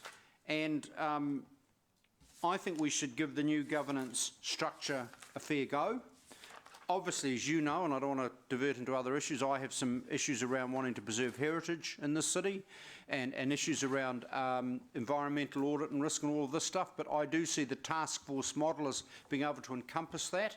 So I think the suggestion that is being proposed by Councillor Southgate and Young is a good one, and I think it also gives really good, clear signals and respects ultimately the professionalism and the expertise, particularly, and I'm just going to use Mesh and Toti as an example, and it also gives us the option as a committee to kick in a task force where perhaps with another group we're not quite sure of the direction of travel. Thank you.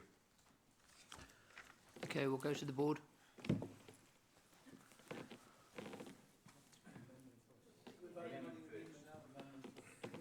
Yep.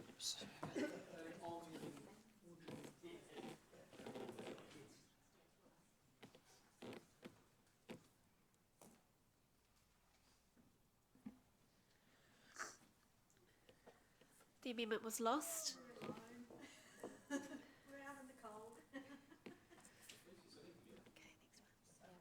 Doesn't she need to read it? The numbers? Did she? Sorry.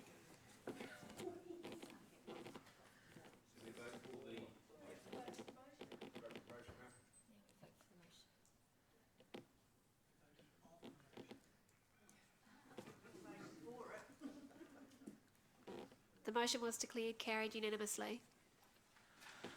Okay, we now move to item 15, and I'll ask invite Nancy to join the table. Lance, could you stay at the table too? Just if, or do you need to? Okay, all right.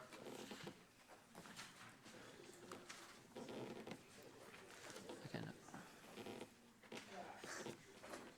no. Thank you. I take the report as read. The project that we have today is the latest project from Mesh Sculpture Trust, and I've got Nancy Cager, who's the chair of Mesh, here as well. The project is presented at stage 1 of the public art process. One of the things that I should clarify, given that we just talked about the process before, is that it has met the requirements of stage 1 under what was proposed as well as the previous one. So we wanted to make sure that what was presented, regardless of the outcome of the previous decision, that it met the requirements there. If there are any questions about the project, I would be happy to answer in relation to the site, or if there's questions in relation to the artwork or the curatorial side, it's probably best to be directed at Nancy. Okay, could I just flag that I have a motion to put up? Are members happy to see that now, or do you want to wait till after questions? Okay.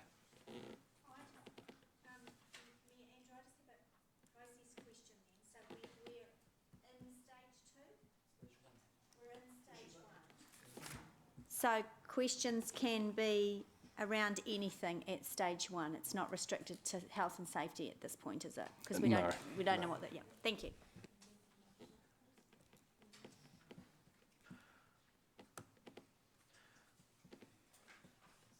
So I've amended the staff recommendation, and I've put a C on it.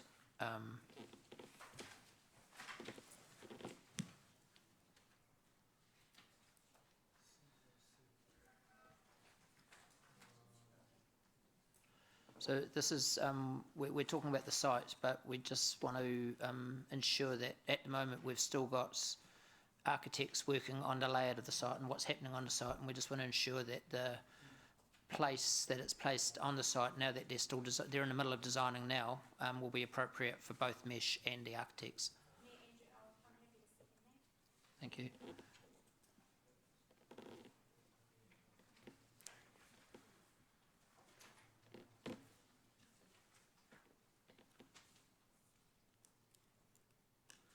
Okay, questions, starting with Deputy Mayor Martin.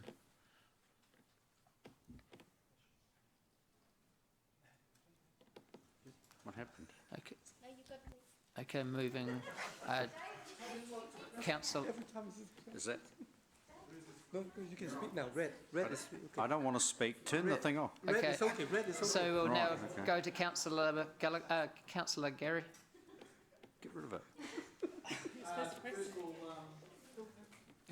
The gripe about there is budget allocated, just a reminder again, can you please put the figure in there, or if it's a big, it's of a complex thing, please put refer power or something. What is the budget? It's a big thing. I see indicative budget of 250,000, but that's mesh fundraising. Is that right? Am I reading that right? Yes, that's correct. So there is budget allocated. So it's not none of the ratepayers' money. It's not ratepayer funded. This is totally mesh funded, or a mesh will. You're directing the question to Nick or to me? Either of you, to be honest. Okay. All mesh projects so far have always been self-funded. So Thank you. That's the amount that we targeted to raise. Thank you. So the cost to council will be the cost of maintenance and looking after it subsequent to installation and that? That's correct. Okay. As well as any time supporting mesh from Nick's time. There will be an allocation of his hours, and that's part of Nick's job. So a portion of his salary will go towards supporting this project. Doesn't he get that bit? Okay, could I just invite... That's very gracious of you. Just before we go any further, could I invite Nancy if there's anything you'd like to speak to us about? Okay. Sorry, I should have let you speak earlier. That's all right. Just a statement, really, with regards to the public art process. Thank you for approving the process. I just want to say that since MESH has been formed over 7 years, we have seen the art process evolve considerably, and we have worked well with Council throughout the various versions of the public art panel. And you can imagine we've seen various versions. Whilst we have been happy to work with the public art panel, which was part of the process set up by the previous council, we are also more than happy to work with the new council and mayor and the process that they wish to use. We are confident that the work we have done over the past 7 years have not gone unnoticed by the current council, and that the new process will continue to have safeguards in place to uphold the high artistic standards that we are setting in public art in Hamilton. So we are happy to continue to work with council to achieve great outcomes for our city. So the Victoria on the River is a site that we are interested in, and this is the first stage of the process where we would like council's approval for us to be able to advance an artwork on the site, as well as the artist's brief. Now, the artist's brief is an information packet that we put together to give to the artists that we are considering to further a design for us for the work. So the artist is given as much information as possible, historical information, any general information about the site. We also involve them in consultation, and I'm glad to see the resolution, the third point on the that Mayor Andrew have put up, because we always consult with stakeholders. So it is part of our plan that we would be consulting with the architects on the site as well, because it's still in its infancy and it's still going out for tender, so there could be changes along the way. Where on the site we have yet to decide, and that could be done in consultation with the staff that's working on the project as well as with the architects. The best location will be the one that, you know, after consultation it works from all angles. In the past, we would have gone to the public art panel with our artist brief, and we would have had lots of discussions with them, and then the report would come to the council for approval of our particular artist brief. So now we are coming to you to approve, A, for us to have the site to further work on, and B, to approve our artist brief so that we can start the process of engaging with our artists. The work of producing public art is a very long one, because, you know, there's funds to be raised, there's artists to be engaged, and even once we've got a design from the artist, that particular design needs to be turned into something that can be built. And so this is where all the engineers come in and so on, and that goes on into the stage 3, where we get into all the real technical details and all the making sure that the artwork's not going to fall off, and you know, all those sort of things. So it is a long process, but we just need to get past the first stage so that we can hit the ground running when the new year comes get on with appointing the artist and getting on with finding money for the site. Can I? Okay. Has anyone before? Oh, we'll just go through the question process as normal. Okay, so Gary, there was. So the first point was about the budget issue. The other bit, and I've quickly read the report. At the moment, there doesn't seem to be much concrete of what you're. If I'm right, it's on page 182, concept and impact. The goal is to provide an artwork that is consistent with bringing back this green space and the garden theme into the CBD, and to draw attention to this historical importance. This is a lush vision for da-da-da. So that's all we. What will it be? Yeah. Okay, so we do not know what it will be. All right, that's how we engage with our artists. We give the artists the ability to create something beautiful for us. If we say to them, please build us a blah, blah, blah, then what's the point of giving them a brief? The brief is very wide. It allows the artists to think about the site, to engage with the site, to talk with all the stakeholders, and then come up with an idea, which then our curatorial panel will go through and will come and look at it and question the artists about the various aspects that they've brought forward, and then they will make a decision as to which of the work will be presented to council. So at this point in time, I too do not know what the work will be, so I cannot tell you what the work will be. Okay. So at this stage, we're not even sure particularly where on Correct. the OTR, Correct. or how much space is going to be required on Correct. there? Okay. Yes, correct. We have to take into account that part of the space is a shared space, so there'll be some cars going in and out, so we have to make sure that we take into account the health and safety aspect as well, and that the work will be at a point where it will engage people to want to come onto the site as well. So there's so many different aspects to take into account on where and what the work will be. So this is very much a preliminary correct, stage. Correct, that's correct. Okay. Thank you. Councillor Paula. Thank you. Thank you, Mayor Andrew. Hi, Nancy. Look, quite exciting about this site. Just one question I have, because I am new to understanding the process from the beginning. In terms of the complex stakeholders you might have with this particular brief, which is both, by the looks of it, Maori history plus European history as a trade centre, and built environment and natural environment, the way I read the brief. Which sounds exciting. Look forward to see what somebody can come up with. But in respect of when there is a difference of views or conflict, I have no idea what happened with previous art installations in terms of that conversation. But obviously there are some things that offend somebody, or they don't feel that. How do you resolve that? Just out of interest, I mean, there's 3 iwi groups that you mentioned in your report, I believe. Plus there's a number of people who are associated with European history. If there was a difference of opinion in a complex brief like this, what happens? Well, we take guidance to some extent from council as to which of the groups we should engage with, because you guys are the expert in terms of which are the groups out there that needs to be consulted. So we would consult with as many groups as possible. As with all things, everyone has their opinion as to what they would like to see. The artist can only take on board and try to produce something that will. It's easier if I give an example. When we did the consultation for the Michael Parikofai work, we had a room full of people. I think we had as many people here from the various, Nick will testify to it, all the different groups. And the artist sat there, and one kuia will say, oh, I'd love to see the sky and the trees reflected. Another kuia says, I want to see this, that, and the other. And the Komatua says this and the other. And it was all these ideas. And a great artist is able to distill these ideas and try to put something.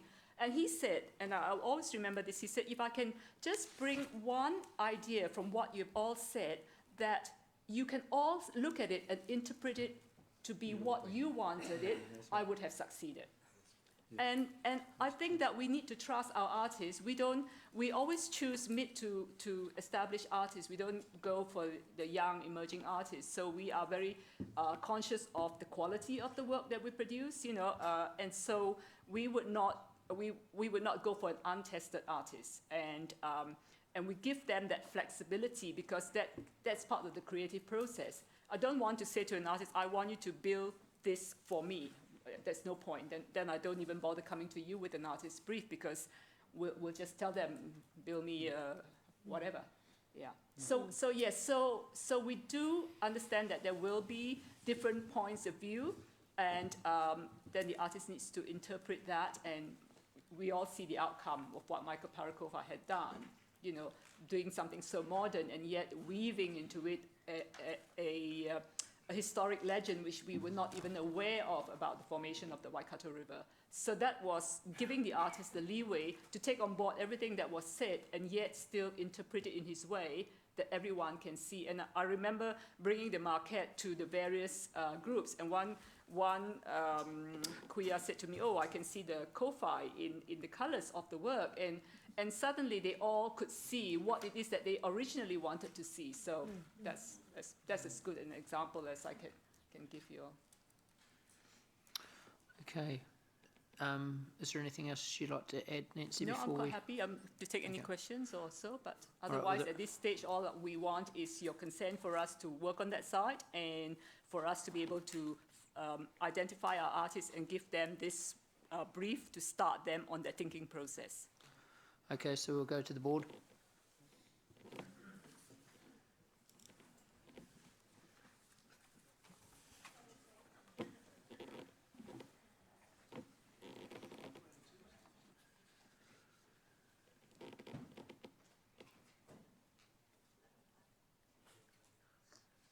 The motion was declared carried unanimously. Thank you. Thank you. Thank you very much.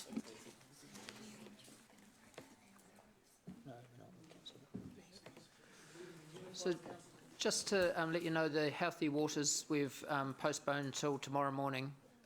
It's in our diaries, I think 10 o'clock start tomorrow, because we're better just to keep going with the meeting rather than break it, try and get through to work today. Emily, are you here for the rubbish report? Is everyone, members, okay if we jump back to item 11? Yep.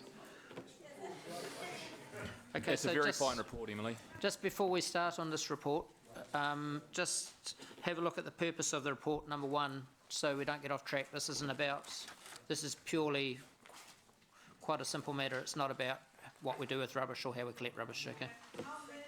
Okay. Okay. Okay, so Councillor Angela, seconded by Councillor Leo. Councillor Gary.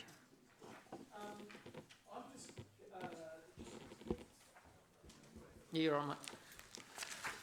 I've been through the report and I think I haven't missed anything. Why does it go to something called a regulatory hearings committee? That's Angela's committee. Yeah, I don't know why I did. Angela's committee was set up for that type of thing. So it's a committee of the whole, Yep. where we're all a part of it, but it has a low quorum level. So that's We don't have to throw. the expectation isn't there that you all turn up. Okay, but just that it says Council's Regulatory Hearings Committee.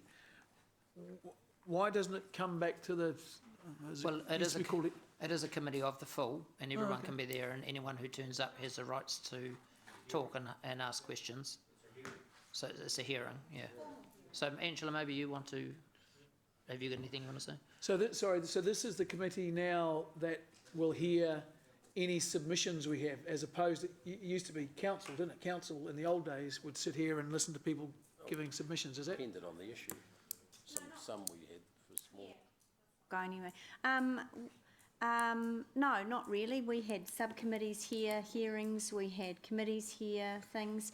The regulatory, under bylaws and things like that, sometimes, and special consultative process, of course, the hearings are run slightly differently. You understand that? Yeah. But this isn't a bylaw type thing or a gambling or No. booze, okay. Well, no, but... Sorry, Were you not at the meeting? I think this is around, when Mayor Andrew spoke to me about this committee, this is around making decisions once, not twice as well. Yep. And just, you know, these sometimes, and probably particularly on this one, there might be quite a few people that will come and submit. I don't know how many people want to talk. Certainly the submissions are a lot. And also the committee will be hearing those more quasi-judicial things. I think we've already got quite a few in the diary for next year anyway. Yeah, and more flexible with dates, and we can meet a bit quicker and stuff like that outside of the general meeting processes. So it's a nimble, agile, yes, just as I am. Okay, we have no more speakers, so we'll go to the board.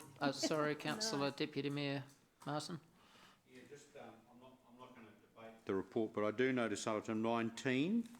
It said the preferred curbside level of service options is recommended by the business case, and you talked about fortnightly collections. I just want to remind elected members that were at least 2 members of the previous waste working group that have reservations around the fortnightly collection versus the weekly collection. And what I think is very, very important to do, and I'll say this again, is that while I obviously acknowledge the business case, I do believe in reporting. It's very important to acknowledge that individual members of the working group who were appointed by the previous council do have some reservations. Obviously, on Angela's committee, I'll be, you know, listening closely and with respect, open mind to some of those aspects coming out. So that's item 1. What the Mayor, I hear from you, Mr. Mayor, is that the actual, once we've had the hearings, then the substantive debate of how we put in place and how we have the, you know, oversight of the actual implementation of the new system, that's for a separate debate and a separate discussion. Is that the understanding? Yes, so depending on the where the work has come from to this committee, it may either report with a sort of a recommendation to Councillor Southgate's committee or just directly to council, or it may be able to make the decision itself. But it's basically it's the workhorse part of it, doing the little, you know, those time-consuming things. But it's not. We can't make a decision. This committee has no delegated authority to make a final decision. Only a recommendation.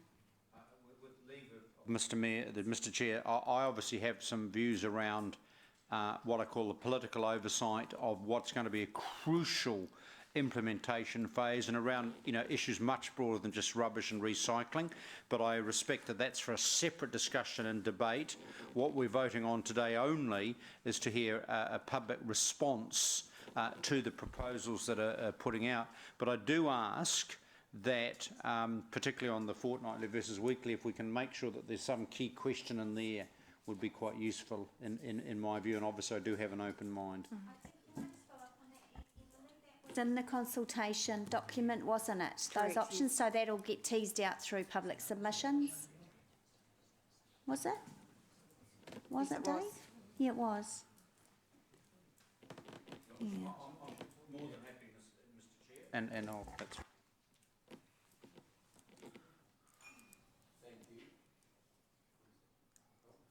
Turned it off now? Yeah, okay.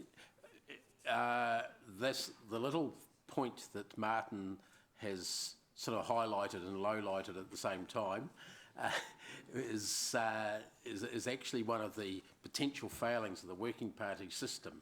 Now, Emily and staff have done a great job in getting the information together here, but they have been extremely persistent, if I can emphasise it like the Deputy Mayor would, extremely persistent in trying to ensure that there's 2 weekly collection of certain items, and more than just 2 members of the working party were just as insistent that we should keep an open mind on that.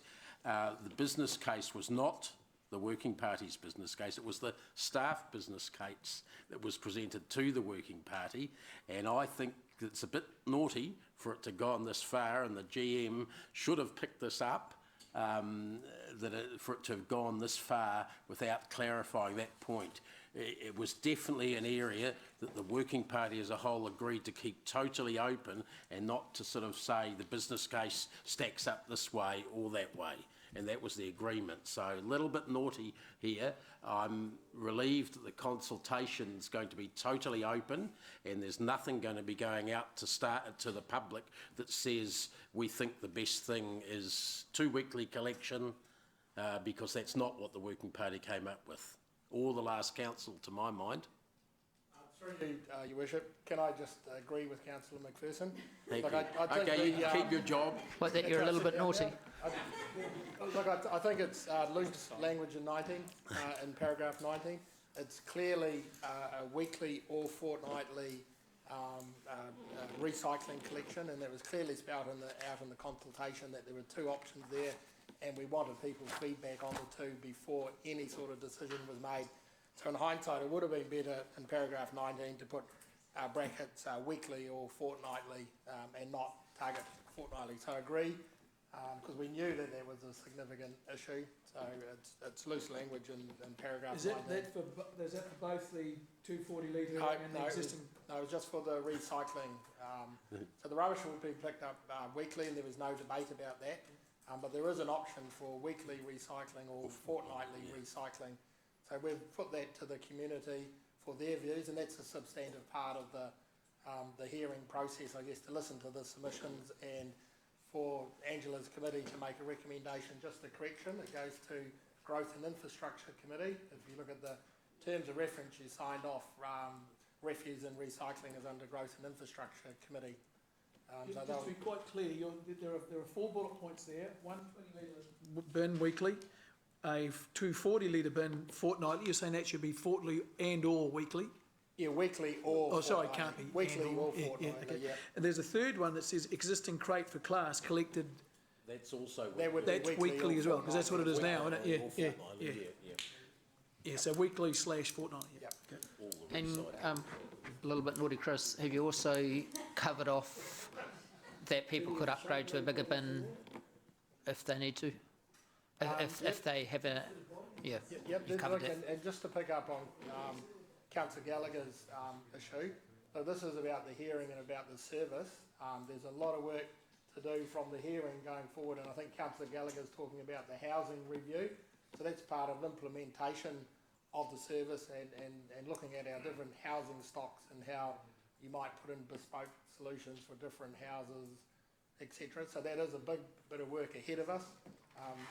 It's not real. It'll be informed by the hearings coming up, but it is something that clearly we've got to come back to council and work with council on that.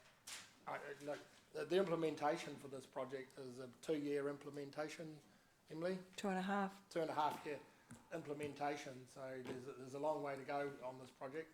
The hearing is just the first stage to get the community views on the level of service they want. Okay, we'll go to the board on this one.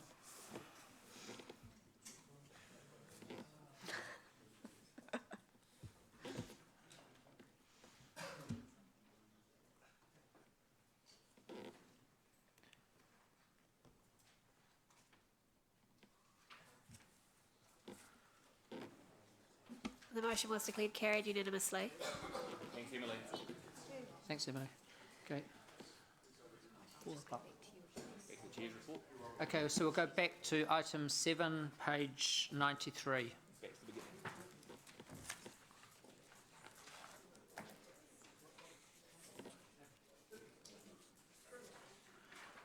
Okay, so I'll take the report as read. There is a change I want to make to the recommendation which staff have, so if they can put that up, please, Becca.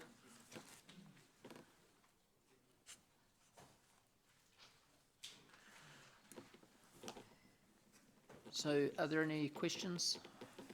So what I've included is the... Page 93, councillor. Page 93. What I've included is 93. I've included the General Manager of City Growth. He's the one, that's Calvin, and he's in charge of the planners, and it's appropriate that he's a part of this group because it heavily involves his department and others, but we think he's an appropriate person to have on here. So that would make the group 7 with the 4 internals and 3 externals.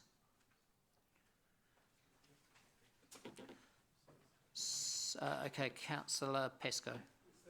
Rob, sorry. Yeah, thank you, Mayor Andrew. Just a couple of questions. One is, where do you envisage you would the type of expertise and experience that you would be drawing in as far as the external members are concerned?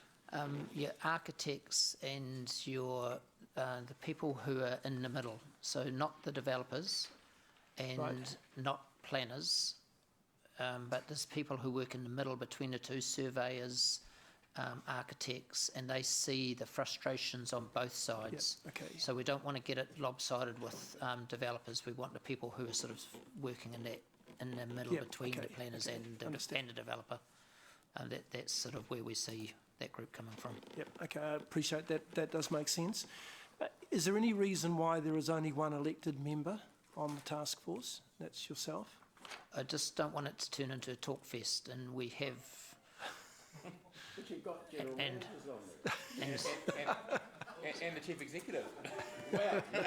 So I really, it will be reporting back to council. Yes, I realise that. And it'll be this group's final decision on whether you vote through variations or changes or not. I mean, some of the things that may come up, it may be that we don't know. Maybe that we're understaffed in some areas, and that's why it's taken a long time to get consents through.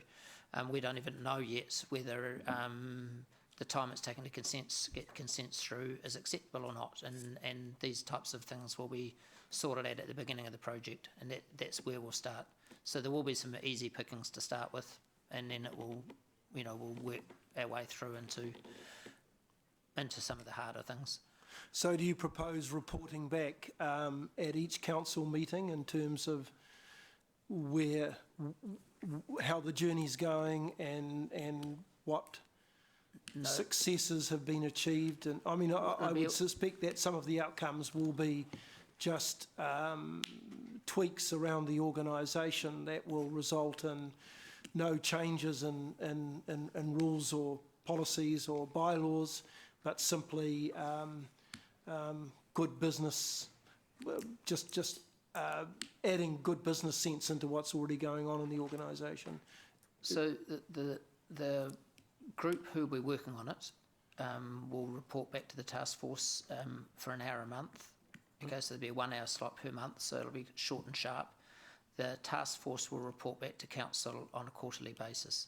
Okay, all right, thank you. Richard? Oh, sorry, no, I'm not a speaker. Sorry, Councillor Angela.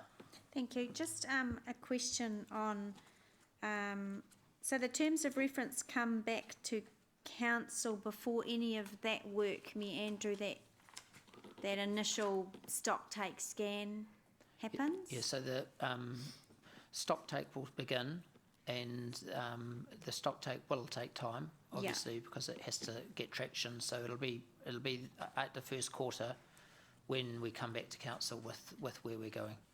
Okay, so that's likely to be February or so possibly March. The external members will be appointed when you get time, fairly soon. That will be the beginning next year. And then those people will draft. The membership of the task force will draft the terms of reference, which will come back to council, and then you go off and do this. Yeah. Sorry, no, you do the stock take first. No, I can jump on board. Sorry, thank you, Councillor I'm Leary. confused. So the stock take may take a bit of time, but we'll have that. We're going to start that as soon as we can. Some of that information may help us understand the context for the terms of reference. So as we're going, it may help fill out what the terms of reference are, but it's not expected to be completed until after the terms of reference are finalised. Yeah. But at least it'll be started as you. It'll be started. Yeah. There will also be, as expected, there will be an internal resource and an external resource, and we'd like to get those individuals underway as soon as possible as well. With the first and initial thing to do is draft the bones of the terms of reference in conjunction with the task force. Yeah. Then that'll come to council for sign off. Okay. Councillor Gary. Thank you. Now, the delegations,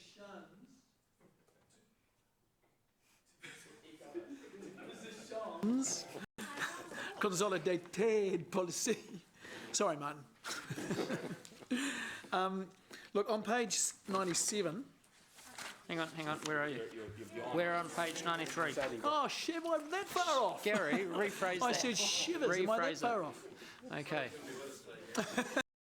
So we'll go to the board. Oh, this is your report. Do we have a seconder for the report? Thank you, Councillor James. Okay, Councillor Deputy Mayor Gallagher. Yes.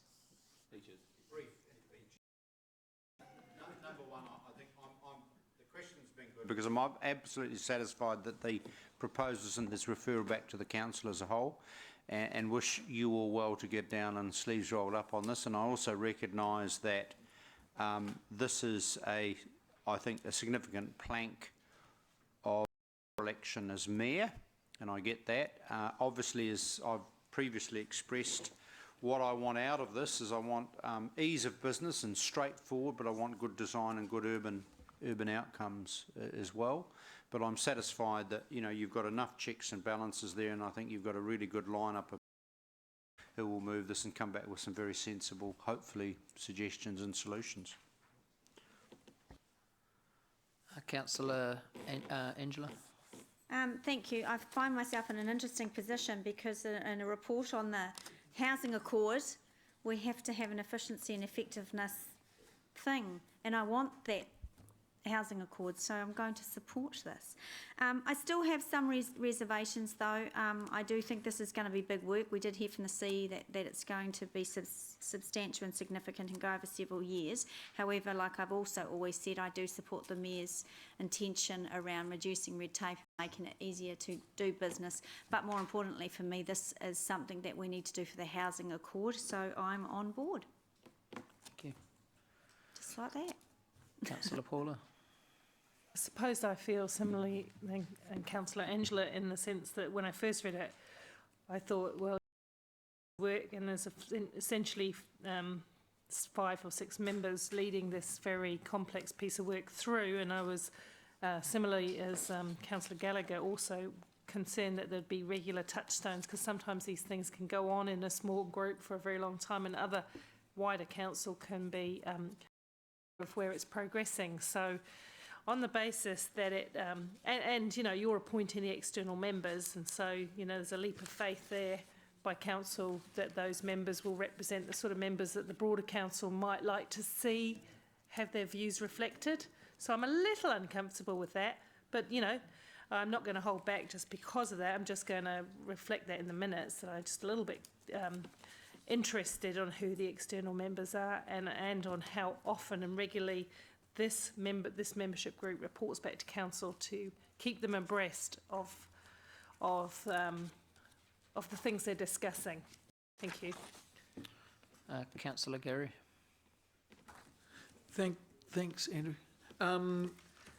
Just not quite clear where, and I know the terms of reference will be, sort that stuff now. Okay, well, my concern is, I'm supportive of this, but I'm concerned that the terms of reference, because I thought it was sort of red tape across the all the council, and it appears to be more.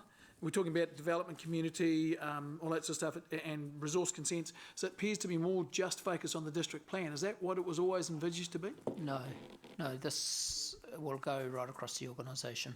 Okay, just a lot of the talk is about development community, which I totally understand is very significant and is probably very material, but I was hoping it would, okay, it's good. Thank you, that answers my question. Councillor Siggy. And a lot of that stuff yet, and I will get there sometime, but just looking through that, it all sounds lovely and wonderful. Just looks very male-y.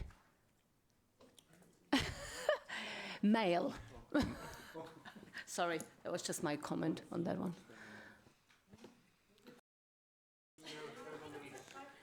It will be merit-based, and based on that, I'm sure there'll be 3 female members on it.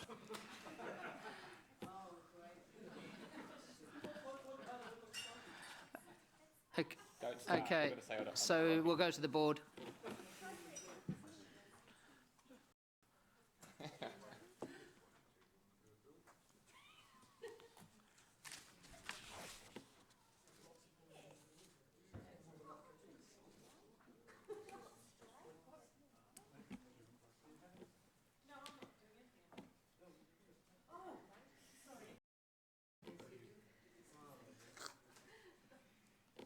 motion was declared carried unanimously. Okay, item 8, and Leanne is going to present this. Thank you, Mayor Andrew. I'm just happy to take questions.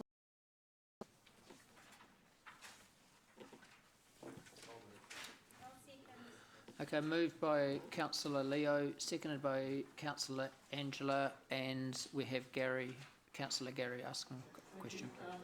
Just the, on page 97, I'm now...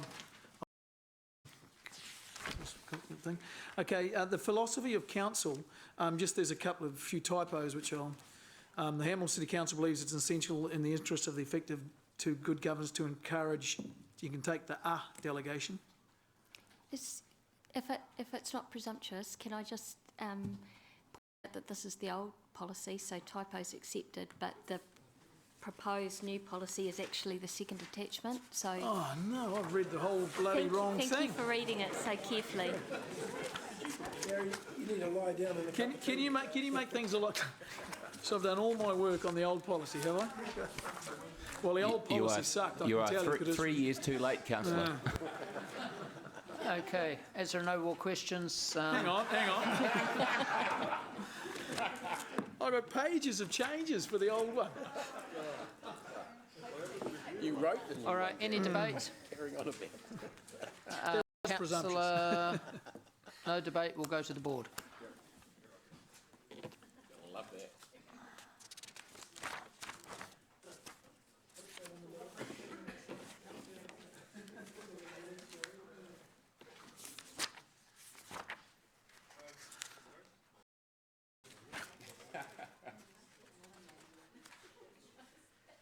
The motion was declared carried unanimously.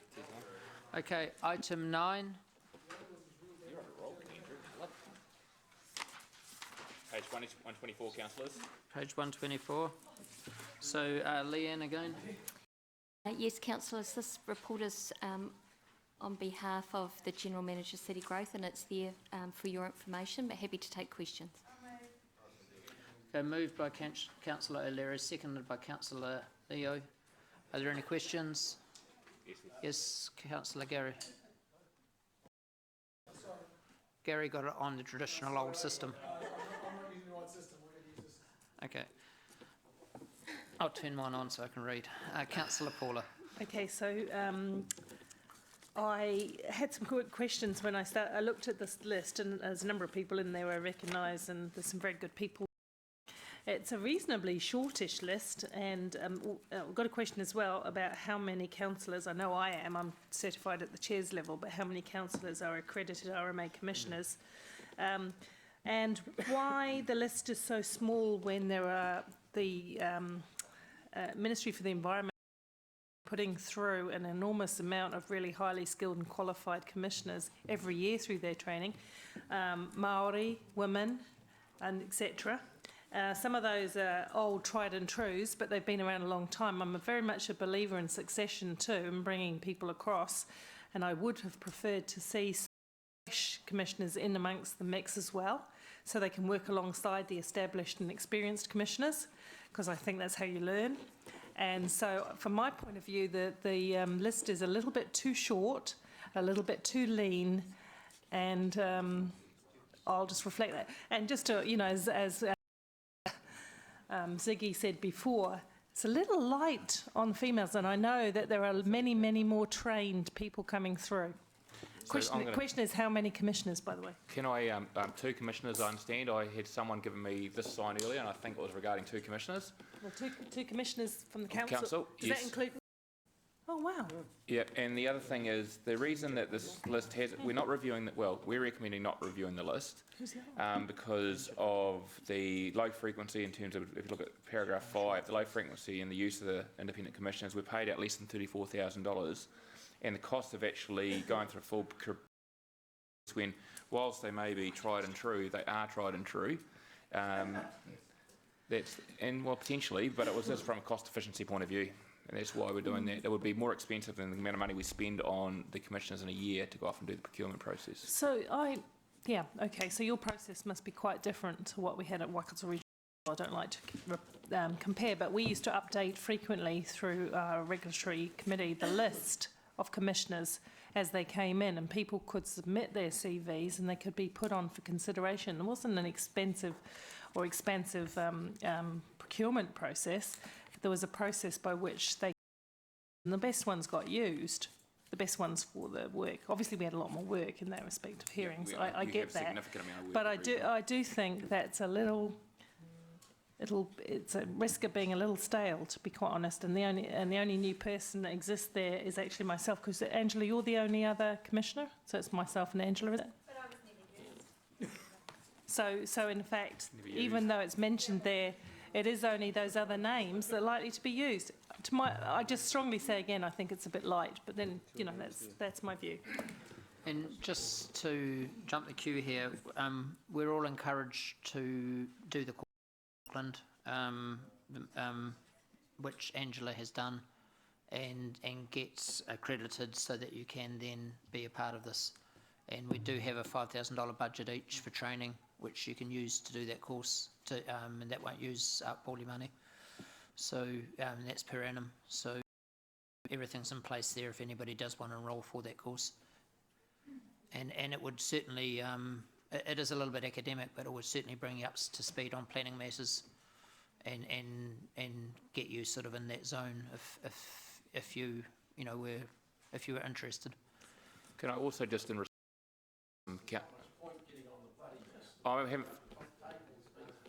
I just want to respond to Councillor Paula's statement / question insinuation.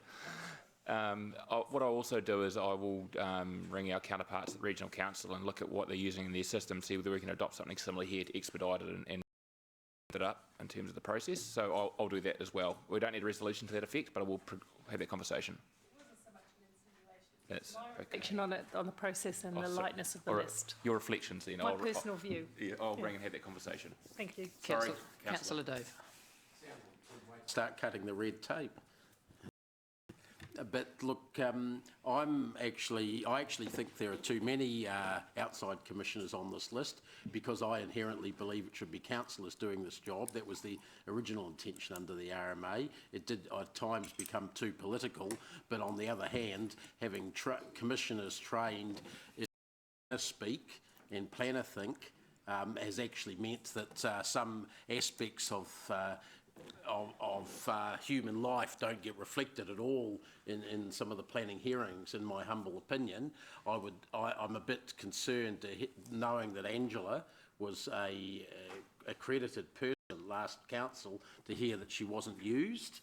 And I would say it's all very well, and I support the concept of getting as many councillors as possible trained up to do that. If they're not going to be used, because they're not going to be selected by staff, and I do know that a previous person in the management role in this council was very averse, not sitting at the front table, not sitting at the table at all, no longer with council, was very averse to having elected members in that role at all. I'd like some assurances through the Chief Executive that if we have trained people, they are going to be actively considered to be on this. There's no point elected members going to that trouble if they're not going to be used. I think through our involvement in council, we learn about what's important as far as planning goes, maybe not the bells and whistles, the fine points of the regulations, but we can apply common sense to that, and it doesn't always happen with people trained only as planners. So that's just a few comments.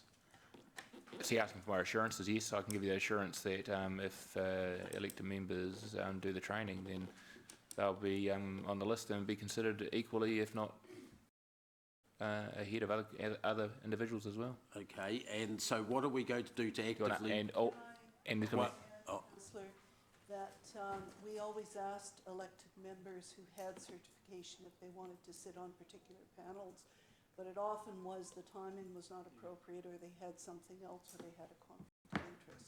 So once you were certified, they were asked for all applications. Perhaps I know that there were hearings that were on at the same time as council meetings, for instance, last time, and that could be a little bit of working around councillor diaries might help in that respect. I don't know whether that was always the problem, but more importantly, could I ask that we actively look at, our staff actively look at what courses are available, where they are, because it's not just in Auckland that they're held, and encourage councillors to actually go on them, even organise for that to happen potentially, and look at having course down in Hamilton. Now, back in the year 2002 or something like that, we certainly were having courses in Hamilton. I don't know what's happened since, why they've all been shifted to Auckland or elsewhere. So I think that's a great point, Councillor Dave. So I'll get a governance team to note that as an action, and we'll circulate a list of courses. There's a significant amount of interest. We might even see if we can encourage a city council / regional council, district council, whatever, combined Waikato-based course. So I think it's a great idea. Yeah. Thank you. Okay, Councillor Gary. Thank you. William Wolseley, that's Bill, isn't it? That's correct. He is chairman, or he chairs the... Future Proof. Yeah. Does he fall into sort of a, and no disrespect to the man at all, but is he in a conflicted sort of position there? In terms of general conflict, no, but it might be specific conflicts depending on the item that's in question. So it'd be something he'd need to be, well, he would need to be aware of. Bill's very good at identifying that, and we'll step back accordingly. Okay, thank you. Okay, no more questions. Any,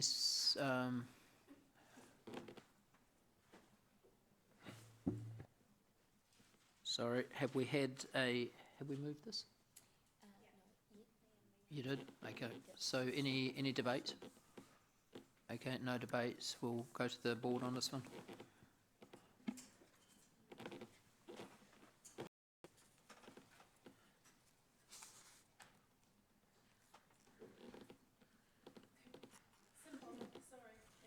Okay, can we reset? Oh. No, symbolic. She means it. Okay. She means it.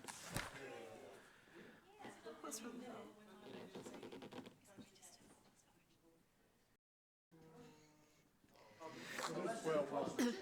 Okay, let's do it on the hands. All those for? Any against? Okay. Yep, the motion was declared carried. Councillor Southgate dissenting. Okay, so we'll go to item 10. Okay, I just want to, we'll see how we go. We're getting very close to a break. We'll just see how we go. It'd be great if we can get through the not confidential items before the break, so that the media can not have to hang around. But we'll just see how we go, okay? But that's what I'm aiming for.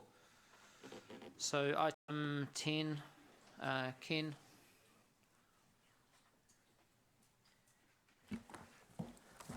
Thank you, Your Worship.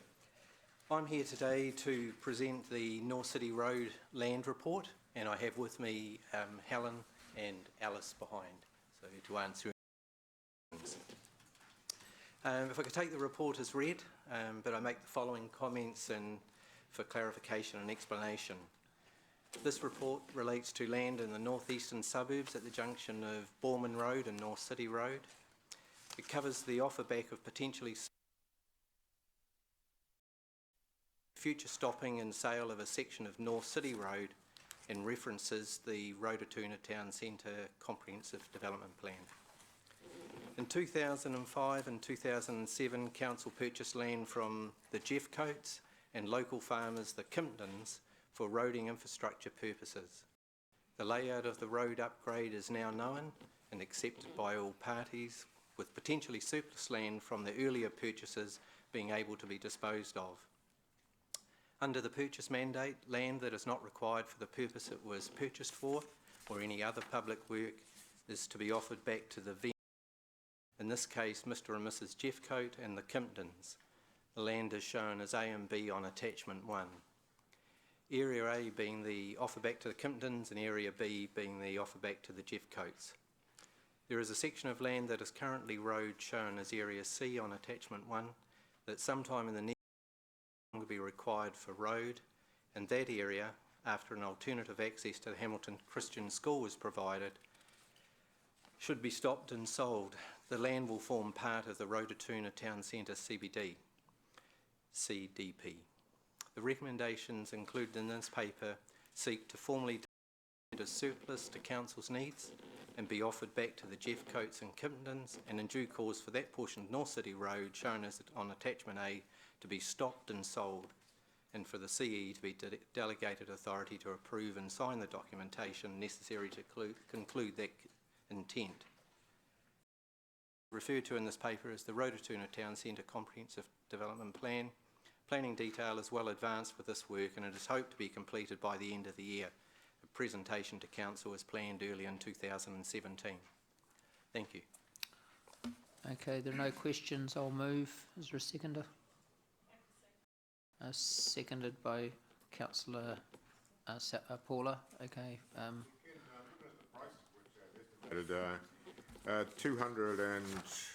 720 square metre section, 250,000. That Yes. fair?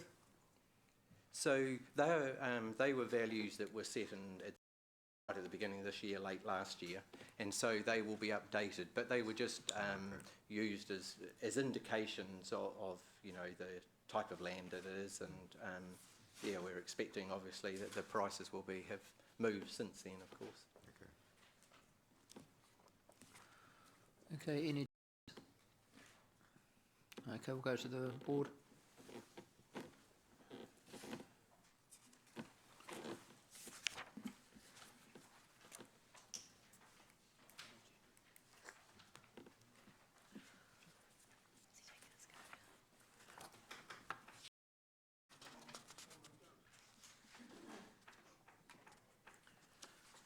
The motion was declared carried unanimously. Thank you. Okay, item 12, page 141.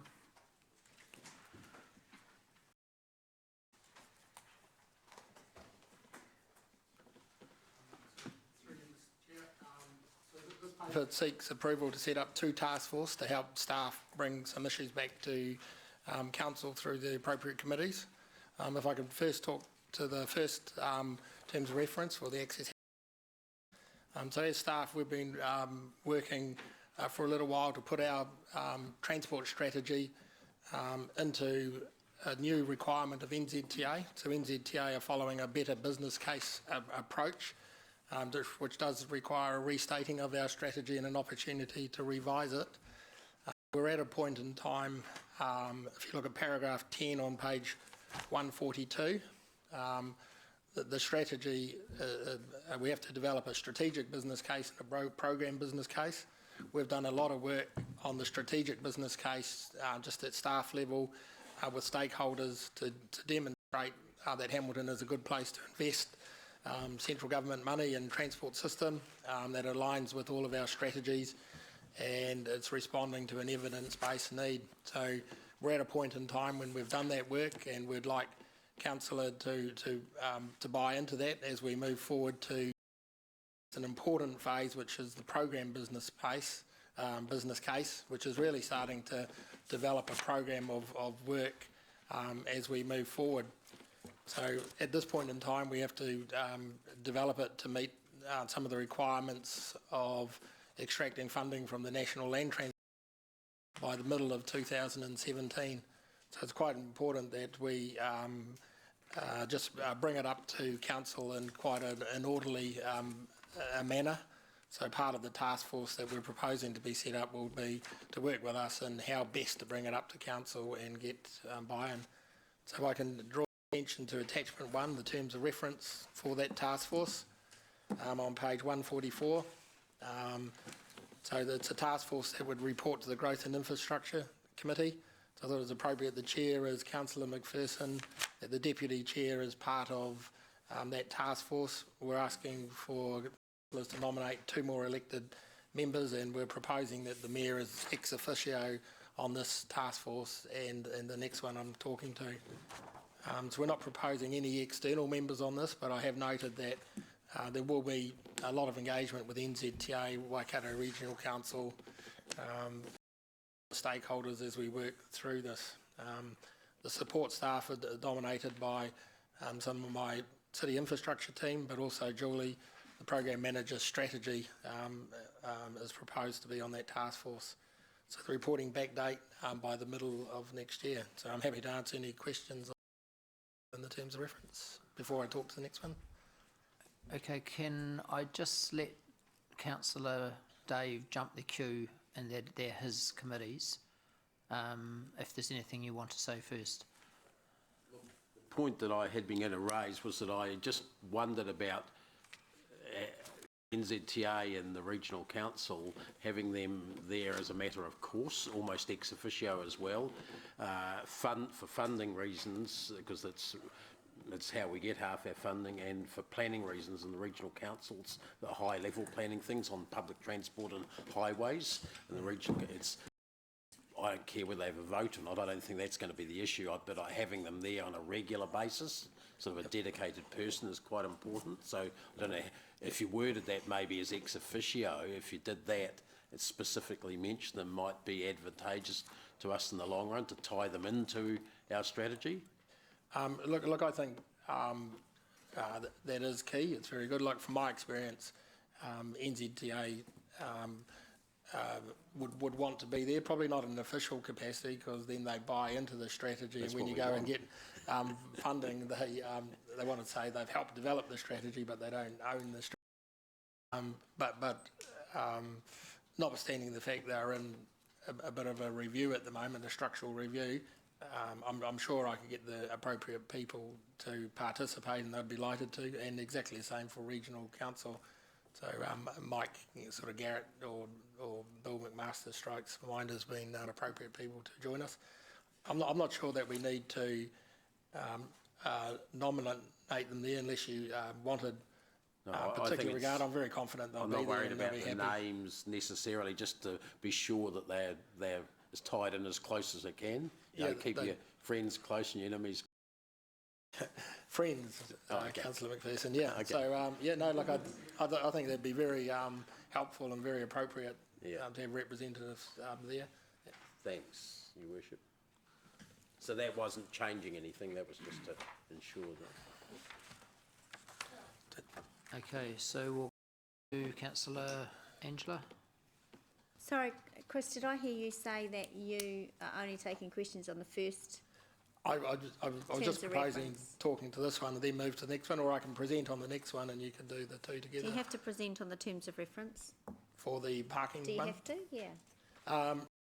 Happy to just answer questions on the second one. I just had a really quick question on it. Just that the external members, and it says one external member to be appointed, and then it says in brackets noting that engagement with HCBA will be with the business association will be undertaken. Will an external appointment be? Is that going to be like a traffic expert or something? Because HCBA would be the most invested and affected stakeholder. Yeah. So, I've got a mixture of my first version there and the second version. The first version I said that we'd engage with the CBA, but the second version we went to a full external appointment. It may or may not be the Hamilton CBA. I think that's up to councillors to decide who they would like. My expectation, it was not going to be a transport engineer. We've got enough of those on the support. So who is it then, though? If it's not HCBA, who I would think would be the most affected stakeholder on this particular, and who appoints that? Well, my expectation is council would give some direction, or the task force was given that task of debating who would be an appropriate external member to join them, who can get much benefit, and it may be the HCA, but that'll be up to the task force too. I had already, and I agree with you there, but we probably need some support around the table when we come to that appointment. Okay, all right, thank you. So at some stage here, we're going to have to put up who's going on as, appointing. I presume we're doing that around this table. That would be really good to get that direction from this meeting. Just think about that as we're going forward. There's only 3 positions. So Councillor Mark. Beautiful segue, Your Worship. Thank you for that. My question is on councillors are on the parking one in particular, and I wonder if you or whoever is appropriate, I'm agreeing to this one, is the appropriate person to consider widening that out a little bit, because there were quite a few of us that expressed a fair interest in the parking scene, and I think this probably would be the most appropriate place for us to be. And would you consider extending that to maybe 2 3. Just a couple of comments on that, councillor. It's your decision entirely as councillors. Just remember that this is a task force to report back to the Growth and Infrastructure Committee, so it's not to make any decisions, it's just to work with us on how to report back to Growth and Infrastructure, so entirely up to council. Further then, can I suggest that Councillor Dave, can you, this is your committee, and Jeff's, well, the two of you, so can you, there are only two positions on one committee and one on the other around this table, are you happy to get involved in who's going to be on that, Dave? In that? I've had a couple of expressions of interest from people for the parking one. The other one I haven't, not so closely interested, I guess, because people haven't been involved. I wouldn't see a problem with having a couple of councillors. There was Councillor Bunting and Councillor O'Leary. Hunting and O'Leary, and for the other committee? I'm just wondering, I mean, that's not everyone, and it does come back to the committee, but I know being on the working party on that waste one was very useful. So this isn't done, but just to get the names out there. So on the other committee, if we can expand, that'd be my suggestion. Parking. No, on the other. Access. Sorry. On the Access Hamilton strategy. The Deputy Mayor and Councillor Southgate how's that? So has anyone around the table got any issues with those 4 appointments? Or is anyone feeling left out? Can you just report, say again who they are? So on the Access Hamilton is Councillor Deputy Mayor Martin and Councillor Paula. On the parking is Councillor Bunting and Councillor O'Leary. And then... So Mark's the chairman and... No, Jeff. So there seems to be no... Oh, that's underneath, okay. Seems to be no pushback on that. Now, I'm on board with Angela on Hamilton Central Business Association. The chair of that, which is Vanessa, I think. Yeah. So I think it's Vanessa or somebody that she appoints as or nominee. Is everyone comfortable with that? Okay. And the other appointments will leave between the chair of the committee, Dave, and the externals. And Jeff. So is everyone happy with that? Okay, Democracy, did you get that? Okay. All right, so any further questions or debate on this? Yes, so hang on, I'll work through the list in order. So Dave, Councillor Dave, finished? Yep, so Councillor Southgate. Now, just before we go any further, can I just move an extension of time where we're up, our 6 hours is up, so I need a mover and a seconder. Okay. Councillor McPherson and Councillor James. Okay, moving on. So, Paula. Just very quickly, I was in support of the approach that Councillor Dave was taking in respect to Waikato Regional Council and NZTA. And if he was willing to include them as ex officio in the actual attachment, I think that would be a step forward. It indicates them rather than just assuming, and I know you would include them, Chris, because you always have worked very collaboratively in that space, but putting them there, they may decline to turn up, and that's their choice, but if they were in there, and if you're comfortable with that, Dave, that's what I'm suggesting.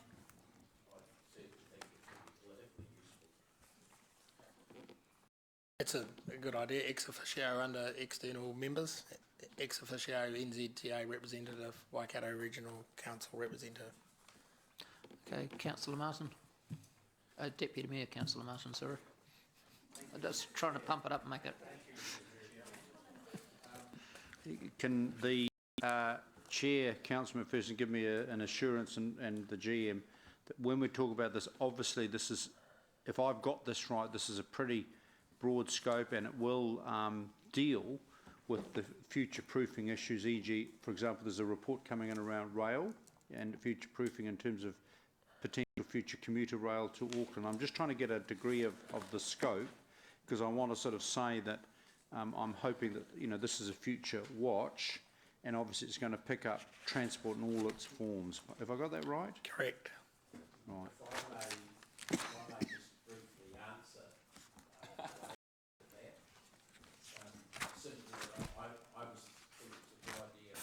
Chris and myself to communicate with all the councillors about the two task force and ask for feedback from them in advance to make sure that we have everything possible on the list before we actually start our deliberation.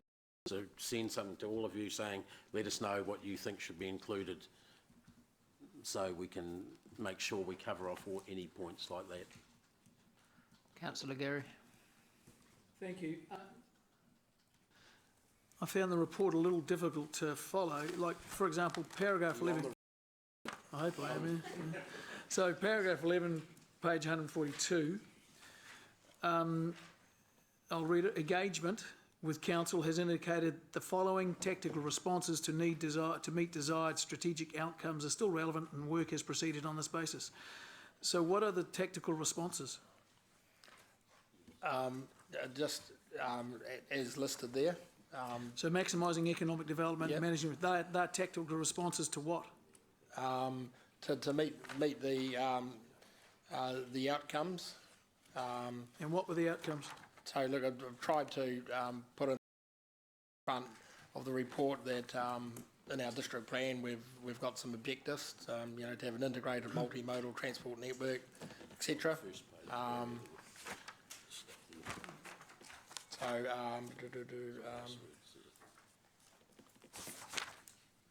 Yeah, so I guess that's part of the task force to agree the new outcomes. Like we've done some work that take the last strategy and test the last strategy outcomes. That's part of the work in progress, Councillor Mallett, to bring up to council. So that's why the task force is there and the best way to bring it up to council. So work has been done in the past, and did that work result in anything? And did it? What were the consequences? Well, the multiple consequences, not the least being the ring road and the development of the ring road. So there was a big output of the Hamilton transport strategy. You know, but the strategies it's broader than just roads. It does. You know, deliver our walking and cycling response. It delivers our public transport response in partnership with regional council. It has a significant feed into our land use development in terms of minimising the need for travel, and also delivers behavioural change responses and travel demand management. So how does, okay, just going again on paragraph 11, how does anyone identify what the strategic outcomes are? You say they are responsive, efficient, affordable, safe, accessible. Yep, those are the ones that are they're the transport objectives that council's already decided in its proposed district plan. So they're already locked and loaded in your district plan. So sorry, can I just be clear? The language is very much aligned with legislation in this country as well, in terms of what the national transport systems should do, aligned to the legislation and really aligned to the funding models for extracting funding from the National Land Transport Fund. So there's nothing unusual about those transport objectives that you see in front of you. So to me, Chris, the report sort of doesn't stand by itself. I just, like I said, I can't understand what paragraph 11 even means. Yep, and I'm sure the task force will help with that clarity when we bring it to you, Councillor Mallett. Okay. So look, I could have written a 10-page report that replicated the transport strategy. I've tried to keep it brief on the basis that the task force is going to be working with us on that and bring it back. Okay. Paragraph 18 talks about staff believe that it would be appropriate for council to consider the effectiveness of the central city transformation plan change in time to align with the.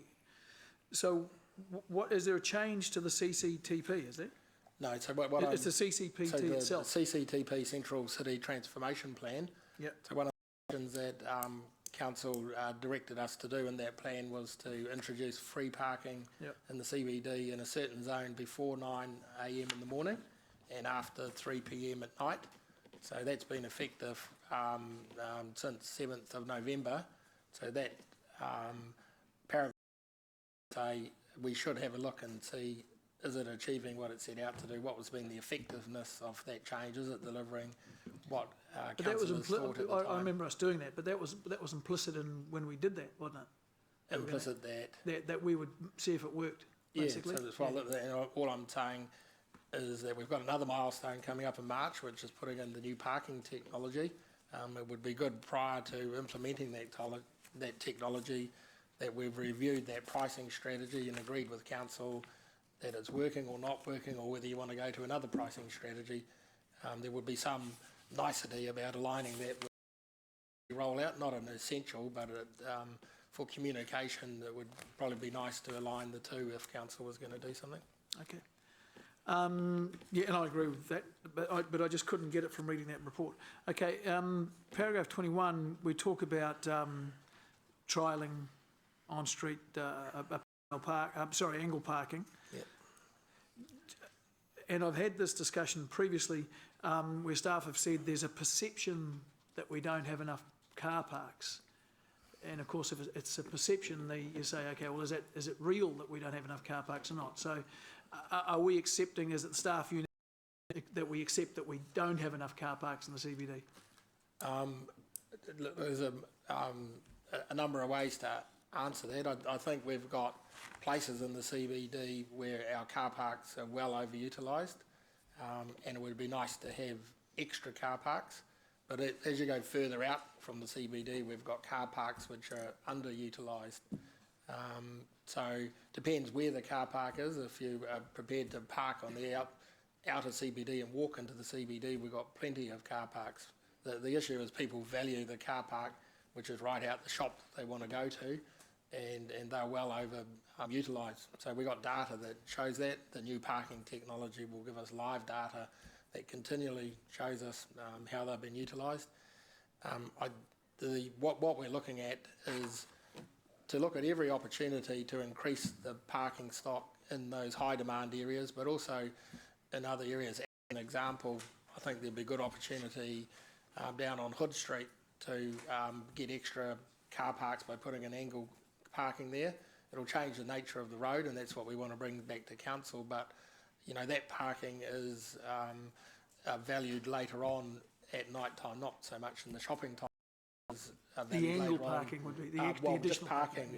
Extra parking would be valued sort of when people are going to restaurants and dining. So this part of the report is just to say that we are looking very hard at the whole parking, on-street parking stock in the city. We think that there are opportunities to increase it, some of it by changing paint. Some of it might be by paint line marking on the road. You know, very simple, not high cost. Some of it might come with the need to look at the speed on the road to make it safe. Some of it may come with an extra physical works to make it safe. So all I'm suggesting there is advising the council that we're doing that work, and we'll come back and tell you what the opportunities are, and that will help just inform the process going forward. Okay. To what extent do you believe the changes we've made, which may not all be implemented yet, are having any benefit? I think it's a little bit early to tell, and we're starting to get mixed up with the Christmas sort of patterns as well. But anecdotally, there may be some evidence that we're getting workers parking in them for the evening restaurants. That's just anecdotal at the moment, so we're trying to collect data and have that. And I know it's not all about your department. It's not. I know it's not all about your department to get it to revitalise this. It's all about my department. Yeah. No. So clearly, parking plays a role in the vibrancy of the CBD, and I think there are perceptions out there, and about availability of parking. So, that's quite often been the case. People think that there is no parking in the CBD, but there is if you're prepared to walk. I guess from outside the CBD into the CBD. Well, through the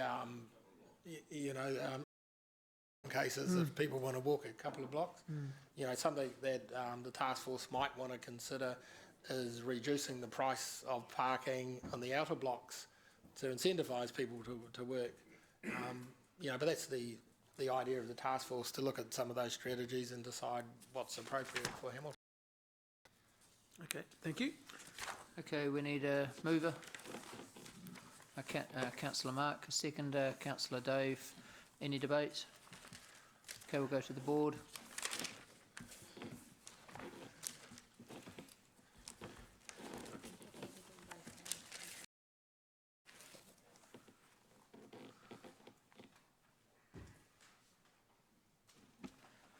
The motion was declared carried unanimously.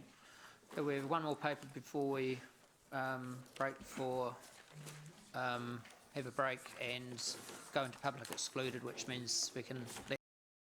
So it's page 189 and item 16. Thanks very much for your patience, everybody. I know it's been a long session. So for those of you who don't know, I've got Jason Harrison sitting next to me, our City Transport Manager.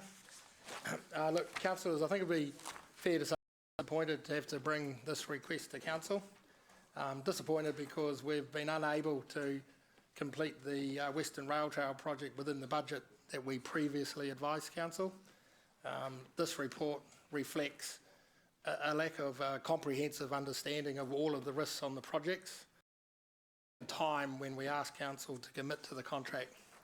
I've set out in the report in paragraph 19 where certain risks have materialised on this contract that we hadn't expected at the beginning, and includes an omission in the schedule which turned out to be a contributor to the outcome in front of you.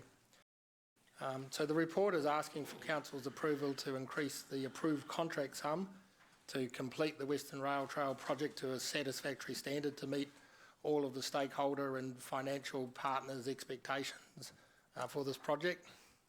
Since the point in time when it became clear that the risks were materialising, we've conducted a very vigorous and comprehensive process with our own team, the contractors team and the consultants team, to look at the remaining risk of the project, to examine the scope of the project, all with a view to gaining more certainty of the outturn for the project. Outturn cost simply meaning the actual completed cost.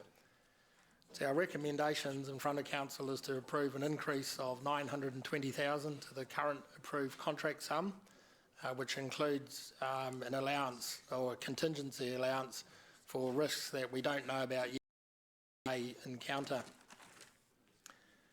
I just wanted to quickly explain to council the difference between the project costs and the contract costs, and if I ask councillors to turn to paragraphs 28 and 29.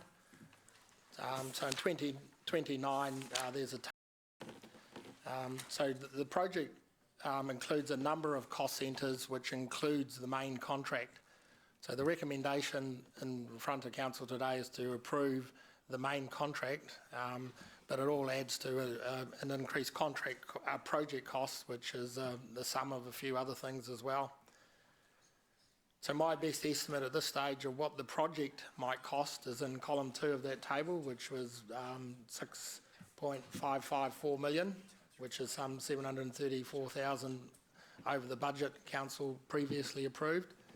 In column 3, I've listed some items of risk there, some of that may eventuate, some that won't, which puts an upper bound on the project costs of 1,326,000. I'm aware that I won't reach that layer at the moment. I'm just aware that some of the risks I've got in that column won't materialise. So the other aspect of the paper is having regard to council's financial strategy. So it's an unexpected cost for council to manage. So we're looking across our transport portfolio to look at how we can manage the cost increase so it's neutral to council's financial strategy. I've reflected that in paragraph 30. So some deferrals of some work in our discretionary transport budget, and also some savings that are starting to materialise elsewhere in our transport budget, mostly up in Rotorua. So the view is to deliver the project at extra cost, but in a financial. way to the council's financial strategy. So just the very last point I'd make, there are some learnings for me and my team and the organisation resulting from this outcome. I've had some discussions with the Chair of Finance on how we would, in his words, quantify any learnings, and by that, how do we document any learnings so we don't lose those. So I've met with our program management officer, manager, and she's currently reviewing some of our project procedures, what she calls the gateways, and I think that's the way to codify it, Councillor Mallett, to work with her and put some of those learnings in there.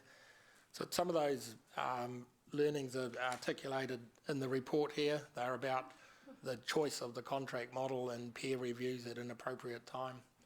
So, councillors, I'd leave it there, and just me and Jason are happy to answer any questions. Councillor Angela. Thank you. On page 189.5, this is, you've said here, this is not proved to be the case, and emissions and unexpected factors, and then throughout the report you emissions. I just need to understand a little bit more exactly what those are. Yeah. So there's one omission of substance, and if you go to paragraph 19, the second bullet point is the contract schedule errors. Yeah. So to complete the project, we have to put in some traffic signals. To complete the traffic signals, we need some ducts under the road. Yeah. So we didn't have the ducts in either of the two contracts. We're doing the traffic signals under a specialist contract because that's what they do. We're doing the civil work under another contract. In simple language, each contract thought the other was doing the ducts. In reality, nobody was doing the ducts, so we missed them out of the schedule when we came in front of council. So the cost of those ducts, it doesn't cost any more. We just omitted to advise council we needed 103,000 I've listed there to put the ducts in. So that was a big contributor to the cost, and that's what I mean by the omission.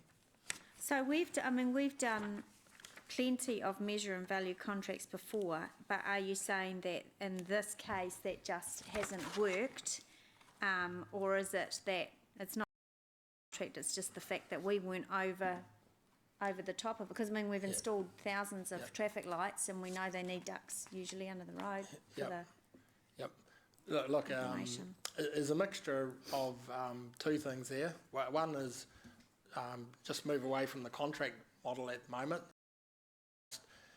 Very basic in terms of getting your quantities right and what you're asking the contractors to price, and making sure somebody's pricing it and you're including it in the thing. So that's not a fault of the contract model. Okay. That's a fault of us to not put it in the schedules. Okay. My point, look, we've spent a lot of time and drilling down to how we could have got a better outcome, and it's probably more about how we could have been more certain of the cost when we came in front of council to launch the project.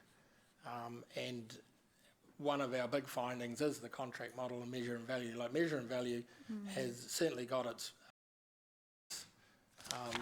but when you've got a project which has got a number of risks which are hard for the client to manage, or better for the contractor to manage. Sometimes it's better to lump sum those, so the contractor can give you a more accurate price rather than a price and relying on our quantities. So it's a matter of risk. Who takes the risk, the contractor or us? So I guess I'm indicating to council we could have had a better choice of contract model for this particular contract. We underestimated the risk of the contract, and unfortunately a lot of the risks, sometimes you'll get none of the risks materialise, sometimes you'll get a few. On this one we've got a lot of them materialise.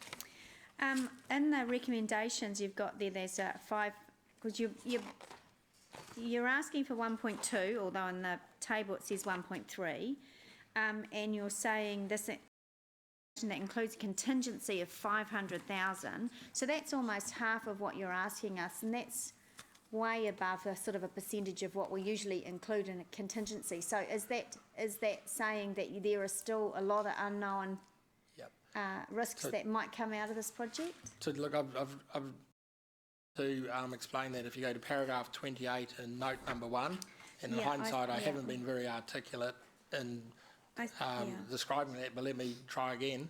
So what we've done is we've had a very thorough look at the contract, and we know that we're going to need $200,000 to pay for things that we didn't know about at the beginning of the contract, but we know now.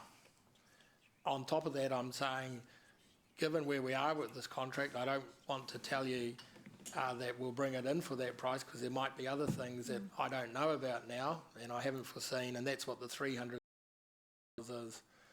So we've taken quite a different approach in re-estimating the project now and looking at all of the things we know. We know that there's going to be contractual claims, invalid contractual claims that will amount to $200,000. We don't know exactly, valid. But it's just prudent to put that extra $300,000 in there. With the best will in the world, we won't spend it, but the way this contract has gone, I wouldn't want to give you that assurance that we wouldn't spend it. On page 192, under point 26, the preferred and recommended option is to proceed with the project with some scope reductions. Can you explain what you mean by some scope reductions? So we've been through the project quite thoroughly to look where we can save money. We're very cognizant of the product that we've got to provide and that it's got to meet certain sort of expectations. Now, some of those are described by the Urban Cycleway Fund in terms of standards. For instance, we've got to have a 3 metre concrete cycle path, so I can't cut it down to 1.5 metre gravel. So it's got to be 3 metre gravel. Looked through the contract, we looked at some areas where there's excessive planting in hindsight and cut that down. We had a huge number of CCTV cameras. We've cut down to the minimum number of cameras. We had some provisional items in there for extra lighting that we may or may not have needed, so we've pulled those out as well. But none of the features that will define this project have been pulled out, because we understand the expectations through the Urban Cycleway Fund of the product in terms of what it looks like and what sort of project it is. So we'll still be, this price still reflects a project that you've expected to get, and you will get it. Yeah, it does concern me though, because I mean, I don't know what you class as excessive planting. I mean, this is a major project under the bike plan that we had and still have big community investment in. CCTV, I mean, excessive planting. Okay, so that's that might be the enjoyment and I don't know what excessive planting is, but you know, that speaks back to the community enjoyment of it, and this is a tourism thing as well. CCTV, that goes to people's safety. Extra lighting, that's safety as well. So it just concerns can I me be clear, like the project hasn't been slashed and burned, so we've looked at it, but we haven't slashed and burned it. Look, you will still be delighted with the project, I'm sure. Look, one of the things we've done with the planting, because of all of the problems, we were getting very late into the season for planting, so we've pulled the planting out of the contract, and we're going to plant the planting when it comes into the season, that it's better to plant now. So we've taken the contract and we're going to do that separately. That's because of all of these issues have caused contract delays as well. And we're moving into the height of summer where the plant mortality was a higher risk, and our watering costs were going to be quite high. So that's the type of scope issues we've looked at. But the intent is to go back and plant the project, and I would doubt that you'd see much difference in what you'd expected. But I guess there's a difference between planting like some NZTA ugly flax planting and the planting that we envisaged for this project. For families to enjoy and whatever else. And with all the reading room, that ugly yellow structure in Garden Place, the reading room was sort of sold to us as this cool thing from Bryant Park, and we got that yellow structure because we had to downsize the scope due to budget. So I am actually really concerned about that. If you didn't do that, what would the price tag be? Because they They actually sound like small things. I really don't think that you're going to notice much difference, but probably there might be about $200,000 or something like Planting that. CCTV and some Well, lighting? across the whole spectrum. Yeah, okay. Just one final question, Chris, on 30 on page 192, and you're saying this will have a neutral impact on the finances. So you're taking, you're going to put some projects on hold from the discretionary transport budgets, and one of them you've got there is the alteration to Kalani Ave. Is that the one that where we've had the sign for like a whole year because people still don't know how to... Were we going to do further stuff to that, or...? Well, look, we're still undecided on that because, like, if you drill down to that, I think half of our community actually like what we've done. Don't like it. I've had some really positives about it, that it's working quite well from bus drivers and others. So we had provisionally put some funding in there to make some alterations and maybe to turn that into a mini roundabout. But look, we're still undecided whether we should change that one. We're in the process of just having a look at that to decide whether we should or not. And you're confident that there's no real big community expectations on those three projects being on hold, deferred, chucked out in favour of moving that money to the Western Rail Trail? The biggest might be that Kalani Road, Queen's Road. I think there'll be some people who have expectations of improvements there. Yeah. But look, to be clear, I'm not saying we're saving that money. They're project deferrals which will go into next year for consideration and prioritisation. I'm using it to be financial neutral this financial year. Yeah. If you look at paragraph 30, there are real savings that we have in the project. So we've got contracts that we're doing now that will finish below budget. So they are true savings. But the paragraph 30 are deferrals. Okay, thank you. Councillor Paula. Oh, mostly been answered because of the extensive questioning prior, but I guess I was just trying to understand, and I'll probably just take it offline actually, about how this project management occurs, because it does seem like there's something gone astray with the overall project management of the particular aspects of contracts. And I'm interested in how the time delays cost $100,000 and things like that. But I actually think we've had a really good dig into it with questions that Councillor Angela has put forward. So I'll probably just come and see you sometime to get a better understanding. I would be disappointed to see this amount of blowout on a future project, and I need to understand how that happens. And happy to talk with you and Councillor Gary around that. Thanks.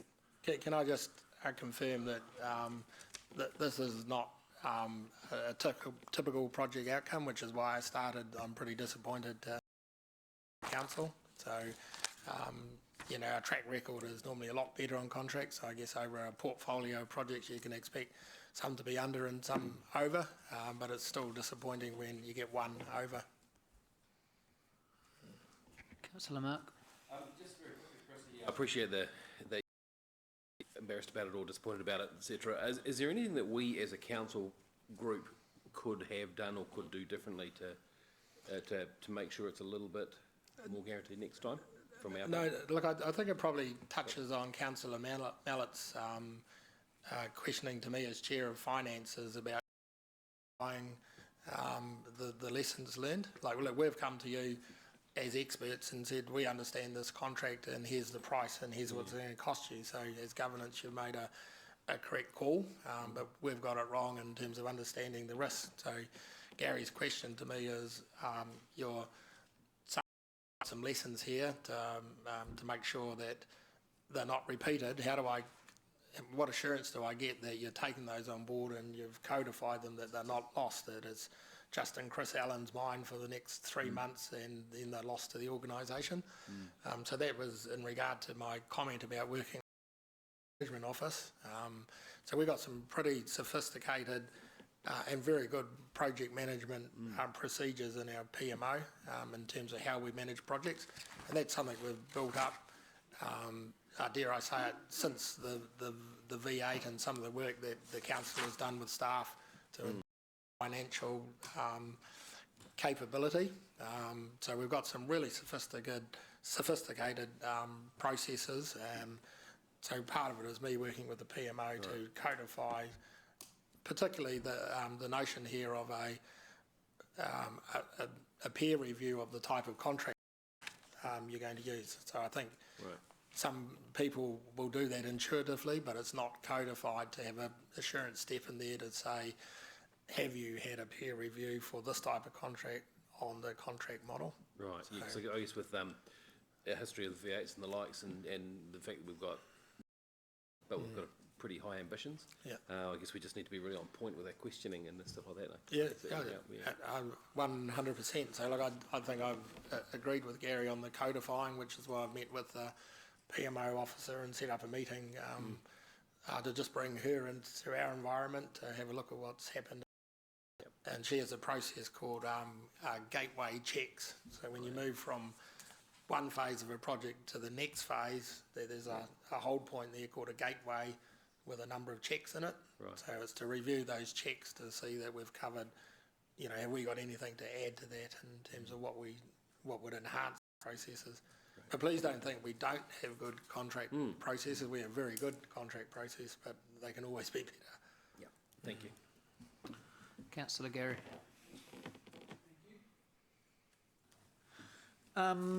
Chris, on just on in the recommendation, talks about a $920,000 increase. That, just to be clear, that only relates to the contract 15363.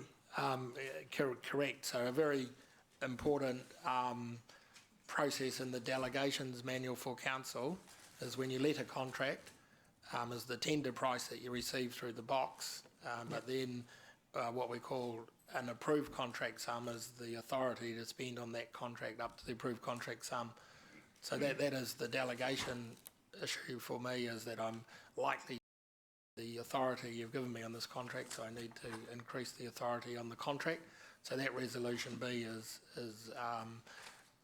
structured around the contract 15363. Okay.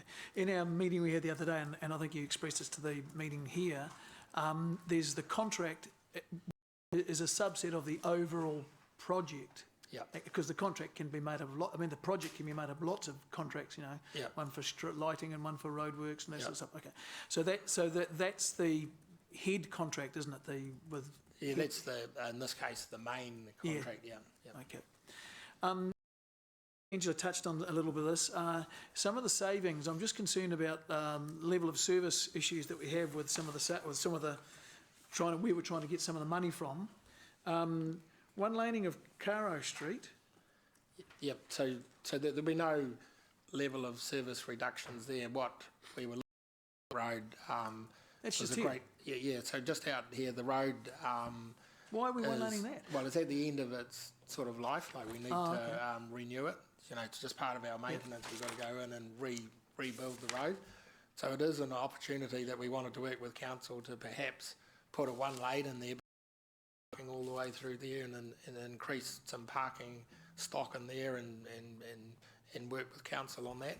So we'd identify that as a good project to do this year or the next year. So we can hold the pavement to next year to buy us a bit of time, but that pavement is really at the end of its life. If you have a look at it now, it's pretty ropey. Like every pavement gets to a point where you've got to renew it and spend a lot of money on it. Okay, I accept that happens, but have we made a decision to one lane? No. So that would have been part of, the previous report and the task force where we're going to come back to council and all the opportunities to get extra parking in. So we can go and do the renewal work now and just put it back exactly like it is, but it's probably a missed opportunity not to think about how you might refunction the road for a better CBD use. Wasn't there some discussion, Chris, through one laning Caro Street as well? Yeah, so there is certainly some work done with the working group, and we went so far as to draw up what it might look like. It was done there's another project in the CCTP which was extending the shared zone from the point out here right down Alexander Street Collingwood Street.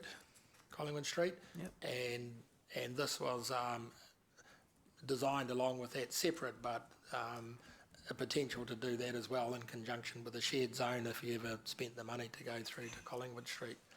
But it could be a standalone, just asphalt job to rebuild it and put in angle parking, make it one way. Okay. And the improvements to Te Rapa Road, Forest Lake Road intersection, what improvements are they? Because I'm pretty sure I know that intersection. That's a hell of it's a horrible intersection. Yeah, so it was designed to put in safe and crossing places for people walking and trying to cross the road there. Yeah. So we think it's a relatively important one, but you know it can wait until next year's priority now. Okay. Paragraph 31, you talk about forecasting that surplus funding will be available in the Rotorua roading upgrade.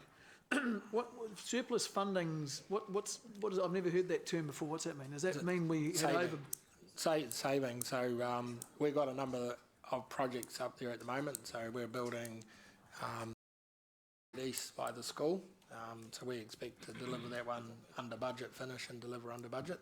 Okay. That's one project. Then we got another. So sorry, So I'm happy with that. So wouldn't the word be savings? Surplus funding has a different connotation to me. Savings, yep. It sounds like we padded the budget. Yeah, and that's obviously not your intent, because otherwise you'd be hung, drawn and quartered, wouldn't you? Yeah, so I think there's a difference when we've got a contract running and we deliver it under budget, as opposed to we've just got a funding allocation for a project, because sometimes we have an allocation for a project but we haven't scoped the project to know, so sometimes there might be surplus budget allocation there, well more than we need. We've got a high amount of contingency on it. Because that matters a lot, you know, that what we authorise in a budget, to what extent it's the actual concrete contract that you're doing, and how much is the padding, for want of a better word, or your contingency, I guess, is a thing. Contingency to manage unforeseen risk, Yeah, and in a perfect world, everything comes right in on budget, and there has been no need for contingency, but we don't live in a perfect world, but we don't want to incentivise staff or to add on an arbitrary 25% on top of everything just to keep their asses clean. Yeah, so look at that. Can you rephrase that, please? Backside. protect your own bums to look good. Can I just... So I'm just going to step in there. So basically, when we do our budgets, we never ever put any arbitrary amount on them. In fact, the 10-year plan process has probably pushed us to really think long and hard about the extent to which we add contingencies on. And we probably are very, and particularly in Chris's area, because there's a lot of unforeseen risks as we're hearing through this discussion, we very carefully consider what our contingency amount is, and our contingencies do reflect the level of risk. If we don't know, and one of the learnings we've got from this is the extent to which we inform as councillors the range of risk that's there and the associated percentage we wish to use to achieve that. Can I just add to the Chief Executive there, if I take it to extreme? So what we're trying to do at a program level is get the funding right, and there'll be some projects up and some projects down, but at a program level it should be about right. If we wanted every single project in a budgeting to be not exceeded, we would put up a really big figure, and you probably wouldn't have any funding to do anything, because we'd be really conservative and have a really high figure, because we know we're not allowed to exceed it. So what we try really is to put a realistic estimate in there, what it's likely to cost with the right amount of contingency for the risks that we know it. But in a program level, 50% are probably going to be over budget and 50% under budget. If council want 100% to be under budget, we'll put a lot of contingency in, and it will consume all of the debt capacity you've got in for less projects. So it's a fine balance that we try and strike. And the other aspect is when we go to do our budgets, they initially kick off at the 10-year plan phase, which could be anywhere up to 3 years prior to the project being undertaken, councillor. And then that's why we have a robust business case process as well.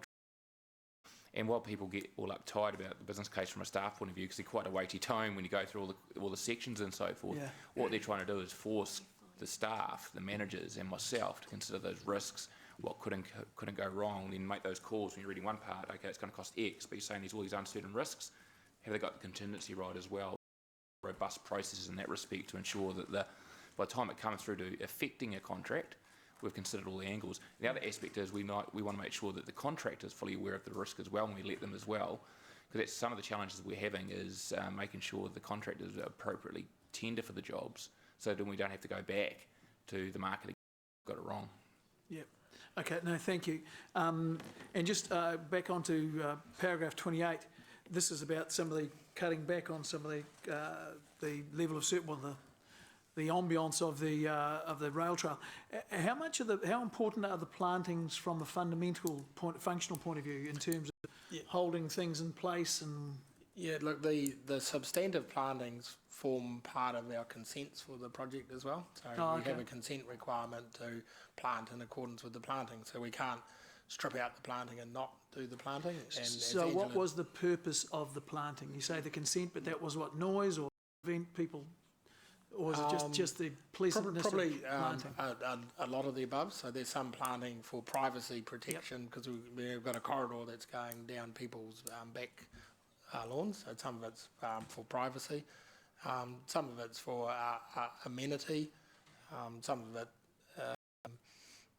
is to replace planting that we've stripped out. So there's a whole range of reasons why the planting's there. But we went through a consent process and you establish the planting requirements through that consent process.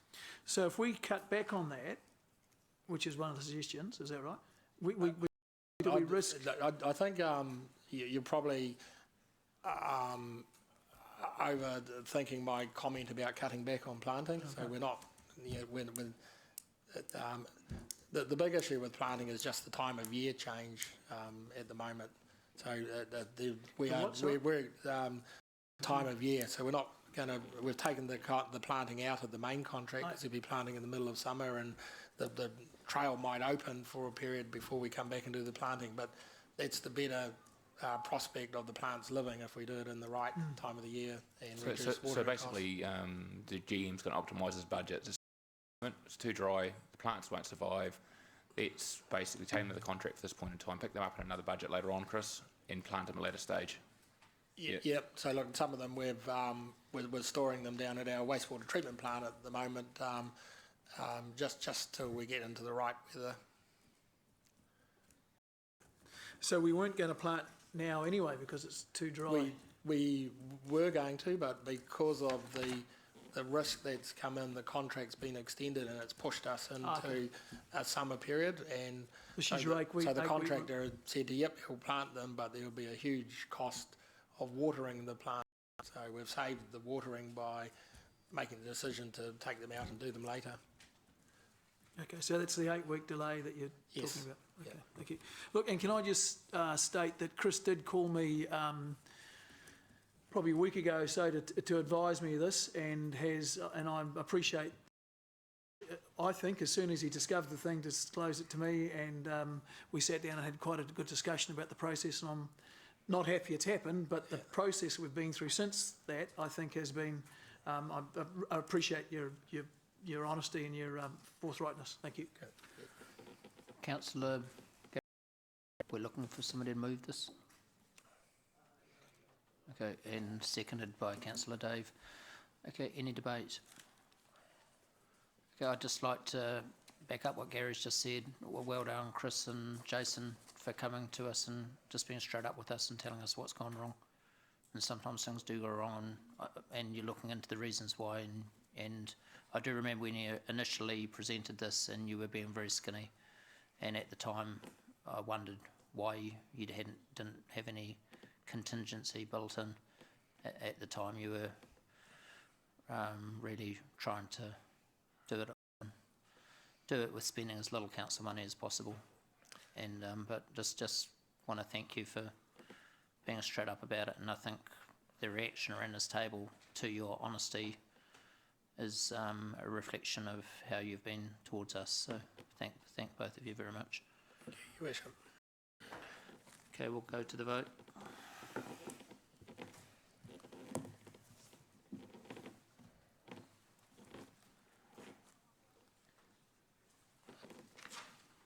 The motion was declared carried unanimously.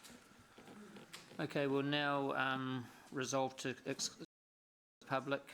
We need a mover and a seconder. Councillor James and Councillor Mark. So, hang on, just hold up there.